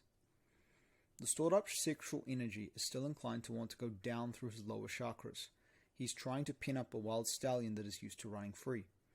He has a tiger in the barn, and for a period it seems to be problematic. Eventually, the horse will be like a powerful, disciplined draft horse that can be applied to any task, but during the beginning, the horse wants to bolt. Because of the storing of sexual energy, any fanning of the flame makes the man feel an extremely passionate desire. What he has inside him seems more powerful than before. With cultivation, the tiger will become calm and serve you. The stallion will become more like a powerful trained draft horse hitched to an implement for constructive service. But until then, this is a difficult stage. Many men never go beyond this on and off stage. They don't learn to send the Shakti up their spines. Here, supposedly celibate men occasionally slip up, and people think celibacy must be impossible or bad. It makes men very horny. But the fellow is only in an unbaked stage of unskilled celibacy. The man has a long way to go yet. When he does slip, he will feel more remorse than ever, and like an alcoholic, he will find that he sinks to the old depths rather quickly. Whereas his sexual appetite had seemed so wholesome, now a perverse thought reappears. This happens after a slip. Channels have been cut in the body, the brain, and the astral body by the addiction and experiences of the past. These channels are still fresh. Weeds may be growing in what was once a highway, but the path is still there. In Hinduism, these impressions or markings are called samskaras. If you scratch a mark in the ground, water will tend to find that channel and flow down it. Every time it travels there, it makes the path wider and deeper. Just as a sex addict may develop enlarged veins in his penis from his addiction, there are many more subtle pathways cut into his nervous system and astral body related to the addiction. The sex addict has made many markings within himself. You could conceptualize them as overused neural pathways. Just abstaining and letting them lie fallow for a while doesn't erase them. They are quickly reclaimed and reactivated with every lapse back into sexing. There will be lapses, but the wise man steels his resolve to cease from all illicit sex. He continues to cult himself away from sexing. He may find he can will the sexual energy to bolt up his spine. When doing so, his spine will bolt erect as if the whole upper half of his body has become an erection. When he stops looking at the butts of women or their other physical features, he does look sometimes, but feels disappointed by what he sees. It's just the same old butt. He starts to think, you've seen one, you've seen them all. His most tempting sexual encounters begin to be in the dream state. He sees fewer women who attract him. As he begins to purify himself of lust, he begins to sense lust in others. Most women begin to seem used and soiled or having lust. He senses these things by instinct. Because he is becoming pure, he notices the impurity in others. He finds that he is only attracted to those with some purity. He no longer consciously masturbates, only in near sleep or sleep states. He becomes keenly aware of how any loss of semen weakens him physically and demoralizes him. He may masturbate consciously or semi-consciously, but endeavors not to leak any semen. He might experiment with Taoist sexual practices in which the sexual pleasure is indulged, but semen is retained or drawn back in. These cause harm to the sexual organs, such as the prostate, plus keep him sexing and addicted to the thrill. He sees how even the mental activity of lusting is vitiating and drains him of Shakti. He senses how even when he looks at a woman with lust, he is losing subtle Shakti. It's leaving him and going out to her like an electrical charge. He makes a vow to cease masturbating in any way. He has an acute sense of loss after an orgasm, great remorse, and a conscious effort to rebuild himself, with a strong resolution to keep his vow. Now he only has orgasms during sleep or unconscious states. But even in those, he draws back and keeps the creative material within. Even in the subconscious state, he is aware of the importance of holding back on the pearl of great price. Now, this is what you call a man with prospects. It has been a long climb back towards purity, but now we have a man capable of becoming that jewel among men, the celibate. Soon, anything will be possible for him. He may become a saint, a sage, or a god-man, or merely some sort of mogul, pasha, or king. Next chapter, what makes saints of men? Traits of the restrained or celibate male. Any degree of sexual restraint by a male will have the foregoing positive effects on him. But the benefits that come from sexual restraint are intensified by actual celibacy, which is the perfection of sexual restraint. But now we are moving into the realm of celibacy. Some of these high benefits you will indeed see with simple sexual restraint. Others are gained only through perfect celibacy. These sections are written in the form of a gradient. In some of the cases below, we are getting into the province of the sage and the saint. Few women seem sexually attractive to you. You begin to see men differently. You begin to feel less shy of other men because there is no possibility of any sexual attraction to them. You also begin to perceive the special nobility of the male, especially the ones who are sexually self-controlled. You develop a sense to distinguish those from men who are uncontrolled. You develop the instinct to know about other men sexually. You can feel their sexual thoughts and know if a man has recently masturbated or sexed. You begin to notice differences in other men as to stored up Shakti versus spent Shakti. You no longer feel as uneasy about openly discussing sexual matters with other men. The feeling of discomfort subsides in those situations. You begin to see women differently. Before, the cloud of your sexual attraction made most women seem desirable or even good. Now you're becoming more discriminating. You're more aware of their inner natures, and few of them seem so good or desirable as before. You no longer masturbate, even in sleep states. You only have erections in the dream state. You experience a noticeable increase in daily energy. You develop virya. As stated before, the sexual energy and the sexual substance are the most potent thing, physically and spiritually, that exist in the body of man. Just as wasting and losing it have deleterious effects, it follows that there are positive effects from respecting and retaining it. In the language of peoples who have a spiritual culture, there exist varying terms relating to sexual culture and the effects of sexual culture and restraint. One of these words is virya from India. Virya refers to noticeable qualities of character and countenance that come in the celibate male. The Yoga Sutras of Patanjali state, on becoming established in continence, celibacy, virya is attained. In some sutra translations, the English word vigor is used instead of virya. A celibate man develops noticeable virya. Virya is a pronounced vitality that comes from the stored up sexual energy. Virya means the increase of masculine qualities such as strength, stamina, energy, clarity, patience, and evenness. It also refers to a kind of aura, nimbus, or shine that attends the sexually restrained male. Virya begins to show up quickly in a celibate male and keeps on building. This is a simple natural law due to his retention of the sacred male energy. We have a wonderful word in English that is close to and obviously related to the word virya. It is virility. Virility means the state, character, or quality of being virile. Here is how one respected dictionary defines virile.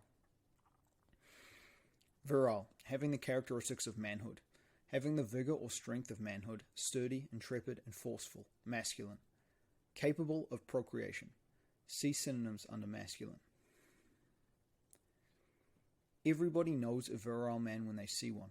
It's not about his size or even necessarily his actions, although actions are one of the signs of the virile man. As with virya, it is a kind of vital, healthful energy that exudes from the body, his face, and his attitude. Virile also connotates a type of primacy or purity. It has an etymological connection to the word vitality, life force, or life. But virility has always been understood as describing the essence of the male energy. From battles and wars where courage and bravery were needed, you need men who are virile. For penetrating into the West through hostile lands, it was the virile man who was sought. For any endeavor requiring risk and great energy, the virile man is the one you want. He wins wars and protects others who are more vulnerable. Virility also makes a man unafraid to stand up bravely for principles. He can take unpopular positions, if given reason. Virility in men is what makes them unafraid to buck the system. These are among the reasons that women are instinctively attracted to the man who shines with virility. The virile man is energetic, courageous, and effective. He can do something. He can stand against oppressors and improve the conditions of life. The reason virility is part of the English language is that virility has always been a noticeable trait in men.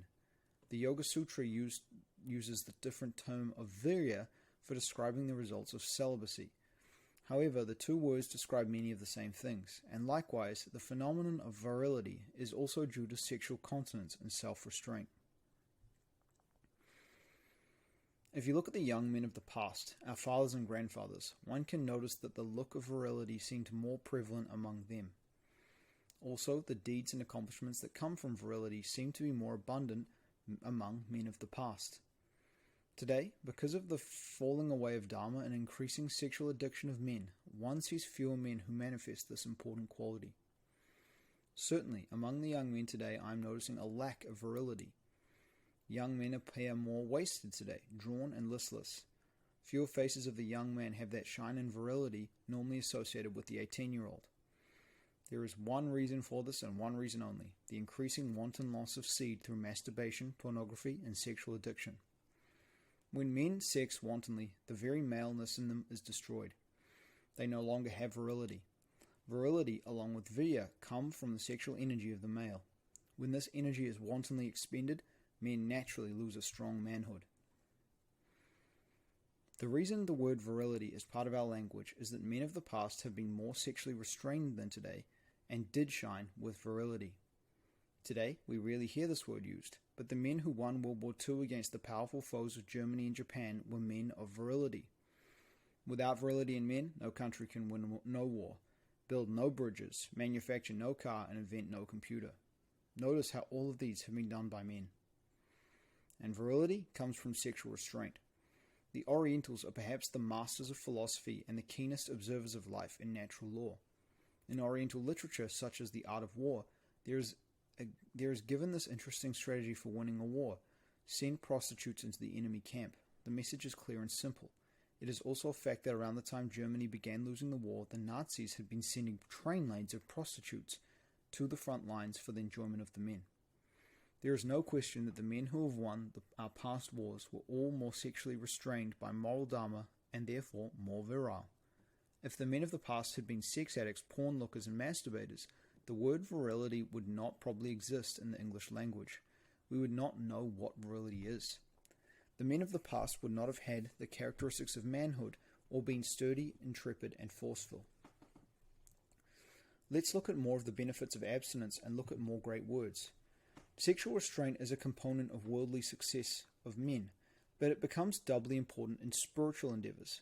Controlling the mind, as done in meditation, is often described as the most difficult and exhausting of all worldly works.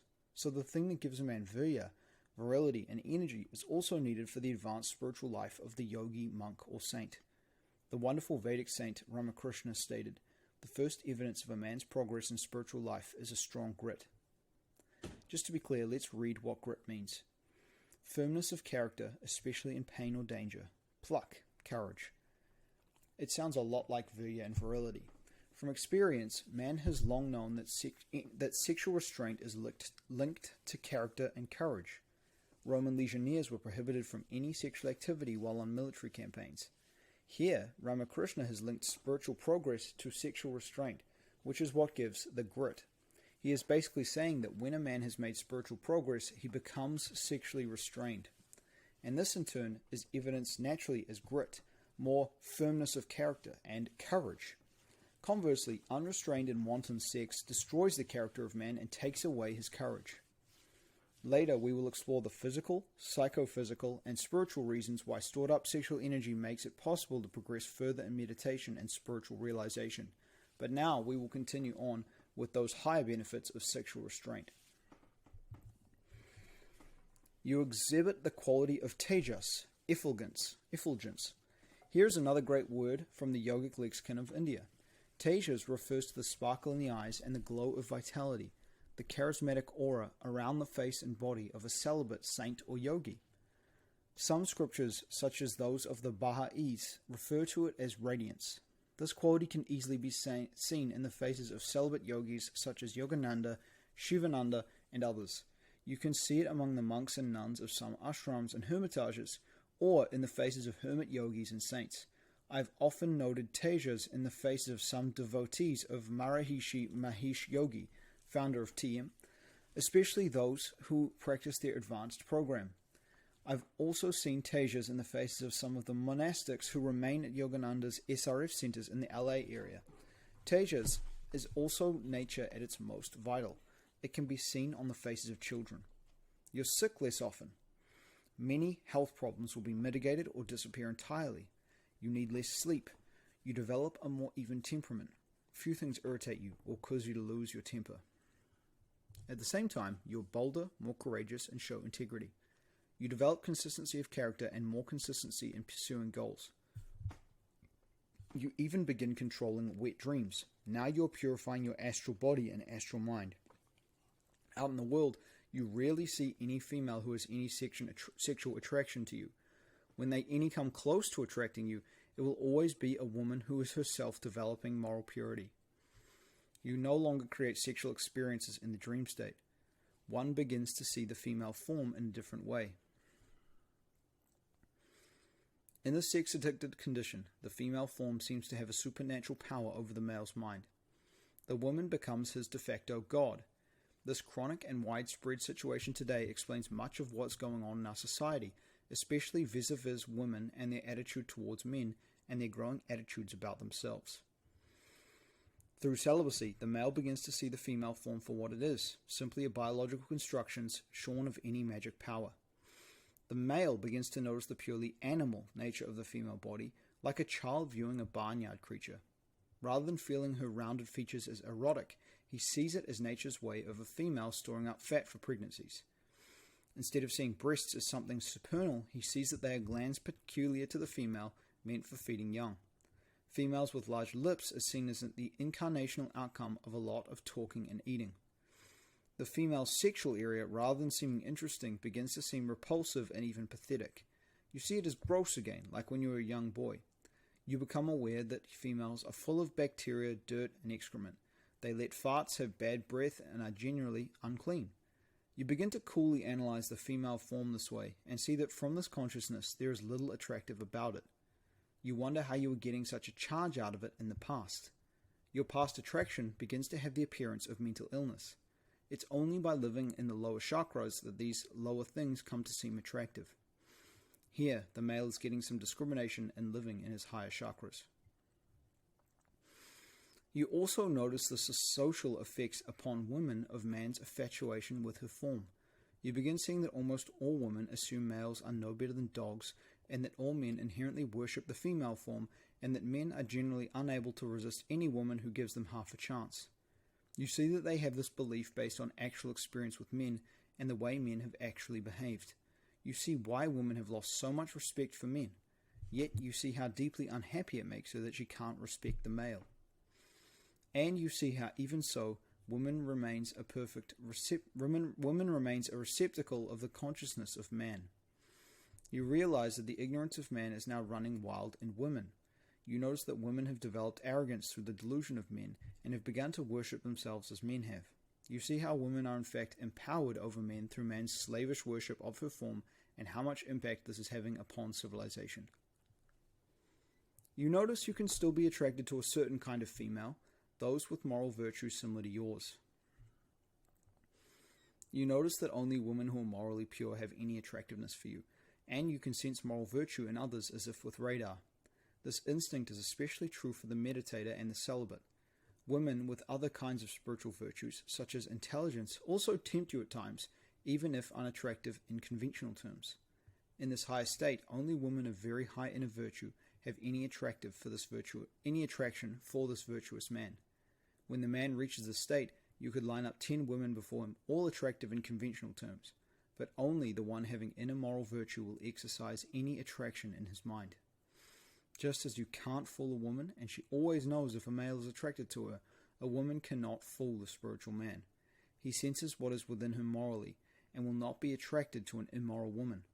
Whenever a man is attracted to an immoral woman, it is always because of impurity in that man.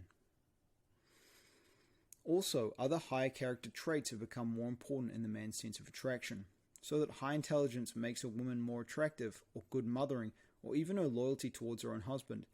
Women who are conventionally sexy will not attract this sort of man unless they have high moral virtues similar to his. And even women of poor looks, if they have higher virtues, will attract. Very few women have any temptation for him now, but when it comes up, it will only be one of purity and moral virtue. Social note: as men purify themselves this way, it naturally exercises a beneficial effect on all women. When men chase any woman, as in the lower state, women have no motivation to rise to a high moral station.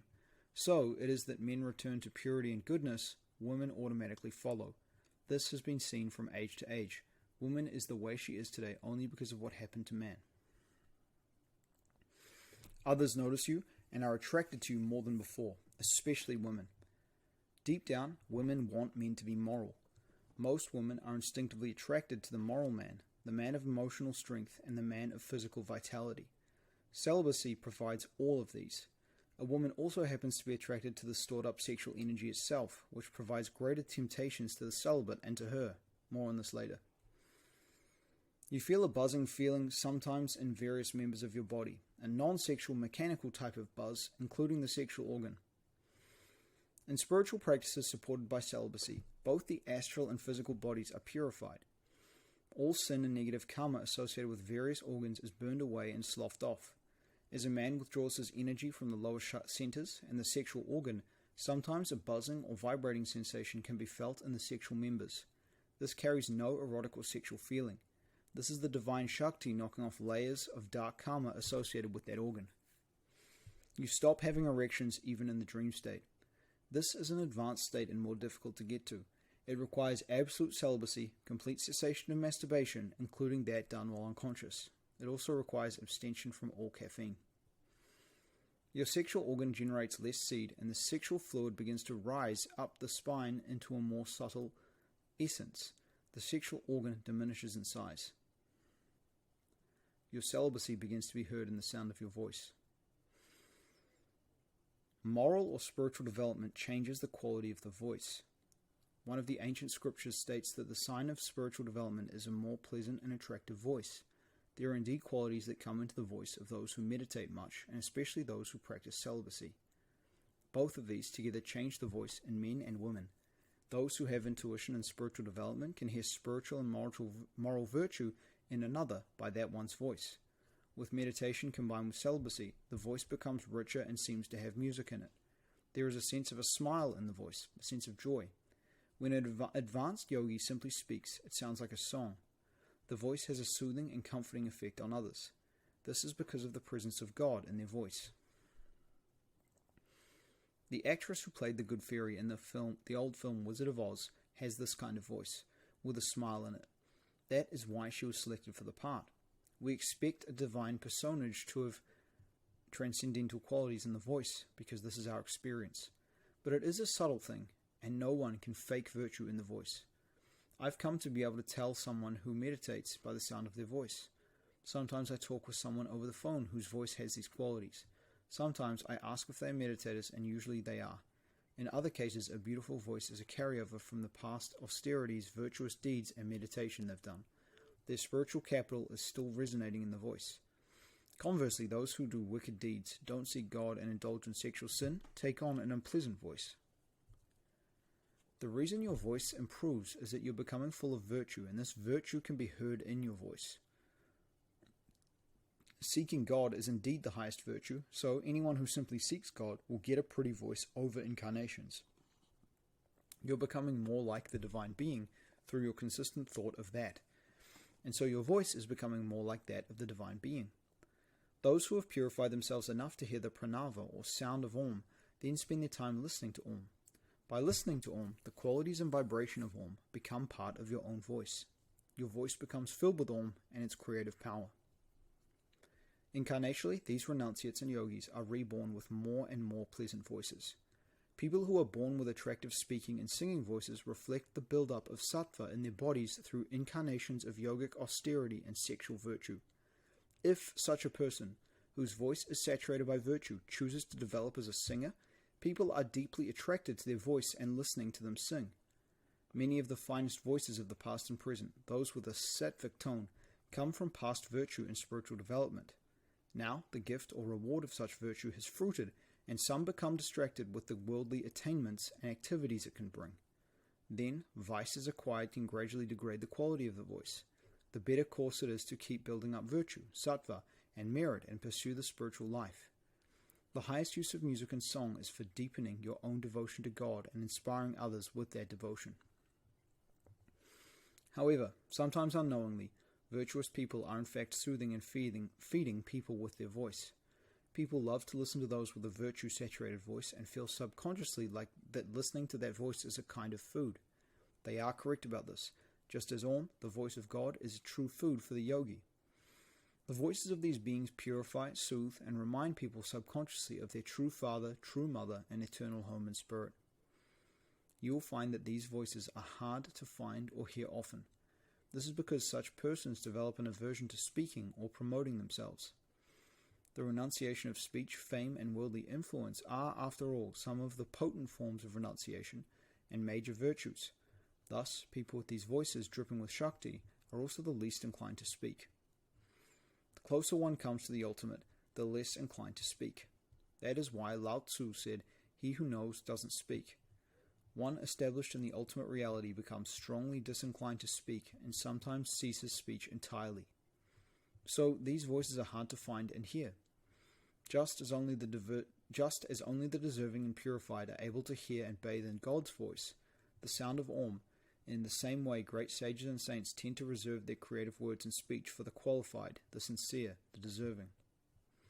Another reason the saint speaks less is that he or she perceives increasingly that their voices have deep impact on others, on situations, and on the world.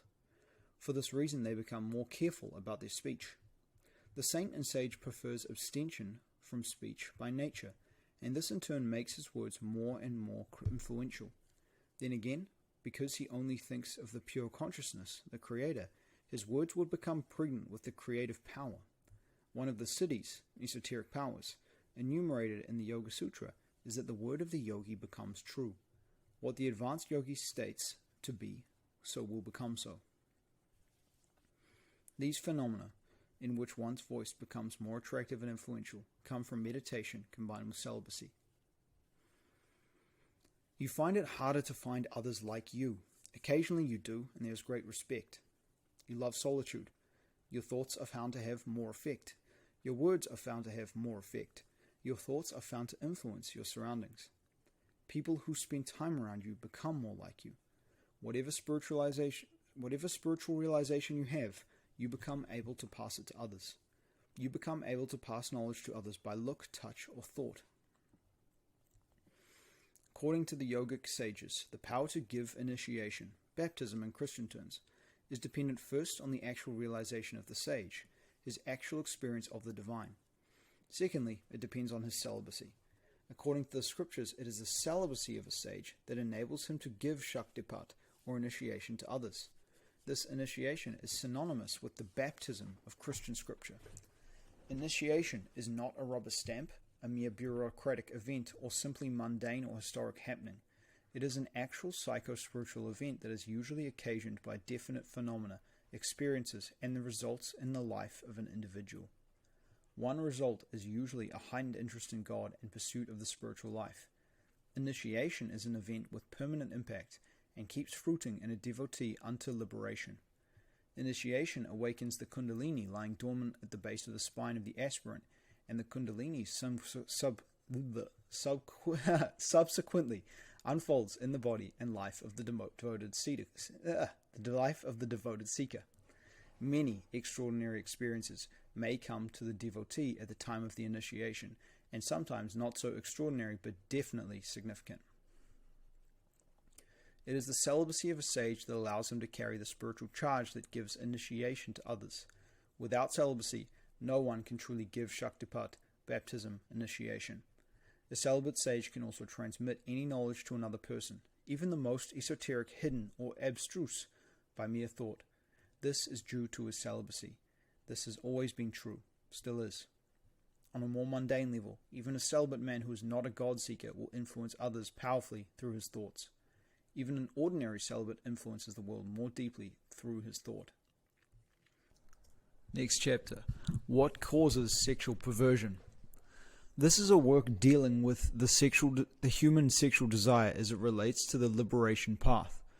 Now, it's important to discuss how the absence of a celibacy ideal affects individuals and civilization. Because the sexual energy is the most profound power in nature, its use or misuse will always exert a profound and specific impact on individuals and human culture as a whole. On one hand, celibacy is the elevator that leads ultimately to purification, deeper meditations, and the lifting of the kundalini, one way, up the spine. It is the power that purifies, leads to saintliness, and ultimately to God realization. On the other hand, the opposite of celibacy is promiscuity and many orgasms. What is the effect of the opposite of celibacy, i.e. promiscuity and many orgasms? The effect is to produce the opposite of saintliness and God realization. One who indulges much in illicit sexual pleasure falls down to the nature of demons. That's from the Bhagavad Gita. The Old Testament states that God gives them over to a corrupt mind. Where does sexual perversion, such as homosexuality and sadism, come from? The Buddhist scriptures state that people are born homosexual or sexually corrupted because of past life sexual sins, including excessive masturbation. In masturbation, one is interacting only with his own sexual organ. A male then comes to get a sexual charge related to his own organ. Eventually, over lifetimes, the thought of the male sexual organ turns him on.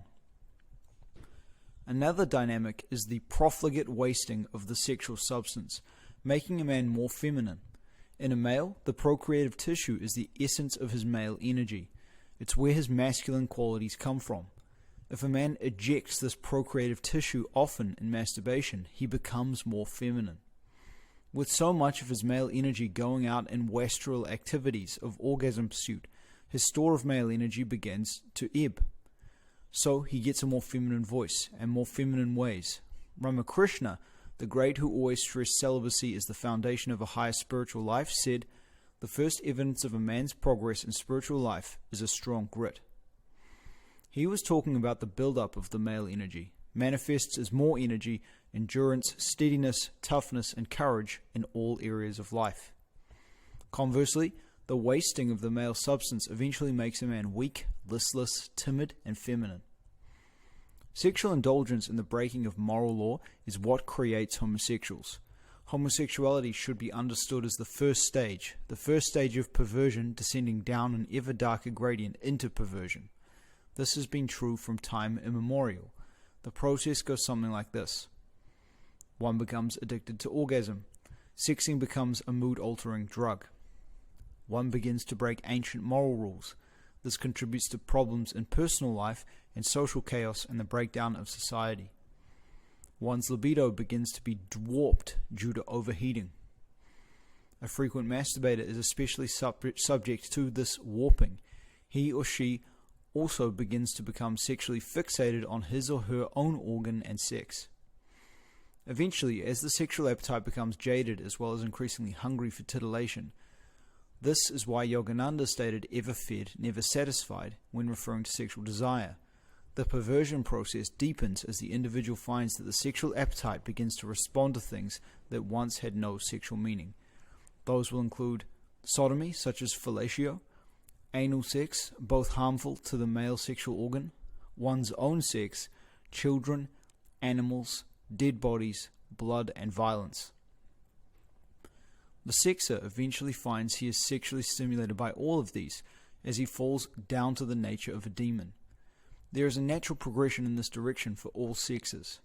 In other words, every sexer and breaker of the moral law of sex is headed inexorably to these darker perversions into a demon state.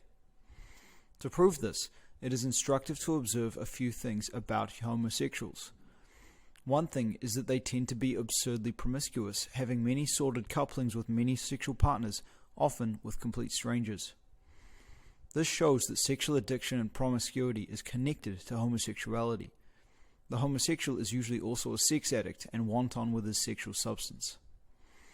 Next, take careful note that those who promote and defend homosexuality also accept, promote, and celebrate other sexual perversions, such as bondage and domination sex and other bizarre and harmful fetishes.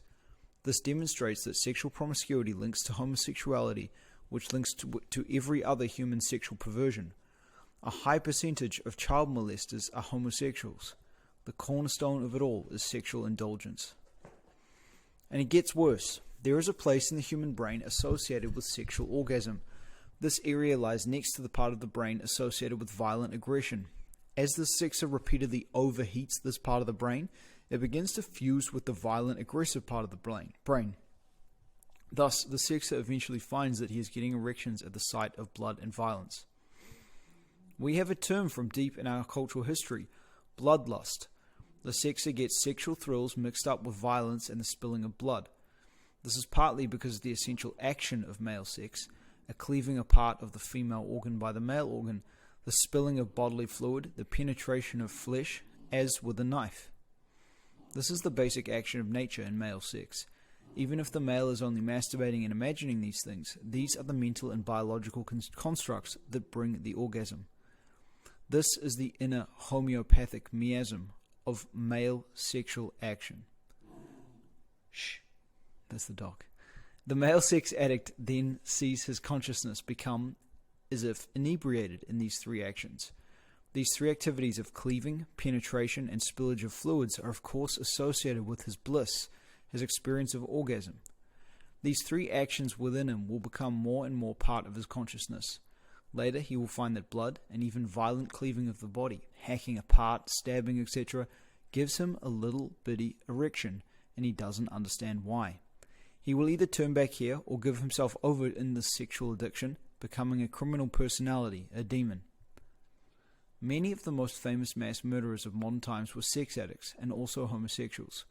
So this path is leading him down to the nature of a demon, and we can all see how demon of ancient law are born, through the simple breaking of God's first and primary moral law. Hope for homosexuals and other sexually corrupted persons. There is hope for homosexuals and other sexual perverts.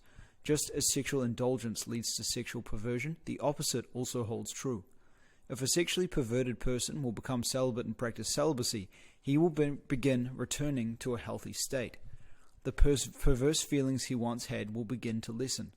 A homosexual man, if celibate long and practicing austerities, will one day find himself attracted to a woman in the natural way. Those who have gone so far as to develop perverse attractions such as to children or blood will gradually regain a wholesome sexual nature through celibacy, austerities, and especially intense yogic meditation. Those who have become affected this much will have to work harder and longer to cleanse and heal their minds and to efface the channels cut into the physical and astral nervous system. But with faith and the austerity of meditation, the divine Shakti can heal all of this. With faith in the Satguru, meditation, and renunciation, you can become a completely new man. Krishna said, even if a man be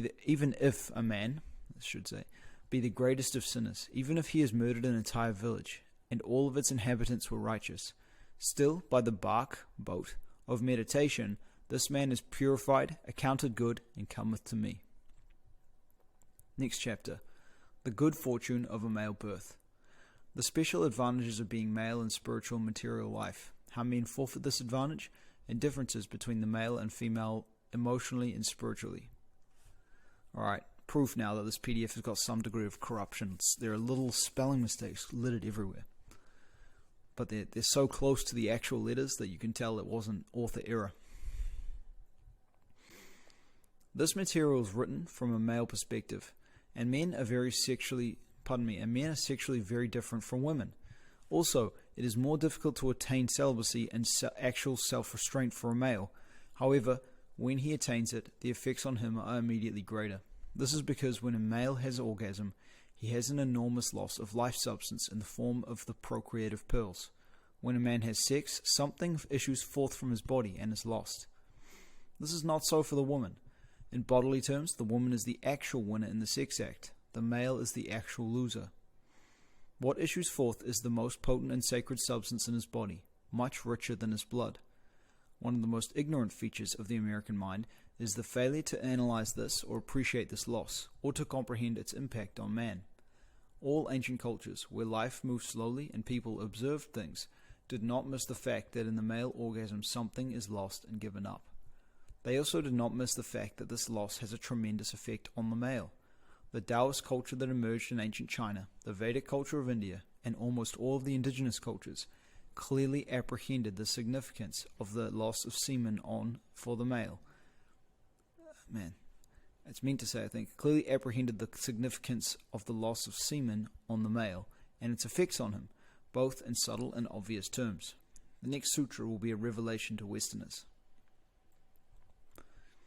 It's easier for a woman to become a celibate physically, but it is difficult for her emotionally. It is harder for a man to become a celibate, but easier for him emotionally. When a man succeeds in becoming a celibate, the effects on him are greater because of the storing up of his sexual substance and energy. Women do not usually develop the intense desire for sex common to man. On the other hand, women who are around sex-obsessed men long enough, which means most women today, will eventually become like them. Sex-obsessed man corrupts the mind of the female along with other men. But just as the desire for sex is not naturally as strong in women, so too the desire for celibacy does not often emerge in the female as compellingly as in a man who finally figures out the situation. First of all, sex desire tends not to be such a problem for the female, causing such negative consequences.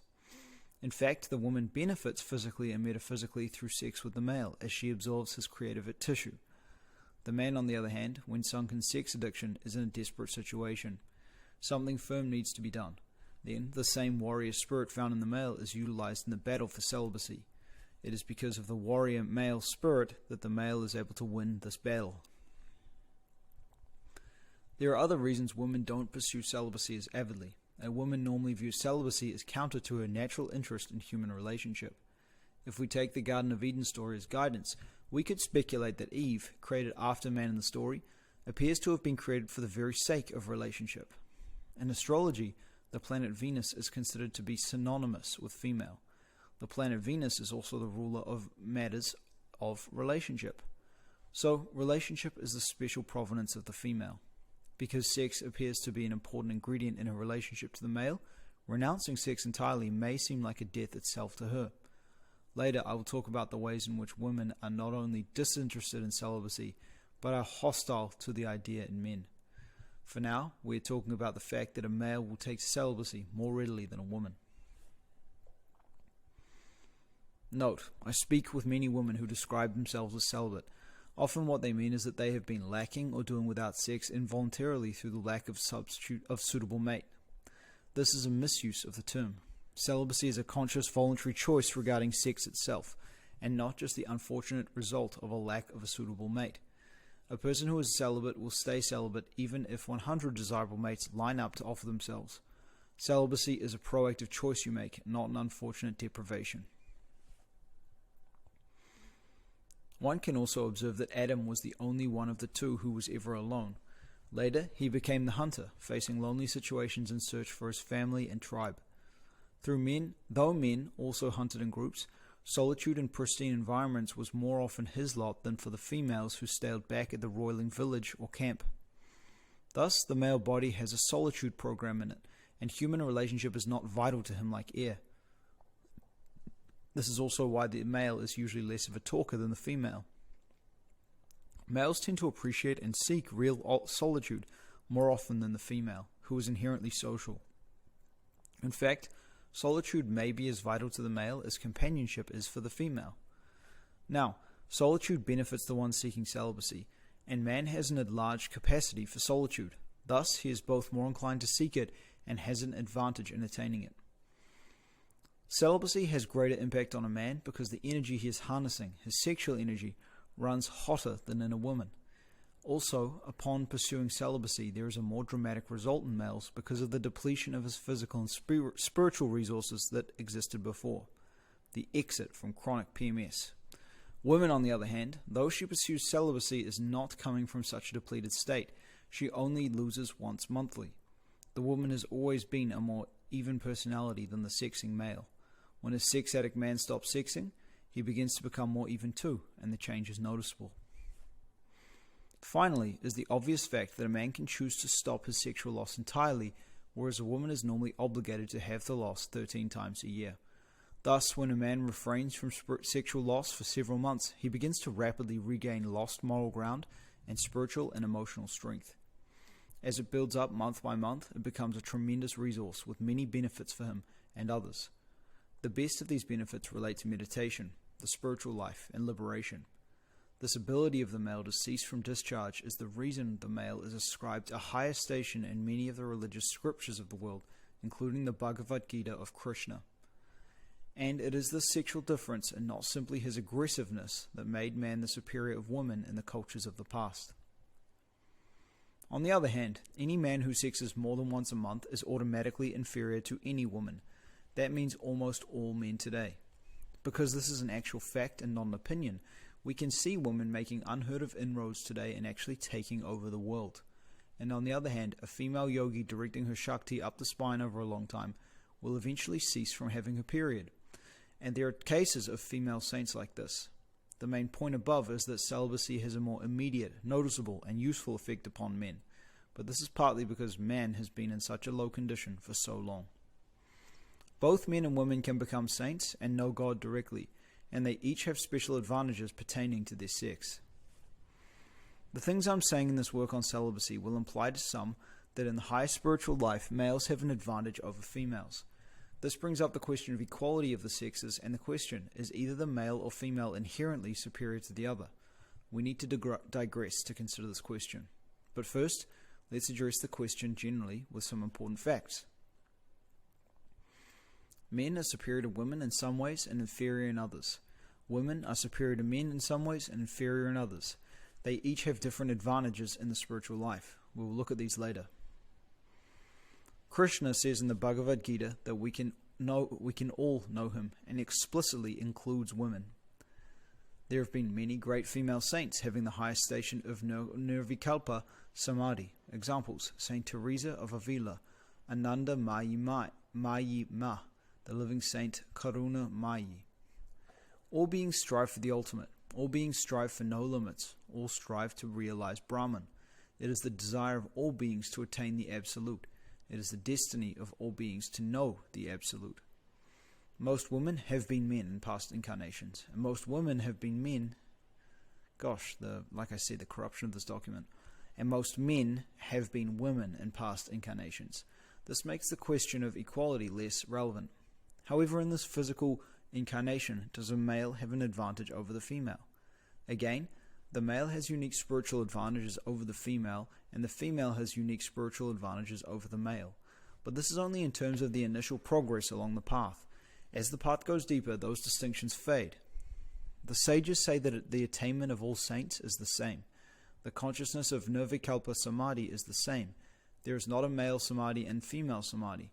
The Absolute is beyond sexual difference. Since both males and females attain Samadhi, they must have the same spiritual potential. The actual creation itself is the result of the male-female principles together. Without the male-female principles, the creation would not exist. This also implies an ultimate equality. As you approach God, you become both male and female, androgynous. This is why Krishna is depicted as androgynous. So, to the one coming near to God, the question of sex becomes irrelevant. But, does man have an advantage in coming near to God? The man does have an advantage at the beginning, because of his intensity, vigor, and the immediate pronounced effects of conserving ojas, when he really takes to that path. But fewer men sincerely take to that path than women. Another point, sages say to view everything with equality. This means that rotten food is really the same as good food. A fly is the same as an eagle. The slave is the same as the master. But this is from a cosmic point of view. There are lower practical points of view that have to do with the functioning and orderliness of nature, the functioning and orderliness of society. At that level of mind, society and Dharma, this no differences teaching, have little practical importance. We don't elect the dog as our mayor or put water in the gas tank. In evolution, there are indeed some species with sweeping advantages over others, on a scale of evolution. Is the male on a higher station of evolution, having similar advantages in the spiritual realm as he is shown in the spiritual? Is this his proper place, as implied by most scriptures and dharmic civilizations of the past? In nature, the mother's body has a greater biological challenge creating a male body. In the astral, it's said that the male birth is more difficult to get. I am indeed saying this is true, as history and the scriptures also indicate. Yet I also want to state later, in my opinion, that the female has qualities and powers inherent to her that are special to her as a general class, that give her special spiritual advantages over the male. There is no doubt that there are great female saints, but there is also no doubt that there have been more male saints. Also note that the spiritual greatness of the female is usually predicated on the spiritual greatness of some past or current male.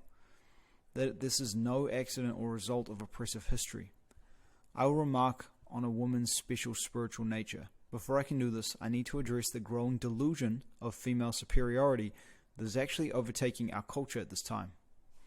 Finally, men and women have equal opportunity before God in the spiritual attainment realm. Like the hare, the male who finally becomes spiritually focused often moves faster, but the tortoise with a steady progress also arrives. Men with spiritual interests are less common than women with spiritual interests. Also, the male's spiritual progress appears to be more externalized, manifesting in external worldly structures and systems.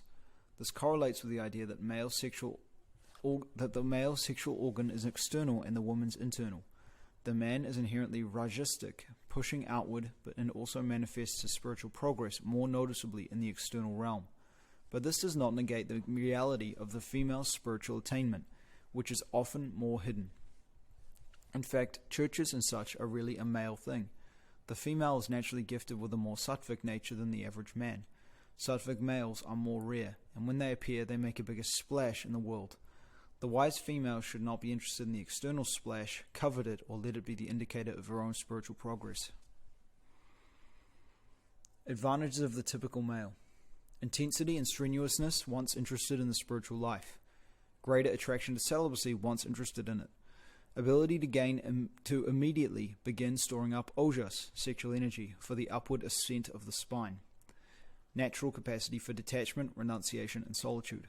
Greater intellectual acuity, intellectual discrimination, and penetration of scriptural truths. Advantages of the typical female. More interest in spiritual things. The quality of sattva is more inherent to the female. That's spirituality and refinement. She has more basic kindness and natural ahisma, harmlessness, which generates less dark karma obstructing the spiritual path. There is a natural capacity for faith, shraddha, and spiritual aspiration. There is a natural capacity for devotion, bhakti, and devotional aspiration, essential in the upward ascent up the spine. She has deeper feeling and more subtle intuition. Above is a summary. Below, we will look at their special qualities and advantages in more detail. But now, let us confront the special weaknesses the sexes tend to display in terms of the spiritual life. The typical male weaknesses: addiction to the female form, the tendency to become addicted to sex, lack of interest in the spiritual and esoteric, addiction to activity and worldly pursuits, overly aggressive or combative nature, hurtful towards others, which clouds his karma and hides from him his spiritual truth. The spiritual truth. Pride, ego, arrogance, lack of humility. Fruitless intellectuality, tendency to become distracted by too many facts, details, and fine distinctions. Difficulty grasping the broad, ineffable, inarticulate sense of things. Enjoyment of arguing over spiritual things, lording spiritual knowledge over others. Less capacity for trust and faith, shraddha. More distance from the childlike consciousness. Less tendency for emotion and devotion, bhakti, the tendency to believe in only external things. The tendency to view external things as more important, including in external things in the spiritual and religious fields. The male and the leader in the attraction to worldliness. The male is the leader in attraction to worldliness. When the female becomes corrupted by that influence from males, she also becomes worldly and obsessed with the external. Special problems of modern males. Out of touch with Dharma, no spiritual mentors, little contact with spiritual knowledge, grief and addictions from too many wars, being lost in the social fabric because of the things his forebears have done to destroy the social fabric, demoralization, confusion, addictions, etc. Basically, males today are much more set adrift, lost at sea, than males of the past because of the sins of the forefathers. These are the traits that the male pursuing samadhi should strive to eradicate. The special male advantages: more intensity when finally turning to the spiritual, natural capacity for detachment, dispassion, vairagya, greater ability to renounce the world and its pleasures, which clears the way for the perceptions of the subtle worlds, better intellectual comprehension of scriptures, better faculty of discrimination, to comprehend the subtle and important differences between one thing and another, and truth and falsehood, ability to immediately begin building up the store of ojas, the conserved sexual energy, more natural tendency to silence, economy of words, which conserves his life force and reduces his entanglements, improving his sadhana. The male has a lot of grit and endurance. This becomes key in the difficult battle of stilling the mind. Less addiction to others, crowds, relationships, more natural inclination to be alone. More tendency to read scriptures and imbibe the words of the ancient saints because of his intellectual nature. Better ability to explicate the spiritual truths to others, write about them, speak about them, in a way that the rational mind can comprehend. More verbal acuity. Females can demonstrate excellent verbal acuity also, but the most verbally impressive females are often women who grew up with exposure to verbally skillful males. excellent ability to stand on principle regardless of desire and thus preserve integrity and conscience. The male should lean heavily on these natural advantages and thereby easily overcome negative traits. The typical female weaknesses: addiction to relationships, even when they don't serve her or draw her to the spiritual path. Too much attachment to the social aspects of sadhana and the group, as opposed to the solitude where the serious sadhana needs to take place. Too much attachment to other people and the world in general. Too much sorrow when not in a relationship. More difficulty really renouncing the word. Too much attachment to materiality and sensuality. Less intellectual acuity. Lack of intellectual depth in her spiritual interests and understanding. Tendency to be disinterested in the facts, the details, or fine distinctions. Tendency to generalize and miss important details. Lack of stamina for intense sadhana. Tendency to talk and waste words in fruitless and trivial talk. Tendency to be easily fooled or too easily impressed. Lack of discrimination when pursuing spiritual teachers, etc. More tendency to be duped. Less ability to explicate the spiritual truths to others, write about them, speak about them, in a way that the rational mind can comprehend. Less verbal acuity for making things clear to herself or others. Confusion. Less tendency to read scriptures and imbibe the words of the ancient saints because of her less intellectual nature. Special problems of modern females. Tendency to overvalue the male things, externalization, external power, rajasic activity, etc., and lose hold of the inherently female and sattvic things. Tendency to buy into the worldliness of males and their delusions that worldly power can bring happiness. A basic tendency to pursue desires, to put desires first, to abandon dharmic duty in pursuit of desires, which brings bad karma and blocks a spiritual path. Basic belief that men are inferior, based on so many generations of experience with corrupt men. General ignorance and incomprehension, along with males, of the sacredness of sex, the true purpose of sex, the purpose and sacredness of the male sexual fluid, and the negative effects of adharmic sex on the male. The females of the past did not suffer from this ignorance as much as today. Pride, ego, arrogance, lack of humility. This was not a problem with the female in the past, but has come about because of the low condition of the male. Tendency to be intimidated by the male and threatened by the male, and to want to compete with him in his territory.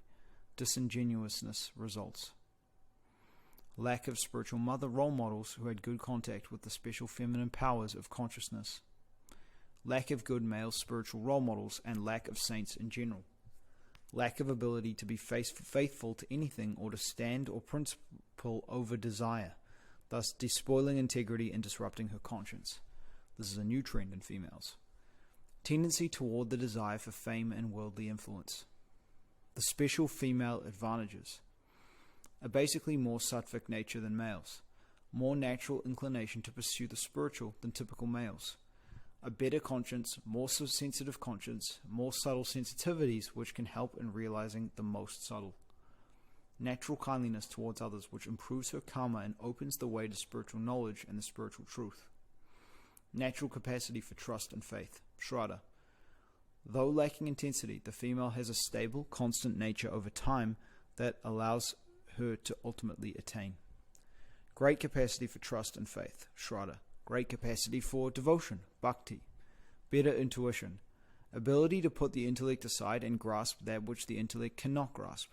Ability to have a simple, uncomplicated, childlike mind. The female should lean heavily on these natural advantages and thereby easily overcome negative traits. Now, after having stated my opinion that the male and female are basically equal, I want to write for entertainment about the growing ethos in the West today that the female is actually superior to the male in all realms, including the spiritual field. This is a very interesting phenomenon today and needs some comment. I want to make some observations about the situations of men and women from the point of view of scripture, history, and the strange modern situations created by the ignorance of males today. Here, I will say some things that offend some female egos.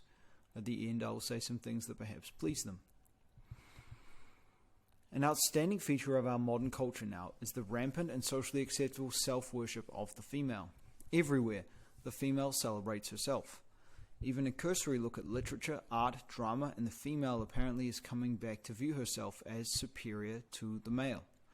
Some might claim this is a kind of backlash or balancing of scales, but it goes beyond that. Woman now rampantly refers to herself as goddess. Bookstores are full of books celebrating womanhood. You will see books about sisters, but few about brothers. You see the books about the goddess as applied to ordinary earthly women, but men don't call themselves gods. You see seminar after seminar in which women celebrate their spirituality or their sensuality or their women's mysteries. Any activity referring to the male mysteries is generally mocked, laughed at. Women celebrate their bonding, but generally when a female speaks of male bonding, she does so sarcastically and derisively. This notwithstanding that male bonding of the past is what brought her culture, her protection, the entire material world she lives in. Women are touted everywhere. Themes in the media and drama are popular in which men excoriate men, mock them, and even physically attack them. The bizarre notion is even being developed in our society that there are no physical differences between men and women. Violent and aggressive female characters are presented repeatedly in media as having physical prowess over men, beating them up, killing them, and making mayhem everywhere. This is extended even to our military, and the ranks of the warrior are being diluted by the female. It has even become taboo in our military to acknowledge the obvious facts of a woman's generally weaker physique and less intrepid and enduring psychological nature. This extends to young women, and everywhere girls celebrate themselves as girls. You will see t-shirts and bumper stickers saying girls this or girls that, or girl, but you don't see boys celebrated this way by adults or boys celebrating themselves as boys. This has to be considered an extraordinary situation, given most of human history. Was the acknowledged superiority of the male throughout most of our past simply a misunderstanding? Did our indigenous and ancient forebears, normally attributed with extraordinary powers of perception of both natural law and human nature, simply get it wrong and make a mistake in this one area, assuming as they did the superiority of the male? As spoken earlier, it is certainly remarkable if one scans the context out of which our various cultures emerged to see this modern worship of herself by the female. As mentioned, everywhere we hear in modern culture about the goddess. It is popular and socially acceptable now to use the term goddess and less to use the term god. Even women have become comfortable referring to themselves as goddess. However, if a man were to refer to himself as a god, he would be criticized. Is female here cheapening the idea of the term goddess, or is this simply a reflection of the modern female worship of herself as she elevates herself above men? It is especially interesting how the female is even asserting herself into the ground of mystical religion, once the province of the male, and occupying it with such certainty. Everywhere we see photos of modern females sitting in the yogi's posture as if ascetics pursuing renunciation. The cover of Yoga Journal sports these photos regularly. It has been very hip for women to present themselves in the posture of the yogi and ascetic in lotus position, etc. In fact, the male form is featured less often in these contexts now than the female. The female form surely dominates this field now in the West. Knowing mystical and religious history, and who gave us yoga, this is a very strange phenomenon indeed. Everywhere I see photos and depictions of these modern American females in ascetic poses. However, it seems that this part of the trend is nothing but glamour and self-aggrandizement. Verily, in real life I don't meet women who in themselves actually are in pursuit of the yogi's goal or the ascetic's goal. In fact, meeting one of these renunciant females, such as at a yoga retreat, etc., can produce all kinds of snits and woman spurn dramas if a man shows insufficient interest in romance and sex. That central goal of yoga is chitta vritti nirodha, or stopping the mind. But I find that most females have little interest in this. In fact, even among female yoga types, the subject of meditation seems to bore them utterly. The actual desire to practice renunciation and austerities as inherent to the posture of the yogi seems not to be in evidence in the mind of the American female. Yet she indeed sports and frolics in these sacred poses, almost as if yoga and mysticism is now a female thing. This is really quite extraordinary. Is the female actually superior to the male, as apparently now believed in our culture and media? Were most peoples of the past simply mistaken in their observations? Were they just following assumptions that were forced on them? Did the male simply commandeer his superior position through aggression or violence? Or was there truth in the idea of the superiority of the male? Saints and sages of the present and past seem to abide with some assumptions about, if not the superiority of the male, at least the differences between them. Buddha refused to ordain nuns and only took monks. Krishna and the other scriptures always speak in terms of he, him, etc.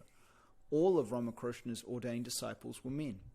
The Swami orders of India generally only accept males, regardless of the fact that Westerners today, always assuming that they know better than the ancient knowledge, continuously try to subvert the situation. Why is it that the great founders of the religions have all been males?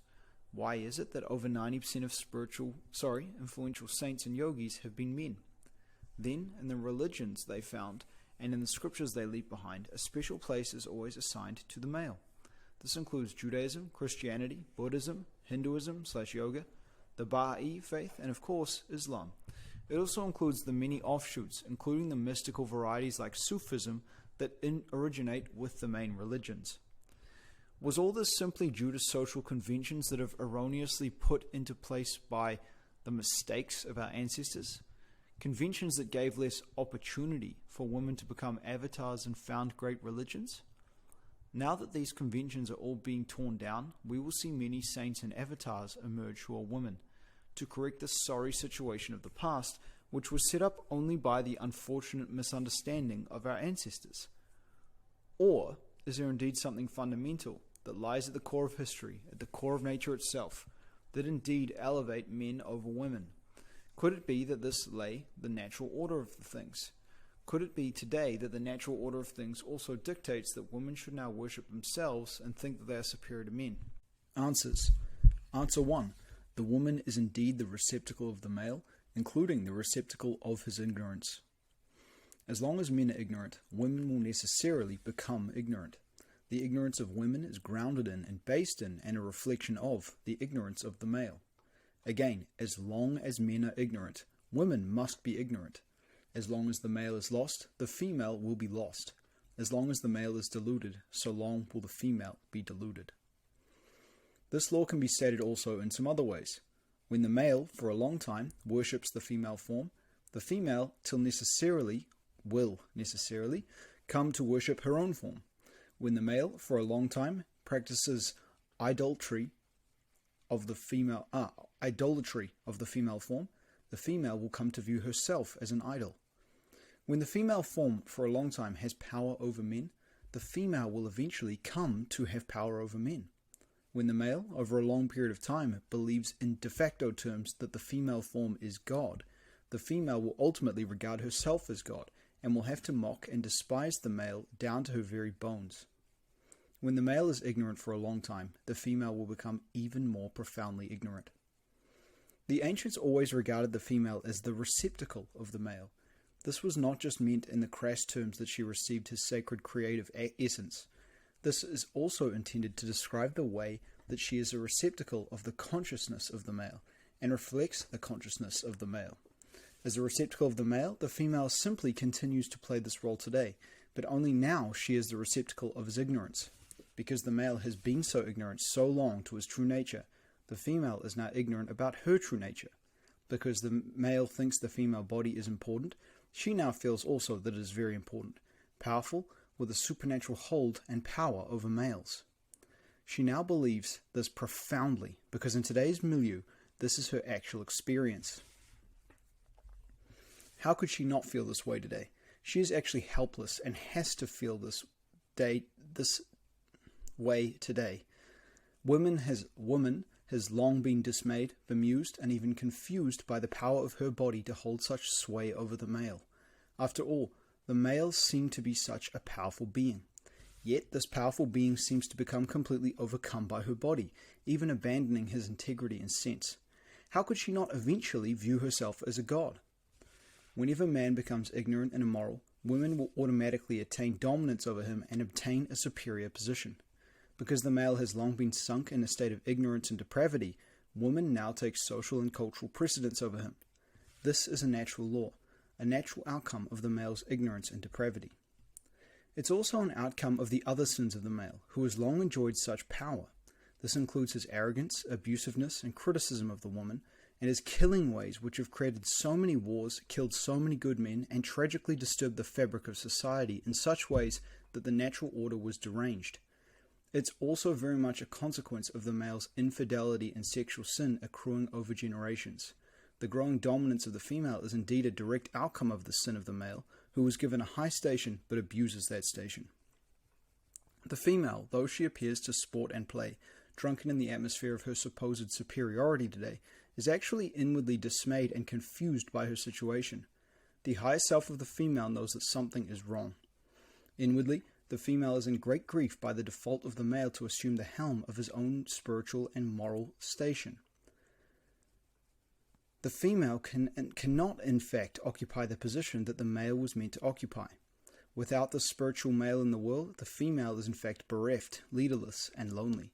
In fact, the female today has a hard time finding a male who can be a spiritual companion to her, so debased is the male. And the female, with an innate purpose of companionship, will always be in sorrow over the lack of a companion at the spiritual level. She can really have no greater sorrow than this.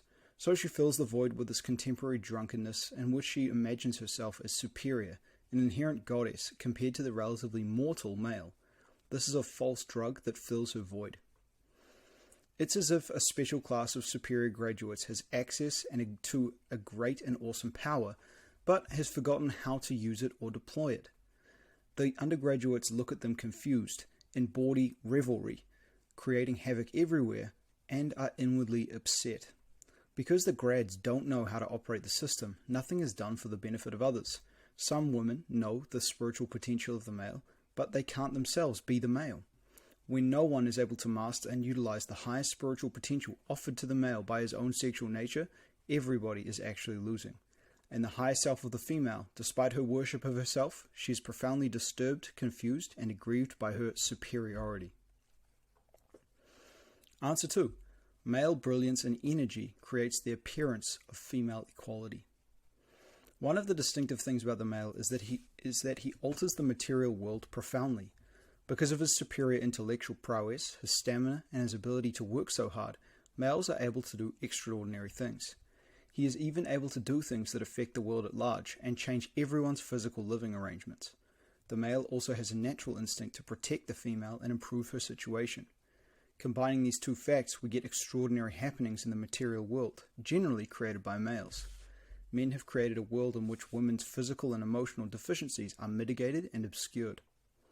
Most of the important material developments in recorded history were developed and inaugurated by males, and many of these have altered the situation for women in such a way that females' natural inferiorities are cloaked, obscured, or made to appear irrelevant. An example would be the automobile, created, developed, and manufactured originally by males. Today you can see the roads filled with females driving cars. In modern culture, the car has become like an extension of the body for most. At the actual physical level, a male can run faster than a female. A male can carry a heavier physical burden. A male can endure and walk longer than a female. This is the fact that was once obvious before males invented so many things. But when a woman steps into the car made by her brothers and fathers, she becomes equal in these areas. She can go just as fast as anyone else, just as far as anyone else. So males created a device that benefits the woman so much that it technologically equalizes her. There is nothing in our world that affects our world today more than technology, and in every major case, males are behind it. Is that simply because of a false inequality pushed upon women for millennia, giving her less opportunity to invent cars, develop steel industries, and invent light bulbs? Or does the preponderance of males in these fields spring from the nature of things? In the past several decades, women have had legal equality everywhere, even preferential treatment. But consider the technical invention that now dominates the world, the one that has supplanted in importance Henry Ford's automobile, and now affecting life more than any other thing, the computer. And who is behind the development of the computer and software? Males. In fact, it is commonly known there is a distinct maleness about the corporate culture of Microsoft Corporation, not to mention its male history. Is this another sort of mistake, only a result of male oppression, even in this day when women are so free?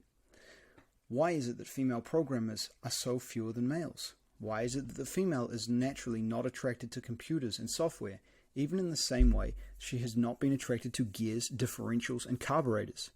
This is just another trick of the oppressive males, right? Or does it represent fundamental differences between men and women in general? Again, with computers, just like the first typewriter, invented by another male, the computer is a great equalizer at one level. It is something anyone with a little brains can use. So both men and women can do all sorts of important work with it. In earlier times, most men's work was indeed something the average female could not perform. But here men have so altered the nature that work is something quite accessible to the woman. So she can go to the workplace, so strangely attractive to today's women, and do corporate work instead of her old, more varied and meaningful work. Again, males have created a situation in which her differences can be obscured or made less relevant. Many examples of this can be cited.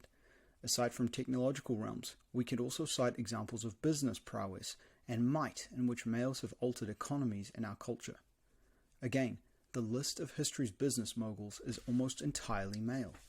But the main point here is that men themselves, through their powerful abilities and instinct to help and improve situations, have created an entire culture in which the natural weaknesses of the female can become obscured or less relevant. So here is the actual superiority of the male, in certain realms of life, that makes it possible for the female to sport and play and have her adventures in equality. Next chapter, Drunken Goddesses. Women today actually believe that they are superior to men and are beginning to rule the world. How did that happen? Are they really superior? The actual case of the changing positions of men and women. And we'll just remember that quote once more. Ever fed, never satisfied. Never fed, ever satisfied. From Paramahansa Yogananda.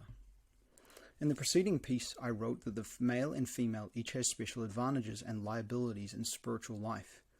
Now I need to comment about men and women in another way. When the male is sunk in sexual addiction, he comes to worship the female in de facto terms. When the male becomes the thrall to the female, vast changes take place in society and civilization itself. I want to comment on some of the aspects of these changes today. Many absurd situations are developing and need comment. Because the male has been sunk in thraldom to sex, he is becoming sunk in thraldom to the female. Because he has become sunk in thraldom to the female and no longer occupies his natural high station as a human being, modern females have actually come to believe themselves superior to men in all sorts of ways, and act as if it were so. In view of the testimony of history and scripture, we have embarked upon very strange times. Here I will say some things that offend some female egos. A bizarre feature of our modern culture now is the rampant and socially acceptable self-worship of the female. Everywhere the female celebrates herself. Even a cursory look at literature, art, drama, reveals that the female now views herself as superior to the male.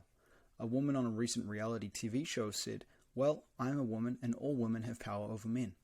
I overheard a woman in the bookstore say in the presence of men, "I'm sure glad I was born a woman." Women and girls tout themselves everywhere. Some might claim that this is a kind of backlash or balancing of scales, but it goes beyond that. Bookstores are full of books celebrating womanhood. You will see books about sisters, but few about brothers. You may see books about motherhood, but few about fatherhood. You see books celebrating being a girl, but few celebrating boyhood. Seminars and lectures celebrate women's spirituality or women's power or mysteries. Refer to the male mysteries and women will mock it. Women celebrate their bonding, but when a female speaks of male bonding, she does so sarcastically and derisively. This notwithstanding that male bonding of the past is what brought her her culture, her protection, the entire material world she lives in. Girls today are egged on in celebrating their girlhood.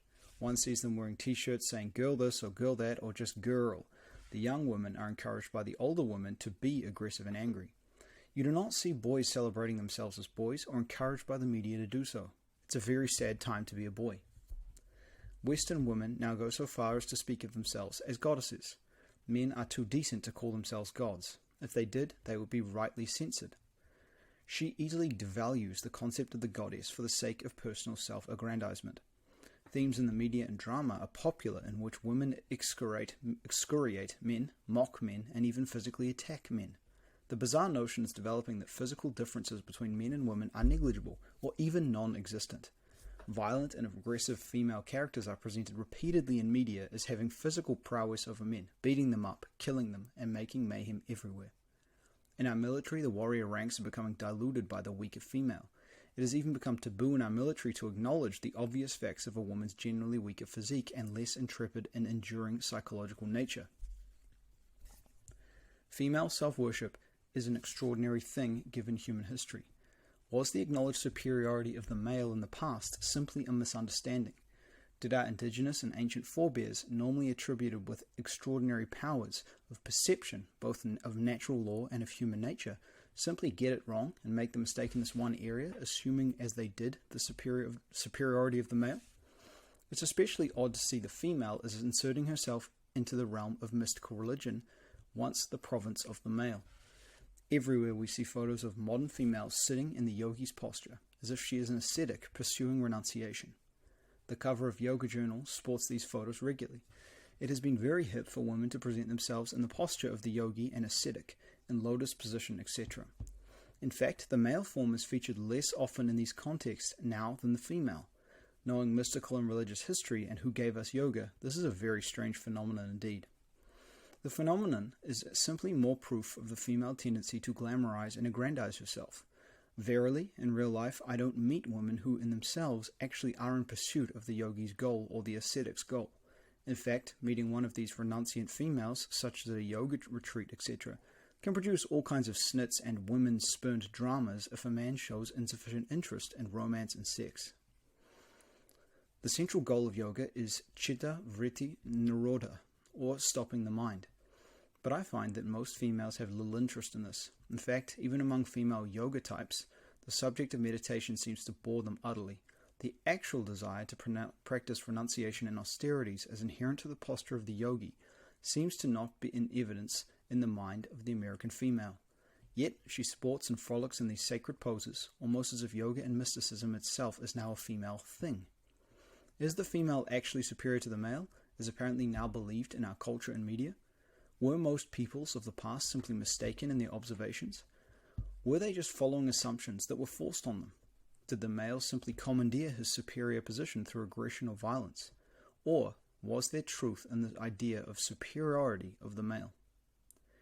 Saints and sages of the present and past seem to abide with some assumptions about, if not the superiority of the male, at least the differences between them. Buddha refused to ordain nuns and he only took monks. Krishna and the other scriptures always speak in terms of he, him, etc. All of Ramakrishna's ordained disciples were men. The Swami orders of India generally only accept males, regardless of the fact that Westerners today, always assuming that they know better than the ancient knowledge, continuously try to subvert the situation. Why is it that the great founders of the religions have all been males? Why is it that over 90% of influential saints and yogis have been men? Then, in the religions they found, and in the scriptures they leave behind, a special place is always assigned to the male. This includes Judaism, Christianity, Buddhism, Hinduism/yoga, the Baha'i faith, and of course, Islam. It also includes the many offshoots, including the mystical varieties like Sufism that originate within the main religions. Was all this simply due to our social conventions that have Was all this simply due to social conventions that have been erroneously put into place by the mistakes of our ancestors? Conventions that gave less opportunity for women to becoming avatars and found great religions. Now that these conventions are all being torn down, will we see many saints and avatars emerge who are women to correct the sorry situation of the past, which was set up only by the unfortunate misunderstanding of our ancestors? Or is there indeed something fundamental that lies at the core of history, at the core of nature itself, that indeed elevate men over women? Could it be that this lay in the natural order of things? Could it be that today that the natural order of things also dictates that women should now worship themselves and think that they are superior to men? Answer 1. The woman is indeed the receptacle of the male and the receptacle of his ignorance. And just to let you know, if you're reading, there's been some repeated chapters here, but we're coming to the end of this, and I'm none the wiser as to whether or not this is just a corrupted document or something's gone wrong or whatever. This is how it's supposed to be, so yeah, just bear with me. The ancients, always keen observers of natural verities, regarded the female as a negative polarity and the male as the positive. They perceived the female's natural role as receptacle and reflector of the male. This refers not only to carnal matter of her receiving his seed. She is a receptacle of his actual consciousness and understanding. The ancients were not wrong. The female continues to play this role today, but now she is the receptacle of male ignorance. Because the male has been ignorant of his true nature for so long, the female is now ignorant of her true nature. Because the male now fawns over her body, she now regards her body as supremely important, having a supernatural hold and power over him. She believes this profoundly because in today's milieu it's her actual experience. Because she is the receptacle of his consciousness, she will view herself in the way that the male does. The ancients were right about the female. Not only is she indeed the negative polarity, the energy sink, she is the place of reception, and today she is the receptacle of male ignorance. As long as men are ignorant, women must be ignorant. As long as the male is lost, the female will be lost with him. As long as the male is deluded about her, so long will the female be deluded about herself. Let me state it in other ways. When the male for a long time worships the female form, the female will necessarily come to worship her own form. When the female form long has power over men, the female will come to have power over men. When the male treats the female as God, the female will ultimately regard herself as goddess. And she will mock and despise him in her bones and grieve within, because in her heart she knows that her bodily form is not God, but just a physical accretion of the mind. And in her heart she wants a man who knows where God is really found. Woman has long been bemused and even dismayed by the power of her body to hold such sway over the male. After all, the males heretofore seemed like such powerful beings. Yet this powerful being is completely overcome by her body, abandoning integrity and sense, even debasing himself in longing for it. How could she not finally give in and view herself as goddess? Whenever men become ignorant and immoral, women will automatically attain dominance over him and obtain a superior position. Because the male has long been sunk in a state of ignorance and depravity, women now take social and cultural precedence over him. This is a natural law, a direct outcome of male ignorance. It is also an outcome of the other sins of the male, who has long enjoyed such power. This includes his arrogance, abusiveness, criticism of the woman, and his killing ways, which have created so many wars, killed so many good men, and tragically disturbed the fabric of society in such ways that the natural order was deranged. It's also very much a consequence of the male's infidelity and sexual sin accruing over generations. The growing dominance of the female is indeed a direct outcome of the sin of the male, who was given a high station but abuses that station. The female, though she appears to sport and play. Man, this really is repeating what we just said, but there's like maybe a third of the words are slightly different. So, yeah, strange. I'm going to push to the next chapter because I can see more repetitions coming. Next chapter. The real conservationist is a renunciant, chastity in renunciation's cornerstone. The real conservationist is a renunciant, chastity is renunciation's cornerstone. Why man destroys the earth and why those who sin sexually cannot protect the earth. The one who restrains himself sexually is the primal conservationist. All conservationist powers are grounded in that. He conserves and holds sacred the very highest thing found in nature, the human creative seed. Better than 1,000 heirloom seed collectors is this man who preserves his sexual essence. Better than 1,000 Sierra clubs are 10 celibate men.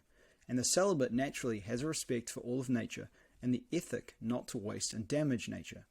His respect for his own body and its sacredness spreads naturally to the larger field of nature. The celibate is a natural respecter of nature. Conversely, the one with a genuine reverence for nature would naturally revere his own original purity. There are two basic dynamics that are leading men to destroy this planet.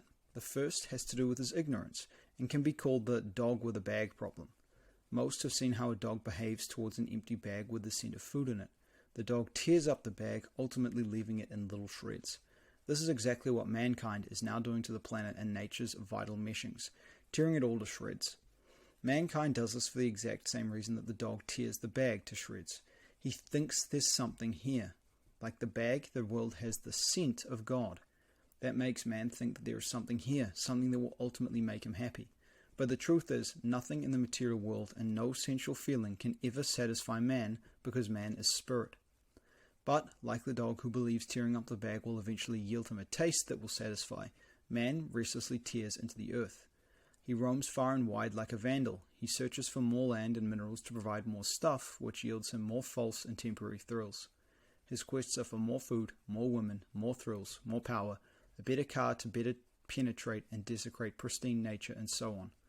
Whenever he realizes that he still has no satisfaction, he always imagines that some other conquest, another mine, another horizon, another invention, that these hold the answer. These have never proved to hold any answer, but man restlessly quests onward. Now he has the delusion that the happiness that eludes him will somehow be found in space, and he is spending millions now attempting thus to penetrate further into the empty material world. The great saint Neem Karoli Baba was sitting and was told that the Westerners had just sent a satellite to Mars. He just laughed and laughed.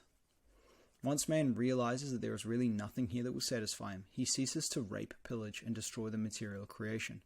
For now, he's a dog tearing things apart in his ignorance. The second reason that man is destroying the planet is related to his ignorance, but needs to be described more acutely. That is, man's many addictions to material things. He not only has the delusional belief that things in the material world will satisfy him, but also an addiction to these unsatisfactory things. Like the alcoholic who keeps drinking liquor even though it gives him no benefit, man has become attached to many possessions and assorted thrills that also give him no benefit. And it happens that in order for man to keep obtaining many of these possessions and thrills, he must tear apart the planet. The spirit of renunciation dissolves both of these ghosts. When one renounces, he realizes that he doesn't really need the things he once sought. Then, after renouncing, one is able to experience pleasures that are independent of the material world. He finds that these pleasures are superior to the old ones. Involvement with the material pleasures made it impossible to experience the finer spiritual pleasures. Now, with time, the renunciate becomes established in these finer joys and is satisfied. He no longer must quest far and wide, violating nature. Thus, renunciation is the spirit that allows man to cease from destroying the planet. One can see this powerful dynamic benefiting many simple people in all walks of life, even today. Anyone who simply consumes less and leads a simple life is a renunciate, and noble. This assists the earth greatly. Because sexual celibacy is one of the highest forms of renunciation, celibate monks and nuns, and secular people of restraint, are the precursors as well as founding cornerstone of conservation impulses. The man or woman pursuing celibacy, or at least tries to get his discharges down to no more than once a month, is hewing closer to the pattern of nature. Not even animals rut and breed indiscriminately at all hours. Not even animals use their creative powers for pleasure or as a drug to make themselves feel good or divorced from the creative purpose of sex. When man sexes himself beyond cyclical parameters seen in nature, know verily that he has fallen from his high evolutionary perch. When a man or woman pursues sexuality divorced from creative intent, they have verily fallen beneath an animal. And that's the end of the book.